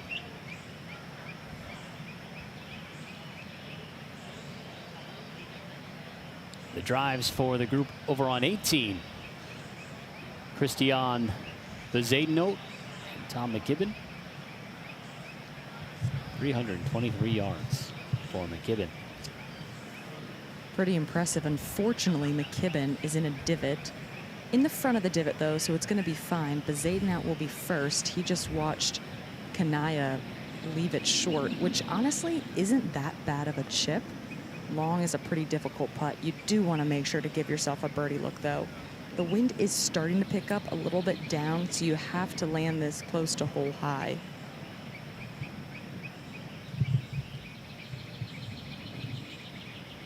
.170 yards for Bezuidenhout.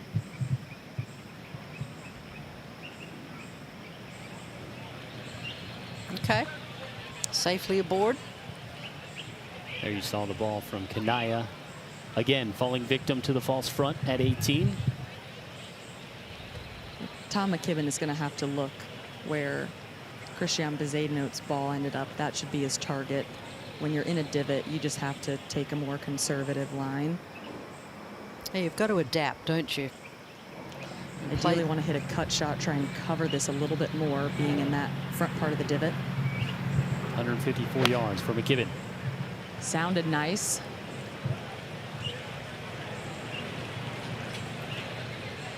Okay. Yeah, we can definitely see that flag there at 18 starting to flutter a whole lot more, as typical in the afternoon. It kind of comes up the golf course towards the clubhouse. This group making their way up to the green on 18, the final leg of the Green Mile.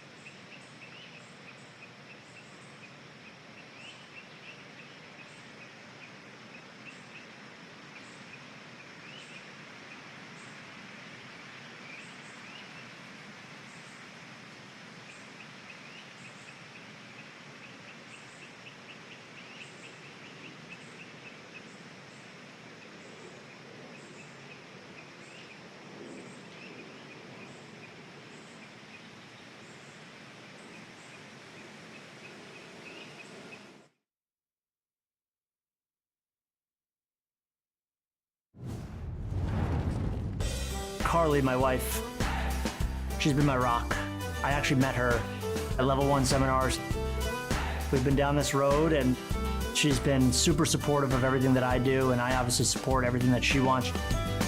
We joke all the time and say that any PGA is better than our wedding. Now we have 2 of these. You only have 1 wedding, now we have 2 PGA Championships. For us, a wedding is 1 day. Yes, we're surrounded by friends and family, but to us, the PGA is our family, so we're very, very excited. So between the 2 of us, we cover a lot of different bases within the PGA of America, and I couldn't be more thrilled to be able to share this with her. One of the best things about golf is sharing the game with people that you love. PGA assistant professional Dylan Newman takes that lesson to heart every day alongside his wife, Carly. Great stuff. As you look at the Corebridge Financial Team leaderboard of the 20 PGA professionals in the field this week, Tom Johnson with a +3, an opportunity to make a move here and make the cut. And Dylan, the PGA assistant at Meadowbrook in Jericho, New York. That's a great golf club. Had the pleasure to play there a couple of times in different pro-ams, and I love it up there. A lengthy one for Eric. Breaking a little from left to right. That's okay. That's a good solid par. Yeah, it was on a good line, just not enough pace for Cole. Bo Hostler.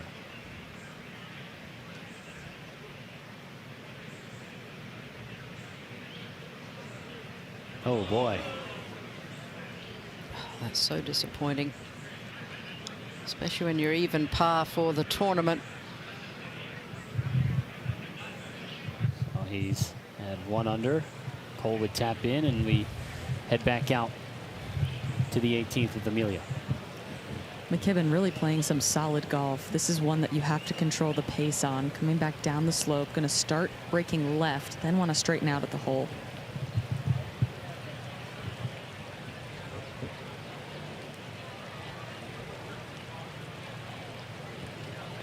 Never quite had enough Wheaties to get there.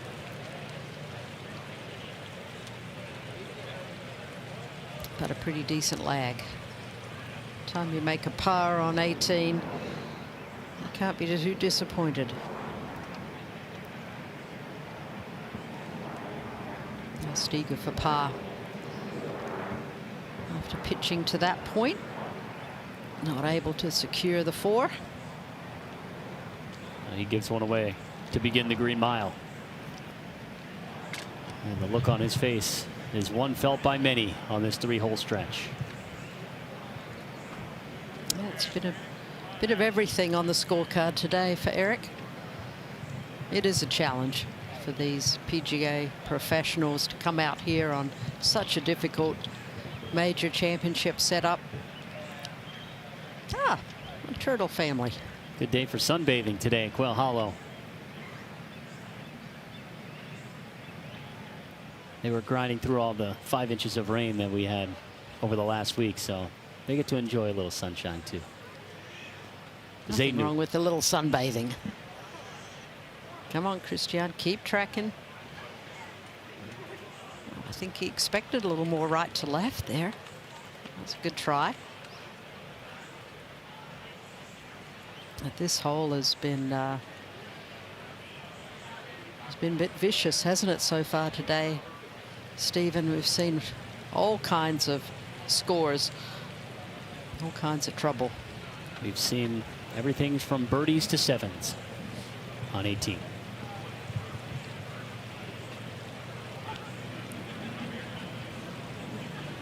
This will be a really nice up and down for Kanaya. Just outside the left is the aim. That was quite a nice chip from down there. A good up and down for Kanaya. And a tip of the cap to the crowd that surrounds this 18th green. And 9 more.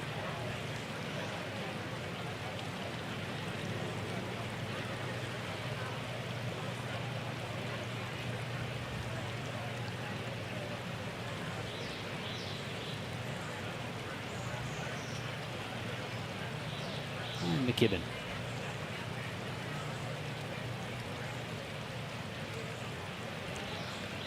Makes his par to stay at 2 under. Well, he's faring better than his countryman, Rory McIlroy. We'll see how Rory performs this afternoon after a very lackluster performance yesterday. Just really all out of sorts, especially off the tee. And we managed to hit 4 fairways, and it's hard to play Quail Hollow from the rough. Yeah, that 3 over 74 from McIlroy, his worst score in an opening round at Quail Hollow since 2011. Michael Thorbjornsson playing some beautiful golf. See Eric Cole sneaking his way up there after that gorgeous hole-in-one yesterday. And I'm going to give a shout out to Elvis Smiley. His mom Liz is a professional tennis player. I've done some commentary with her. That's her son. She's got to be very proud of Elvis, who led the PGA Tour of Australia's money list last year. That's how he got into the championship. And a lot of people looking at the name currently tied for 24th. Scotty Scheffler teeing off this afternoon. He's at 2 under for the tournament.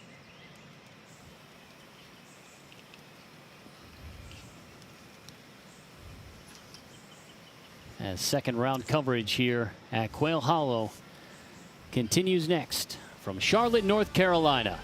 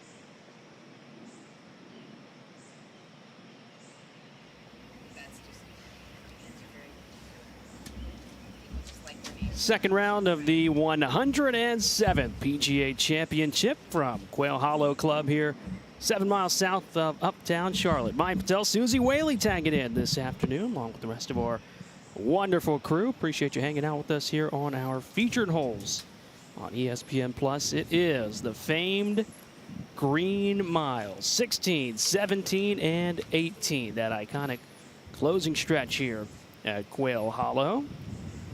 So some of the numbers from yesterday and now into today. And Susie, I think when everybody thinks of the Green Mile, thinks of Quail Hollow, they know what they're going to get when they get to this finishing stretch, and that is a lot of difficulty. I mean, honestly, before I got here, I kept looking and looking. I'm like, why in the world did they call it the Green Mile? It's not a mile. Of course it's green. And then I looked up the real reason. I thought, oh, gosh, it's for the carnage, right? Yes. So very, very difficult 3-hole stretch. I don't feel like it's as dramatic as the movie, right? But it was yesterday.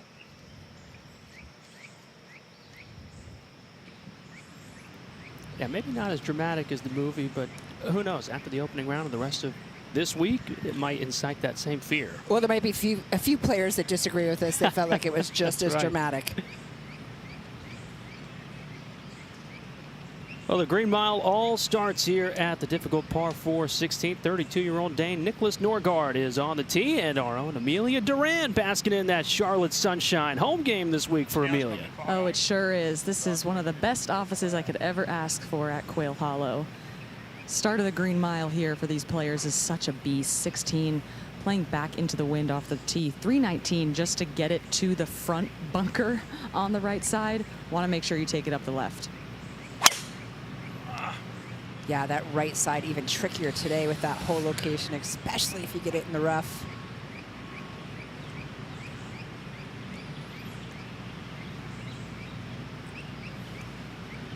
Well, a little lucky there, actually, that he's in the bunker instead of that deep stuff on that slope.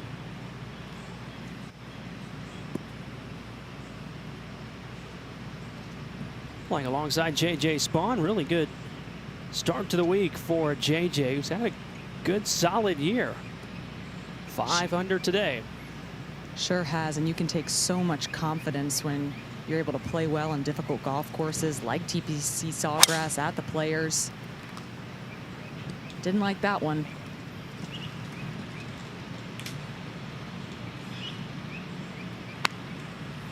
You may be okay. Got a pretty decent lie.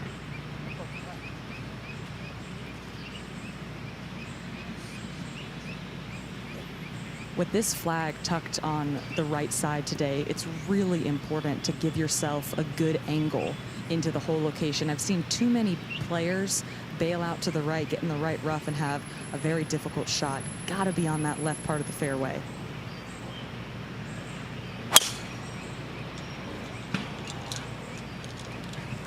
this probably will sneak into the left rough. Hopefully not in that general penalty area over there. Looks like it stopped for him. Big hitting Ben on. Found the rough there. Hey, next door, hard on the green mile. Eric Cole had an ace yesterday at the 4th. Yeah, that was fun to watch, wasn't it? Oh, very.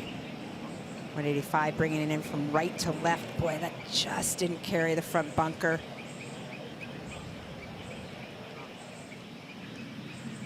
Looks a little perplexed. Live now with Cam Davis.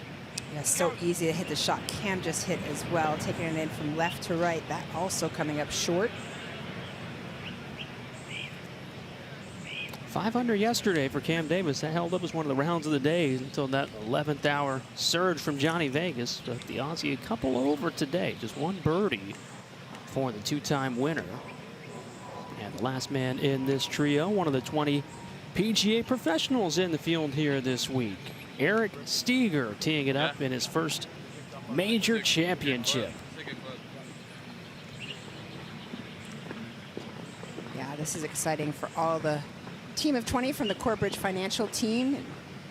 As a PGA professional myself, I couldn't be more proud to have them representing the 30,000 of us that work within the industry. Eric's an Indiana PGA section member. He works at Pebblebrook Golf Club in Noblesville, Indiana. He's a legacy there. His dad was the PGA Director of Instruction there for a couple of decades, played the '94 PGA Championship. Now his son Eric getting his first taste of a major here in 2025. Yeah, that's super exciting. And he gave himself a look here at the Green Mile, playing alongside Davis and Cole. And, well, Susie, maybe a little reprieve in terms of 16 from yesterday. That was the hardest hole in the golf course, but 17 and 18 just total brutes in round 2. Yeah, and I walked in here, you know, I was chatting with you, and I said, you know, I think 18 might be a little bit easier hole location today. I couldn't be more wrong. You see that's ranked first. So we're going to change that tune as they come around to the 18th. But, you know, I also think if you start on the back 9, it's such a hard stretch because not only do you go 16, 17, 18, but 1, 2, and 3 are really difficult as well. So you have the 6-hole stretch that you just have to hang on, hopefully having made a birdie or 2 on 14 or 15. But certainly today, if you're trying to make the cut, I think your preferred start would have been on 1. And top 70 and ties will make the cut. Hopefully that little man makes the cut and is around for the weekend. He had the best vantage point on the property, but it's still early, so maybe 18 gets a little easier as the day goes on. That's nice, thank you. Yeah. I do think earlier today the wind was coming when I was out there walking, and the wind was coming a little off the left on this 17th. It looks like it's more in now. We'll have to ask Amelia as she's out there on the ground. Susie, when you get to a stretch like this, when everyone knows it's going to be a big bad brute, how do you assess that in your mind, getting ready for the week and not blow it out of proportion? Yeah, I think it's really hard not to get ahead of yourself. You know, you're sitting in there thinking in your head when you're on 14 and 15, oh my gosh, let me get, you know, a couple, and I'm speaking for myself, a couple birdies just to have a little cushion. Certainly these players aren't thinking about a cushion. They're thinking about, all right, I've got 2 pretty good opportunities prior to this tough stretch. But, you know, they're so good at staying where they are, keeping their feet where they are, staying on the hole they're currently playing. You know, you just don't want to take the risk on. I think more so is the way they're looking at it. If they have a poor shot off the tee, they're going to manage that in a way that they can try to still make their par and get through these holes. And if they had a great shot, they know they've captured some strokes on the field. Yeah, par every single day is going to get you a long way anytime you go through the Green Mile here at Quail Hollow. J.J. Spawn, Amelia, was playing really well before getting to the Green Mile yesterday on his front side, and then things kind of soured on the way in. But so far, 5 under in round 2. He's given himself a real chance here at the PGA Championship. An incredible start. You really do have to get through the Green Mile, though. This is not an easy shot for Spawn. Ball buried in the rough above his feet. 231. He has to go for the front number, about 210. Spaun cannot see the green and has this tree on the right to deal with, so it's going to be almost impossible to cut it out of this rough because of the lie. So you want to make sure you play on the conservative side. The front part of the green is very easy to chip. Yeah, I love that, Amelia. And anything to the right, if he tries to hold this face off, you know, you're trying not to have this face flip over on you. You hold it off. Sometimes you hold off a little too much. If you get to the right side of the green side bunker, it's brutal up and down. So to her point, certainly want to err front and a little left.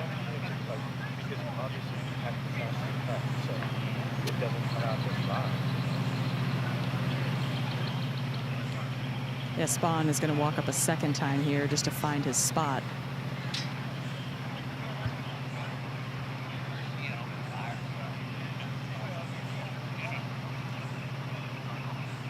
He works with his caddy, Mark Cairns, who is a veteran looper out here on the PGA Tour. And JJ's had a couple great finishes this season, highlighted by that playoff runner-up with Rory McIlroy at the Players Championship. Mark's a big part of that, Susie, and that cool, calming presence on the bag. Yeah, what a great event that was for JJ.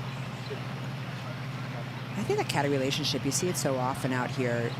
You know, we've got some new relationships out here, too, that we're watching develop as teamwork. And you think about Max Homa, of course, as one of those, Colin Morikawa. But when you can really have that interaction, and it almost feels like one person out there versus two. Absolutely. It's so helpful. And that's really a big part of what it takes for players to finally get into contention on tour, whether it's the men's side or the women's. Having that person by your side telling you the things that matter the most in the situations. Yeah, absolutely. The wind is starting to pick up back into the breeze, which is favorable for Spaun, who's looking short left. This is coming out low and hot and headed towards the penalty area. Needs to get lucky. Yeah, I did get lucky, just about a pace from hopping right in that water, so he can thank Keith Wood for that, keeping that rough up right around that water. Left rough with Ben on. Well, Spaun did not see that his ball stayed up. He's going to be very happy. Ben on headed towards the left portion of the green. Yeah, that's a smart play from where he was.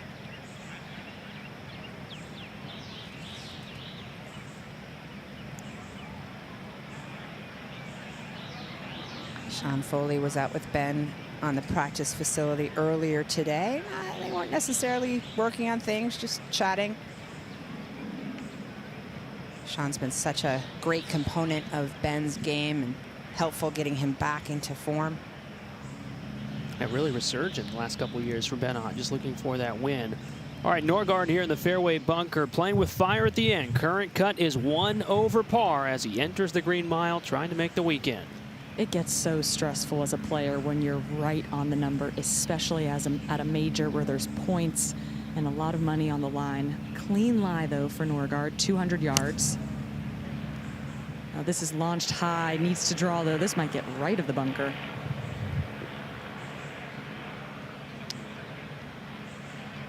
Oh, that'll be a very difficult next shot. You know, if you can get that 9-10 feet would be tremendous from there. First ever major championship for Nicklaus Norgaard. Maybe feeling some of those nerves trying to make the weekend. 17, Cole. Yeah, that wasn't the plan.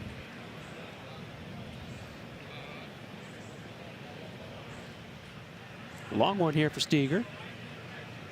Yeah, this really a difficult two-putt from all the way back here because of the pace. You just have to come over that knoll there and have it settle quickly, but so hard to do. He'll leave himself 10, 11 feet for his par.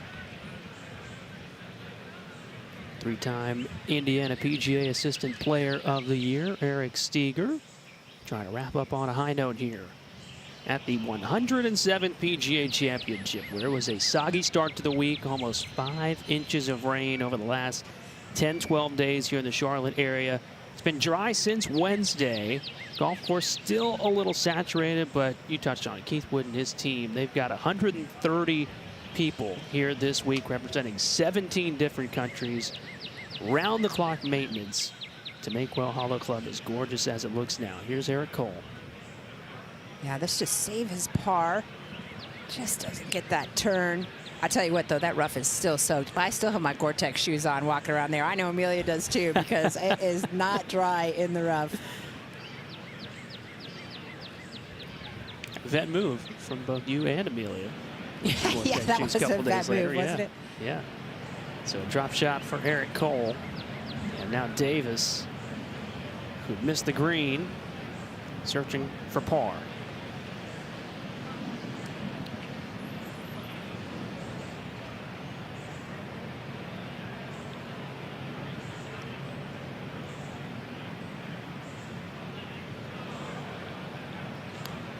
Wow. Bogeys all around. Cole, Davis, and Steve. Yeah, that ball's had enough for the day. We're going to get a different one out for 18. I don't know if that's going to count on our balls in the water graphic, but we'll have to play with it a little. That's what the Green Mile can do to you here on Friday at the PGA Championship.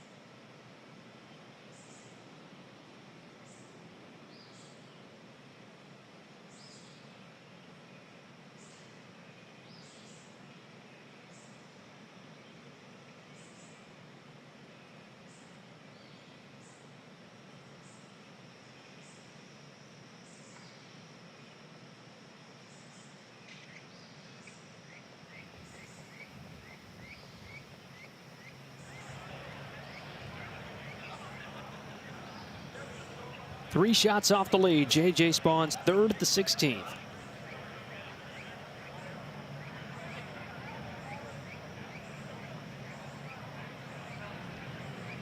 And that's left for par for J.J. Spawn. Next door, Austin Eckroat, 1 under.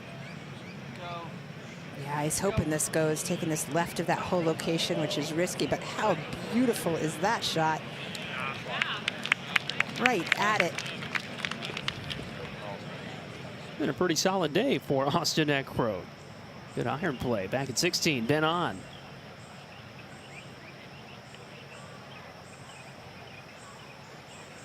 Yeah, that's coming straight back up that slope.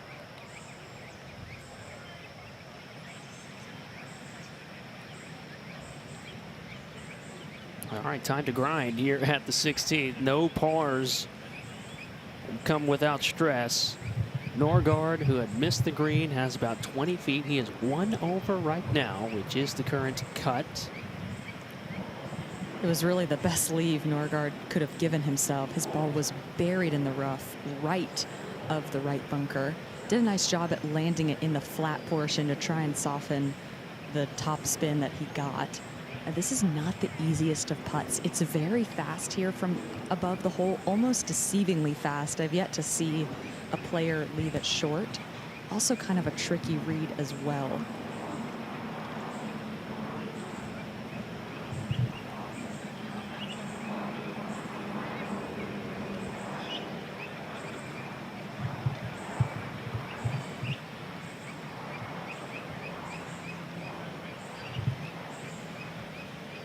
Should be turning to the left for Norgard.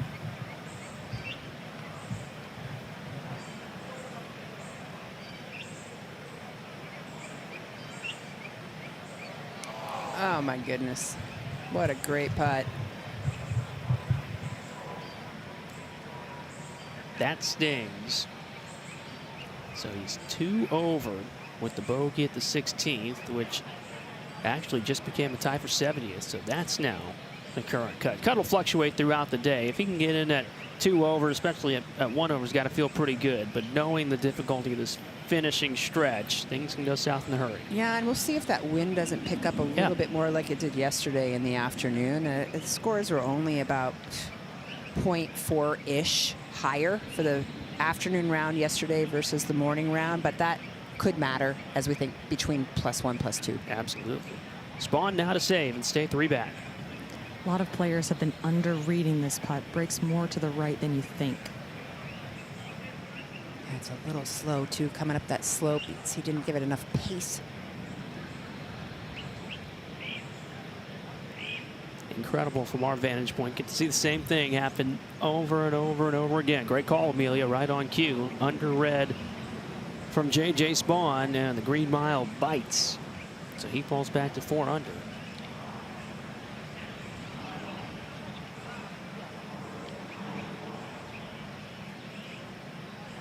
We've got to get 1 par, right?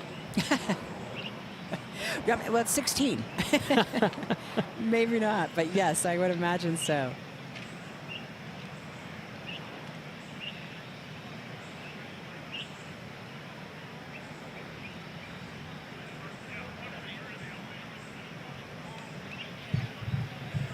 These are important putts to take your time over. Really important to trust your start line and have the same kind of rhythm that you have on a speed putt.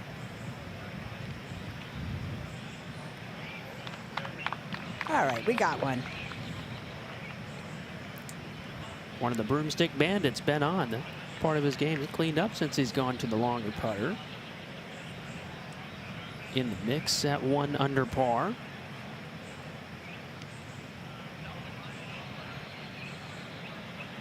And Norgard makes the bogey official. First major championship, 32 years old, from Denmark. He's won 3 times internationally, playing his first full season now on the PGA Tour. And they'll make the walk over to the 17th tee just across the lake, which doesn't have a name. So, Susie, if you've got a name for the lake, I'm all ears. We're heading to the green. A name for the lake.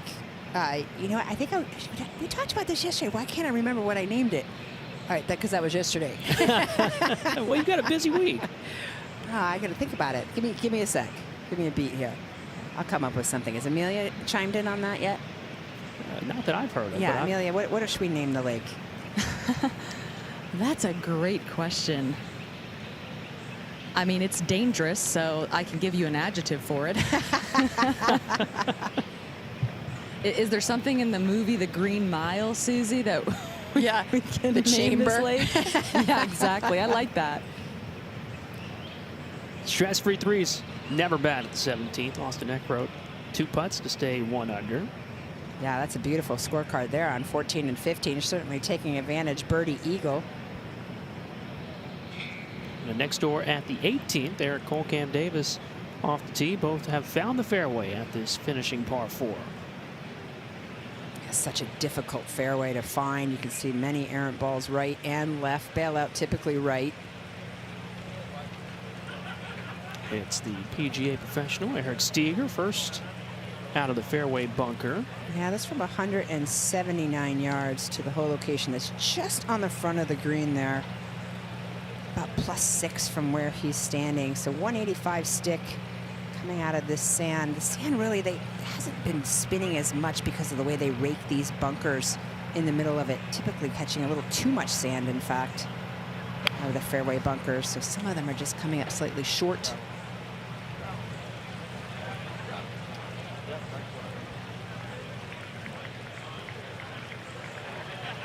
Seen a lot of that out of the fairway bunkers. Just not expecting them to come up quite that short. That's a good leave underneath the hole. Yeah. Trying to get up and down salvage par at the last. Who knows? Maybe even hole it in his last competition hole at this 107 PGA Championship. Left side of the fairway here with Eric Cole, 2 under. Trying to bounce back after the bogey at 17. Yeah, 178. That includes the slope for Eric. Really looking just about 2 paces right of this whole location.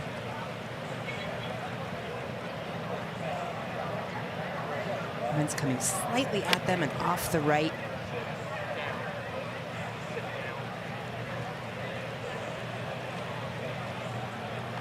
Yeah, just underneath that. He may get a little return off that slope.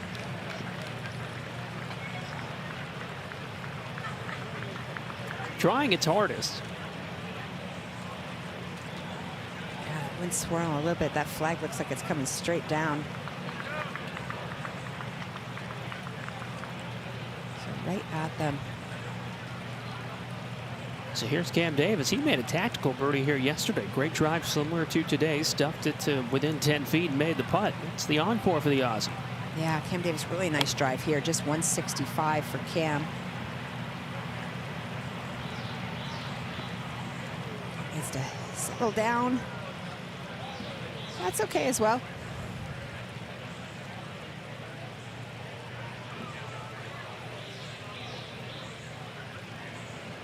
Green's now clear at 17. Ben on first up. Yeah, you really don't want to flirt with anything left of this whole location. You see Ben trying to take it in from right to left. This looks like a really good play if he's got enough. Oh, beautiful from Ben on.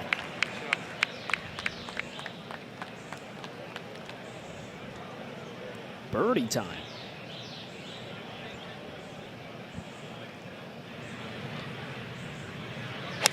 Just do that, Norgard. Yeah, that's going to need some extra yardage here to carry that bunker. Sure did. He left himself a putt.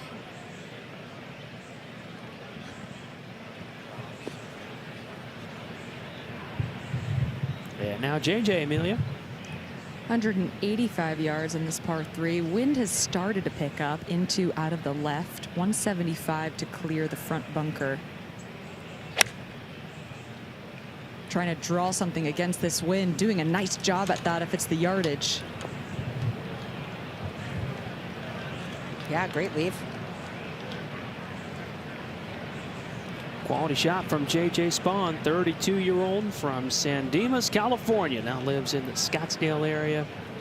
He is a professional winner on the PGA Tour, looking for his best major finish.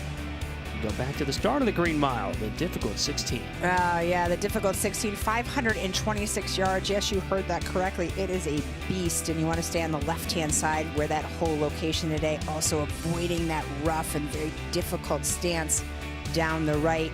Anything right of that bunker is an incredibly difficult up and down. You're most likely looking at a 5. So front left is a really good spot, but there's more birdies today than there were yesterday. So there's plenty of players figuring this out and taking it off the left side of that whole location for their birdie. So 6 birdies already today. There were only 4 yesterday in that opening round as we go back to the tee. And the rookie, Joe Highsmith. Yeah, wind coming slightly behind, and this should hold on. Unless he gets it kicked too hard to the left. It should remain in the fairway for him. Off the right, Kyle. That's a really nice look where that whole location is. One of he the says, low, whew. Yeah. Well, he's been playing well today. One of the low rounds in progress. Max Homa in the house was a 64, but Highsmith 6 under here in round 2. Now 4 under overall. Cam Young in this group as well.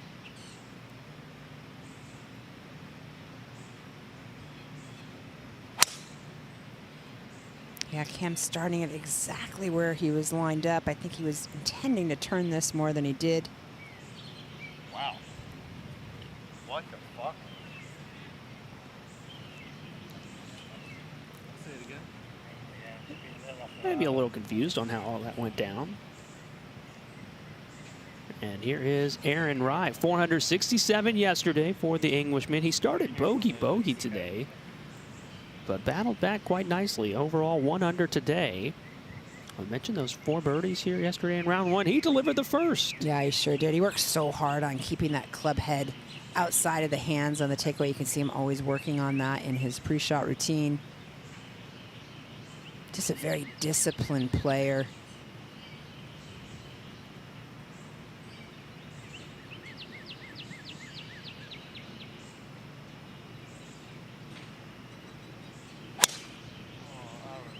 Now this one got well away from him.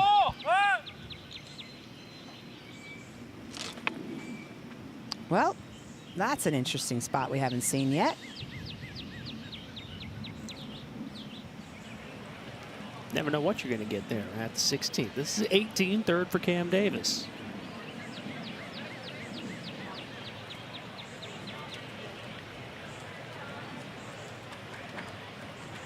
That was lovely. Should be good enough to finish up at 2 under at the halfway point for Davis. And now Eric Cole down the hill for birdie. Yeah, I got a little sense of pace from Cam's chip. Certainly on a different line than Cam had, but should give him an idea of speed.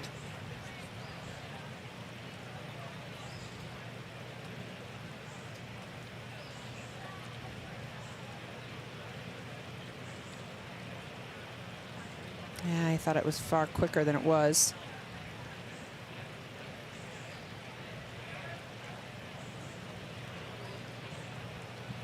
Back at 17. First of the 3 runs is Norgard. JJ Spaun is going to be watching this putt from Norgard very closely. This is going to swing hard to the left. Susie, I don't think I've seen anyone play that one high enough. Yeah, I know. I agree with you. When I was out there earlier, it just doesn't seem like they're just not seeing that slope. They see it behind it, and you just wonder sometimes when you have so much pace behind a hole location, you're just tentative, right? And you just never get it on the line you're looking to get it on.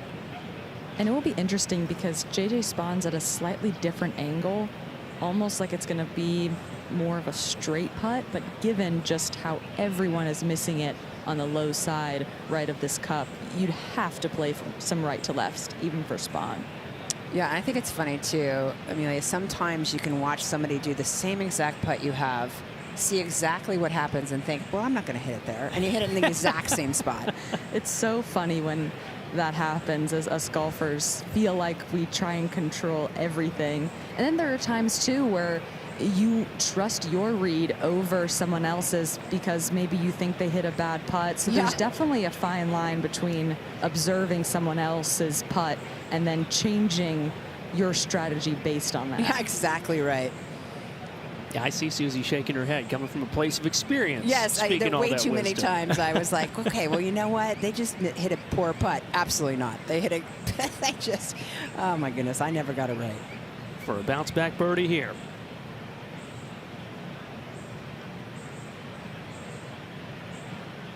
Yeah, you can just see it's so tentative. They're just so concerned about that pace after. And God, he thought he had it. He thought it was turning back into the cup. So it should be a par there for JJ Spaun to stay 4 under. By the way, at the 18th, Cam Davis, Eric Cole did make their pars official to finish up at 200 through 36 holes. So Spaun, 1 hole left on Friday. Remains 4 in the red. What a stretch for Joe Highsmith. Second at the 16th. Yeah, this is a beautiful look at this whole location that's tucked on the right side of the green. He's coming from that left side of the fairway.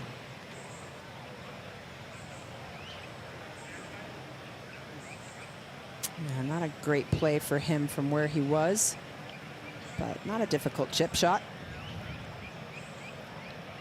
And trying to get up and down and keep that 6 under round intact. Lone blemish was back in the first today for Joe Highsmith. He's made a really good surge here on Friday.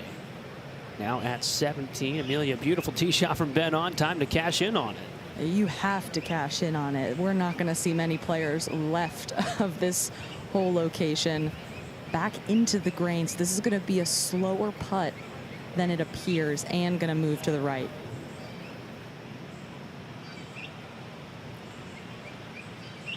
Up and out of that one a little quickly. That's a couple out of the last few groups. Eckroat on, not able to make good on birdie tries inside of 15 feet. 1 under, 1 hole left for On.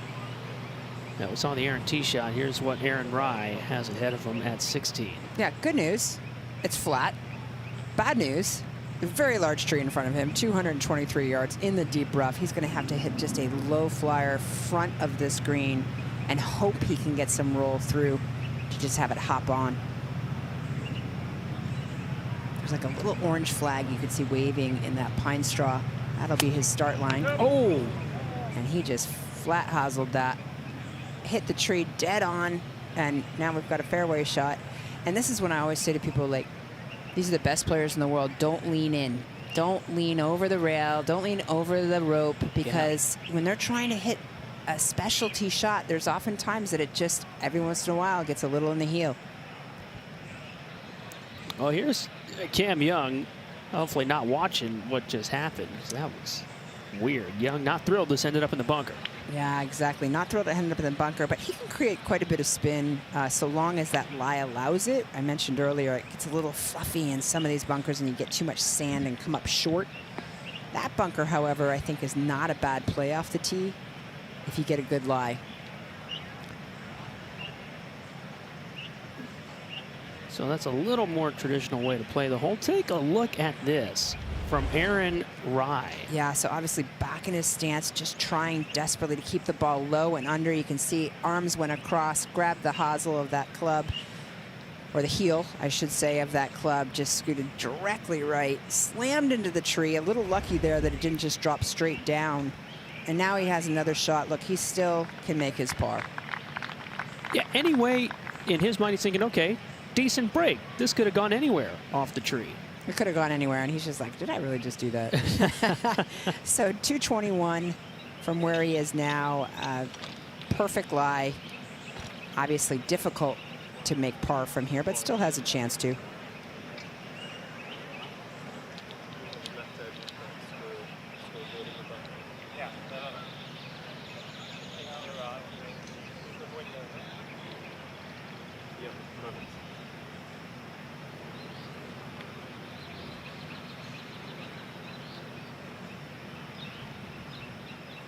It always is a little rattling, though, when you hit a shot like that, and then you have to pull out a long iron. It's most likely 5-iron for him. Refocus, recollected, third shot.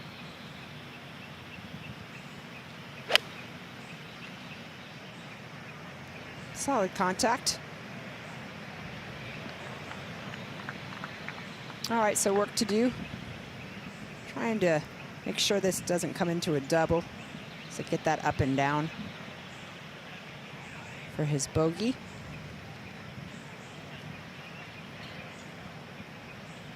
Gloves are coming off. That's when you know it's getting real. You ever rock double gloves? Never. Well, that, okay, that's totally not true. When it's freezing, yes. Oh, sure, sure. Pars all around from this group of the 17, so we've made it to 18, where Ben On will lead the way.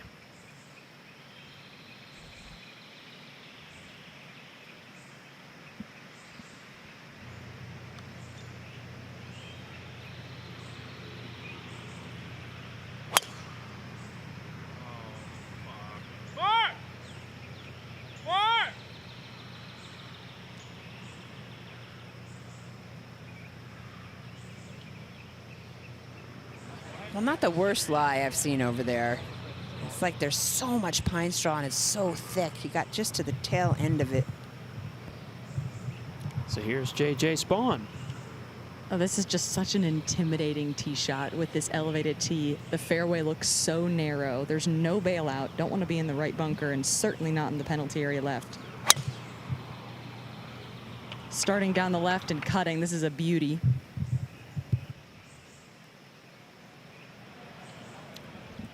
.307 in the air. JJ's got more pop than most people think. That's true. He really does, and that's just beautiful. He'd take 2 more of those over the weekend.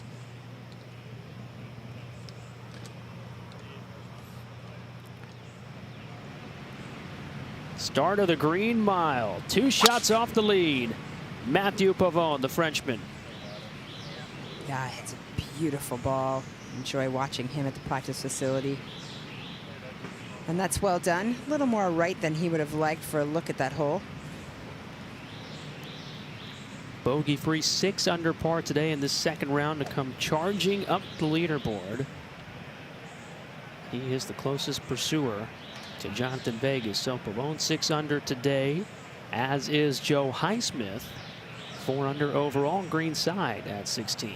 Yeah, you can pitch this about 50% of the way there and let it just release down to the hole. Well, that came up well short off there. I'm sure that will get there. Wow, farther than I expected.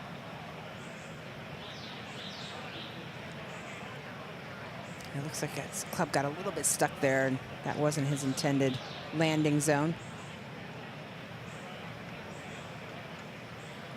First PGA Championship for Highsmith, 25-year-old out of Lakewood, Washington. Played his college ball at Pepperdine. Came up through the developmental ranks and is now one of the 8 first-time winners this year. So Aaron Ryan, a little trouble. He's crunching the numbers. At 18, Austin Eckroat for par to post 1 under. Yeah, that leaves him in a nice spot for the weekend. You know, there's just nothing worse than ending your day with one of those. Right? You're like ready to go. You lose your focus just slightly. You're thinking about being done before you're done, and sure enough, you've lost a shot. That should still easily get him on the weekend playing. This is the 4th for Ryan, 16. Yeah, this is a really important little pitch shot for him, and he's hit a beautiful one. See if it runs out all the way.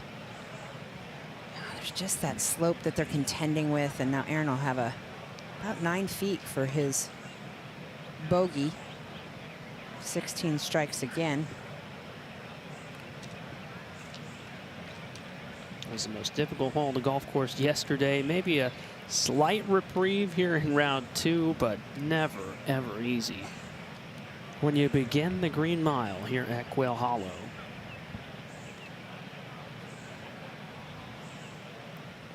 It was actually the hardest hole to scramble on yesterday in round 1, so there's no part of this hole that is forgiving. Yeah, I think that's what's interesting about this golf course. It's just not a scrambling golf course. And I think, you know, lots of times when people talk about majors, they talk about the fact that the best putter is going to win a major. And I'm generalizing, everybody doesn't say that, but a lot of people do. And in fact, that's just not the case. It's typically approach to the green that wins major championships. And it's because major championship venues are so difficult when you miss to get the golf ball up and down. So the more greens you can hit, the more opportunity you have. And that's a pretty obvious statement, but here it's like double down because these greens, when you miss them, just brutal to try to make par. Young did find the green, long way away here. Looking to get down in 2 from 43 feet. He has so much promise in Cameron Young, his dad, PGA professional, Dave Young, who has been his teacher forever. You know, and Cameron, I think, just struggles a little bit with expectations and gets on himself and a little down when he hits some poor shots, which really, in our opinion, wouldn't be poor. You know, they're just slight misses. And I think once he figures that out, I think you're going to see a lot more of him at the top of leaderboards. And the conversation's always when, not if, when it comes to Cam Young. Burst onto the scene when he was PGA Tour Rookie of the Year, 7 runner-up finishes back in 2023. Just looking for that big breakthrough. And there's no doubt that it is on the horizon. This is a lucky distance here. 11 feet, 11 inches. I'm going to say it's going in. Your wish will not be granted. Oh. Oh, man. All right. Well, I apologize.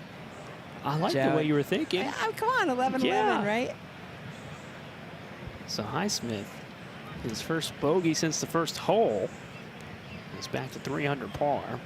5 shots off the lead, but that's just 3 shots out of second place. Obviously, the afternoon still has to go. Plenty of big hitters big names and superstars that'll try to make their move. But Johnny Vegas, the overnight leader, first player from Venezuela to ever lead at any point in a major championship, has held on after that late 64, 1 under through 12, winding his way towards us, still firmly the man to beat. Aaron Rai is a part of that chasing pack, and we did a little carpentry on this hole, found a tree with a second, so this for bogey.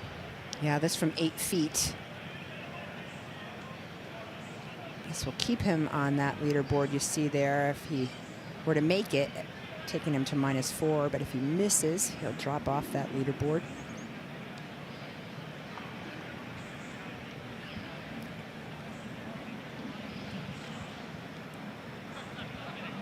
Well, it's just another double bogey on this green mile.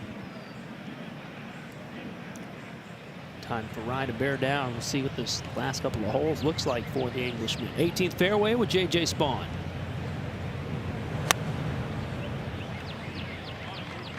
Yeah, he's asking it to get down. All right, not too bad. Not what he wanted, but right number, wrong direction.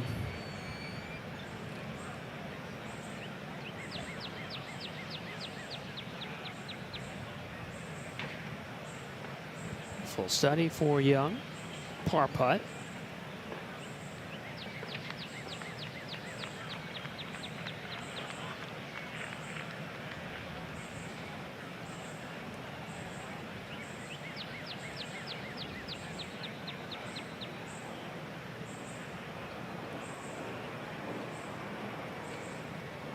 Yeah, good putt.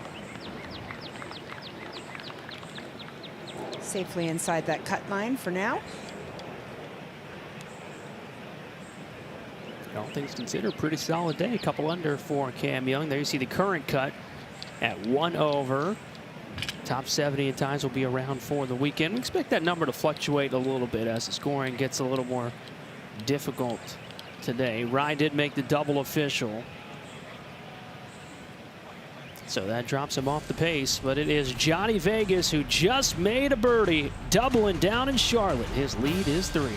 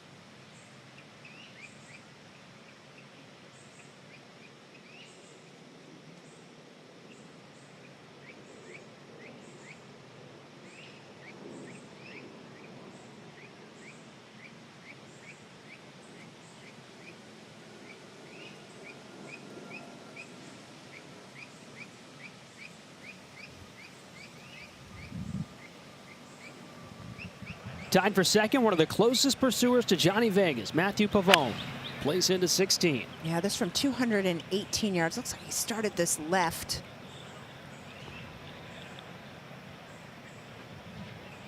And that'll settle out just left side of the green, just above hole high.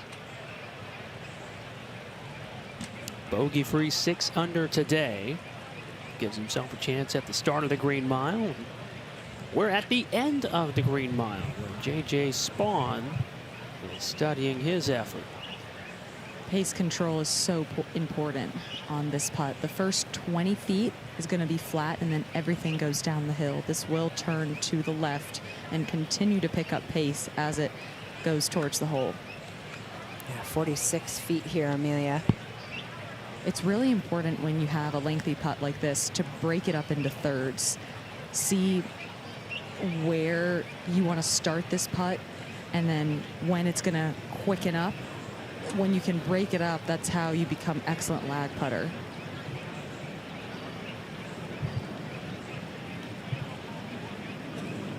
Yeah, this is a good angle where we can really see that slope, Amelia, that you're talking about, and certainly you wouldn't be aggressive with this.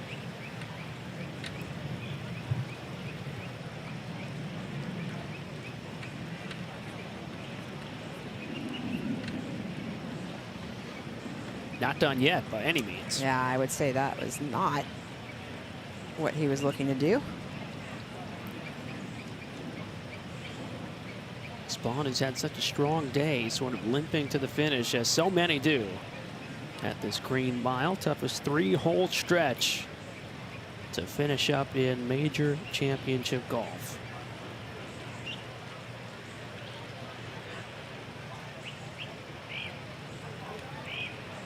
Huge putt for Norgaard. 2 over par. 32-year-old out of Denmark, playing in his first ever major championship, trying to make the cut. Amelia, he knows exactly what the stakes are, and this would go a long, long way. If he buries it, he's probably safe for the weekend.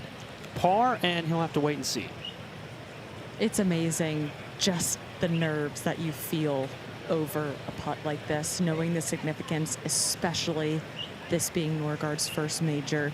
You just have to be as present as possible. Focus only on the spot and foot in front of the ball, which is your target. I gave it a good run. Just a little too aggressive.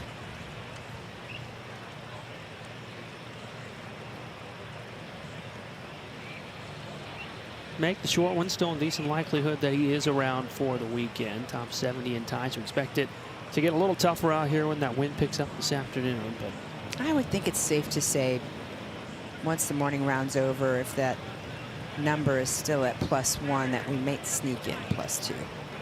Susie, I like the fact that Norgaard gave it a run. He was trying to make that putt, not playing scared and hoping that the cut moves. So I feel like that was a very good strategy I there. agree. I agree.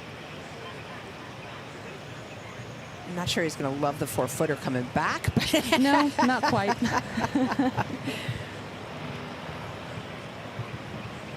Ben on next up, par putt. Well, this would be a great up and down after missing his tee shot right, having to punch up to the front part of the green. This will break right.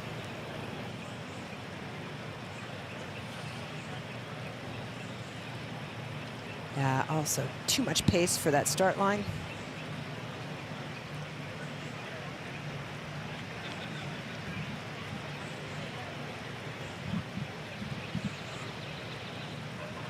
Back at the start of the Green Mile. Pavone for birdie to inch a little closer.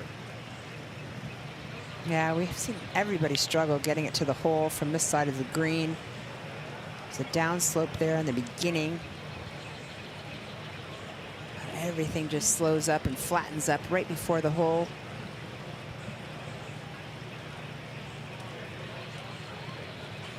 Here at the 18th with J.J. Spaun for par. Excellent round that Spaun has put on today. Now, this is not an easy one. Definitely outside the right here.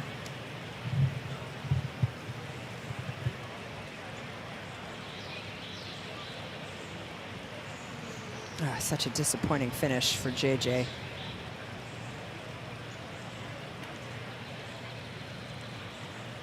Green Mile got him. 2 over in the last 3 holes. But still a good 68 in round 2. J.J. Spaun be around for the weekend. And battle for his first major title, at least his best major finish with a couple more solid rounds. Here we go, 4 feet for a Saturday tee time, most likely.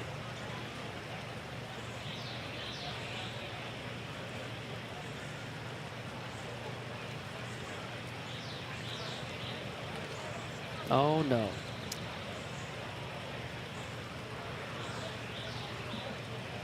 Wow, that's just so disappointing. A lack of focus.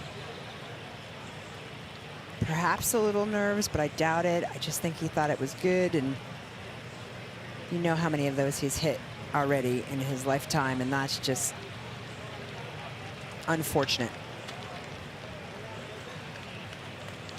So Norgard 3 putts at the last. Finishes at 3 over par. Would never say never. Cut could move to there, but he'll need a lot of help from the golf course, Mother Nature, and the field. Meanwhile, 17. Highsmith, Young, and Rye. Yeah, you look at that average proximity circle from this 185 number, 37 feet, 6 inches. I always think it's so enlightening to see that. I think people imagine they've always hit it 15 feet, and it's just not the case from those numbers. So this coming straight across the green surface. But runs well away after the hole, as you can see.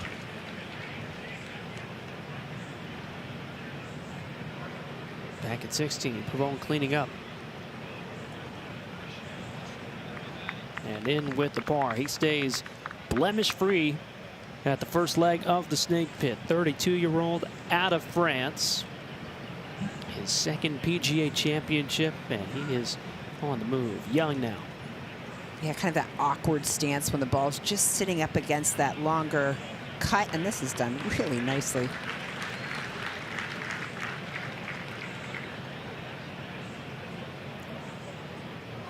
From New York, who played his college golf at Wake Forest, about 3 hours away from here. Lots of Demon Deacons in the crowd cheering on Cameron Young. That was a cool little shot he just hit. You can see he had his hands way forward, ball back, just punched it onto the surface and let it roll down there. Birdie try. Aaron Rye wants to bounce back. Just made double bogey at the 16. Yeah, this would be tricky for him to get to the hole because he just saw the ball run well past from the same angle. This is really quick, about 50% of the way there.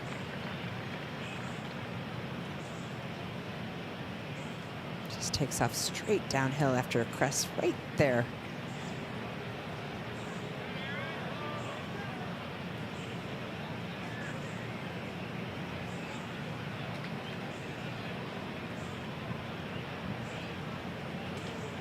That will leave quite a bit for him as well.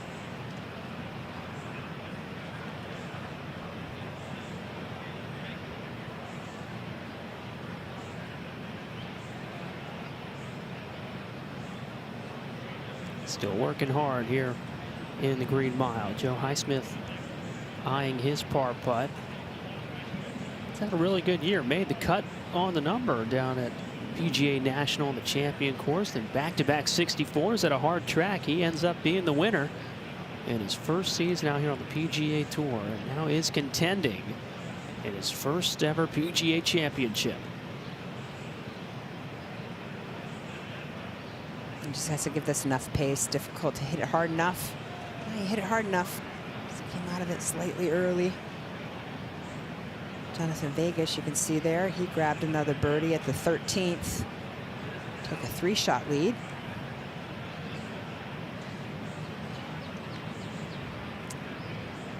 All right, but that's just hard to swallow when you go birdie, eagle, bogey, bogey. No fun. Wrong geometry. Yeah. Back to 2 under for Highsmith, which is now a touchdown behind. Aaron Ryle join him unless this goes.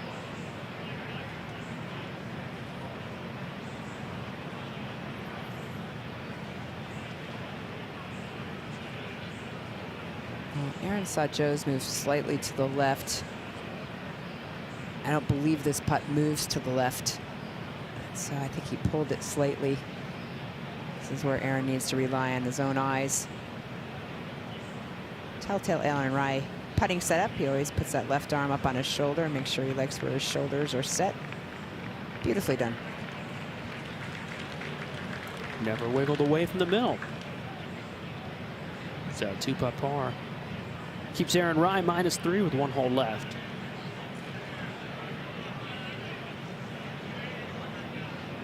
It's a pretty sporty shot from Cam Young. Time to pay it off for him here. 4-footer to stay even. Yeah, I liked it.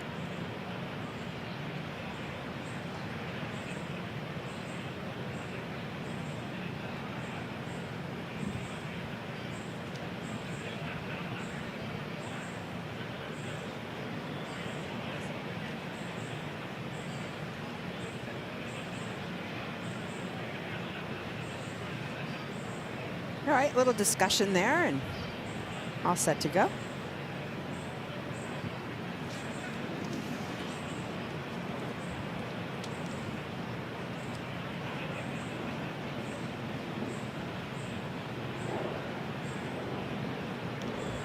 Cam's caddy, Kyle Stravinsky, helping him, reassure him that his read was right.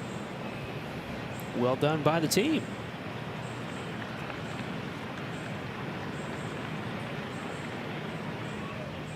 At the 16th reigning senior PGA champion, the Englishman Richard Bland is 3 under. Yeah, this probably will come up short of that bunker unless it gets a big hop, so that should be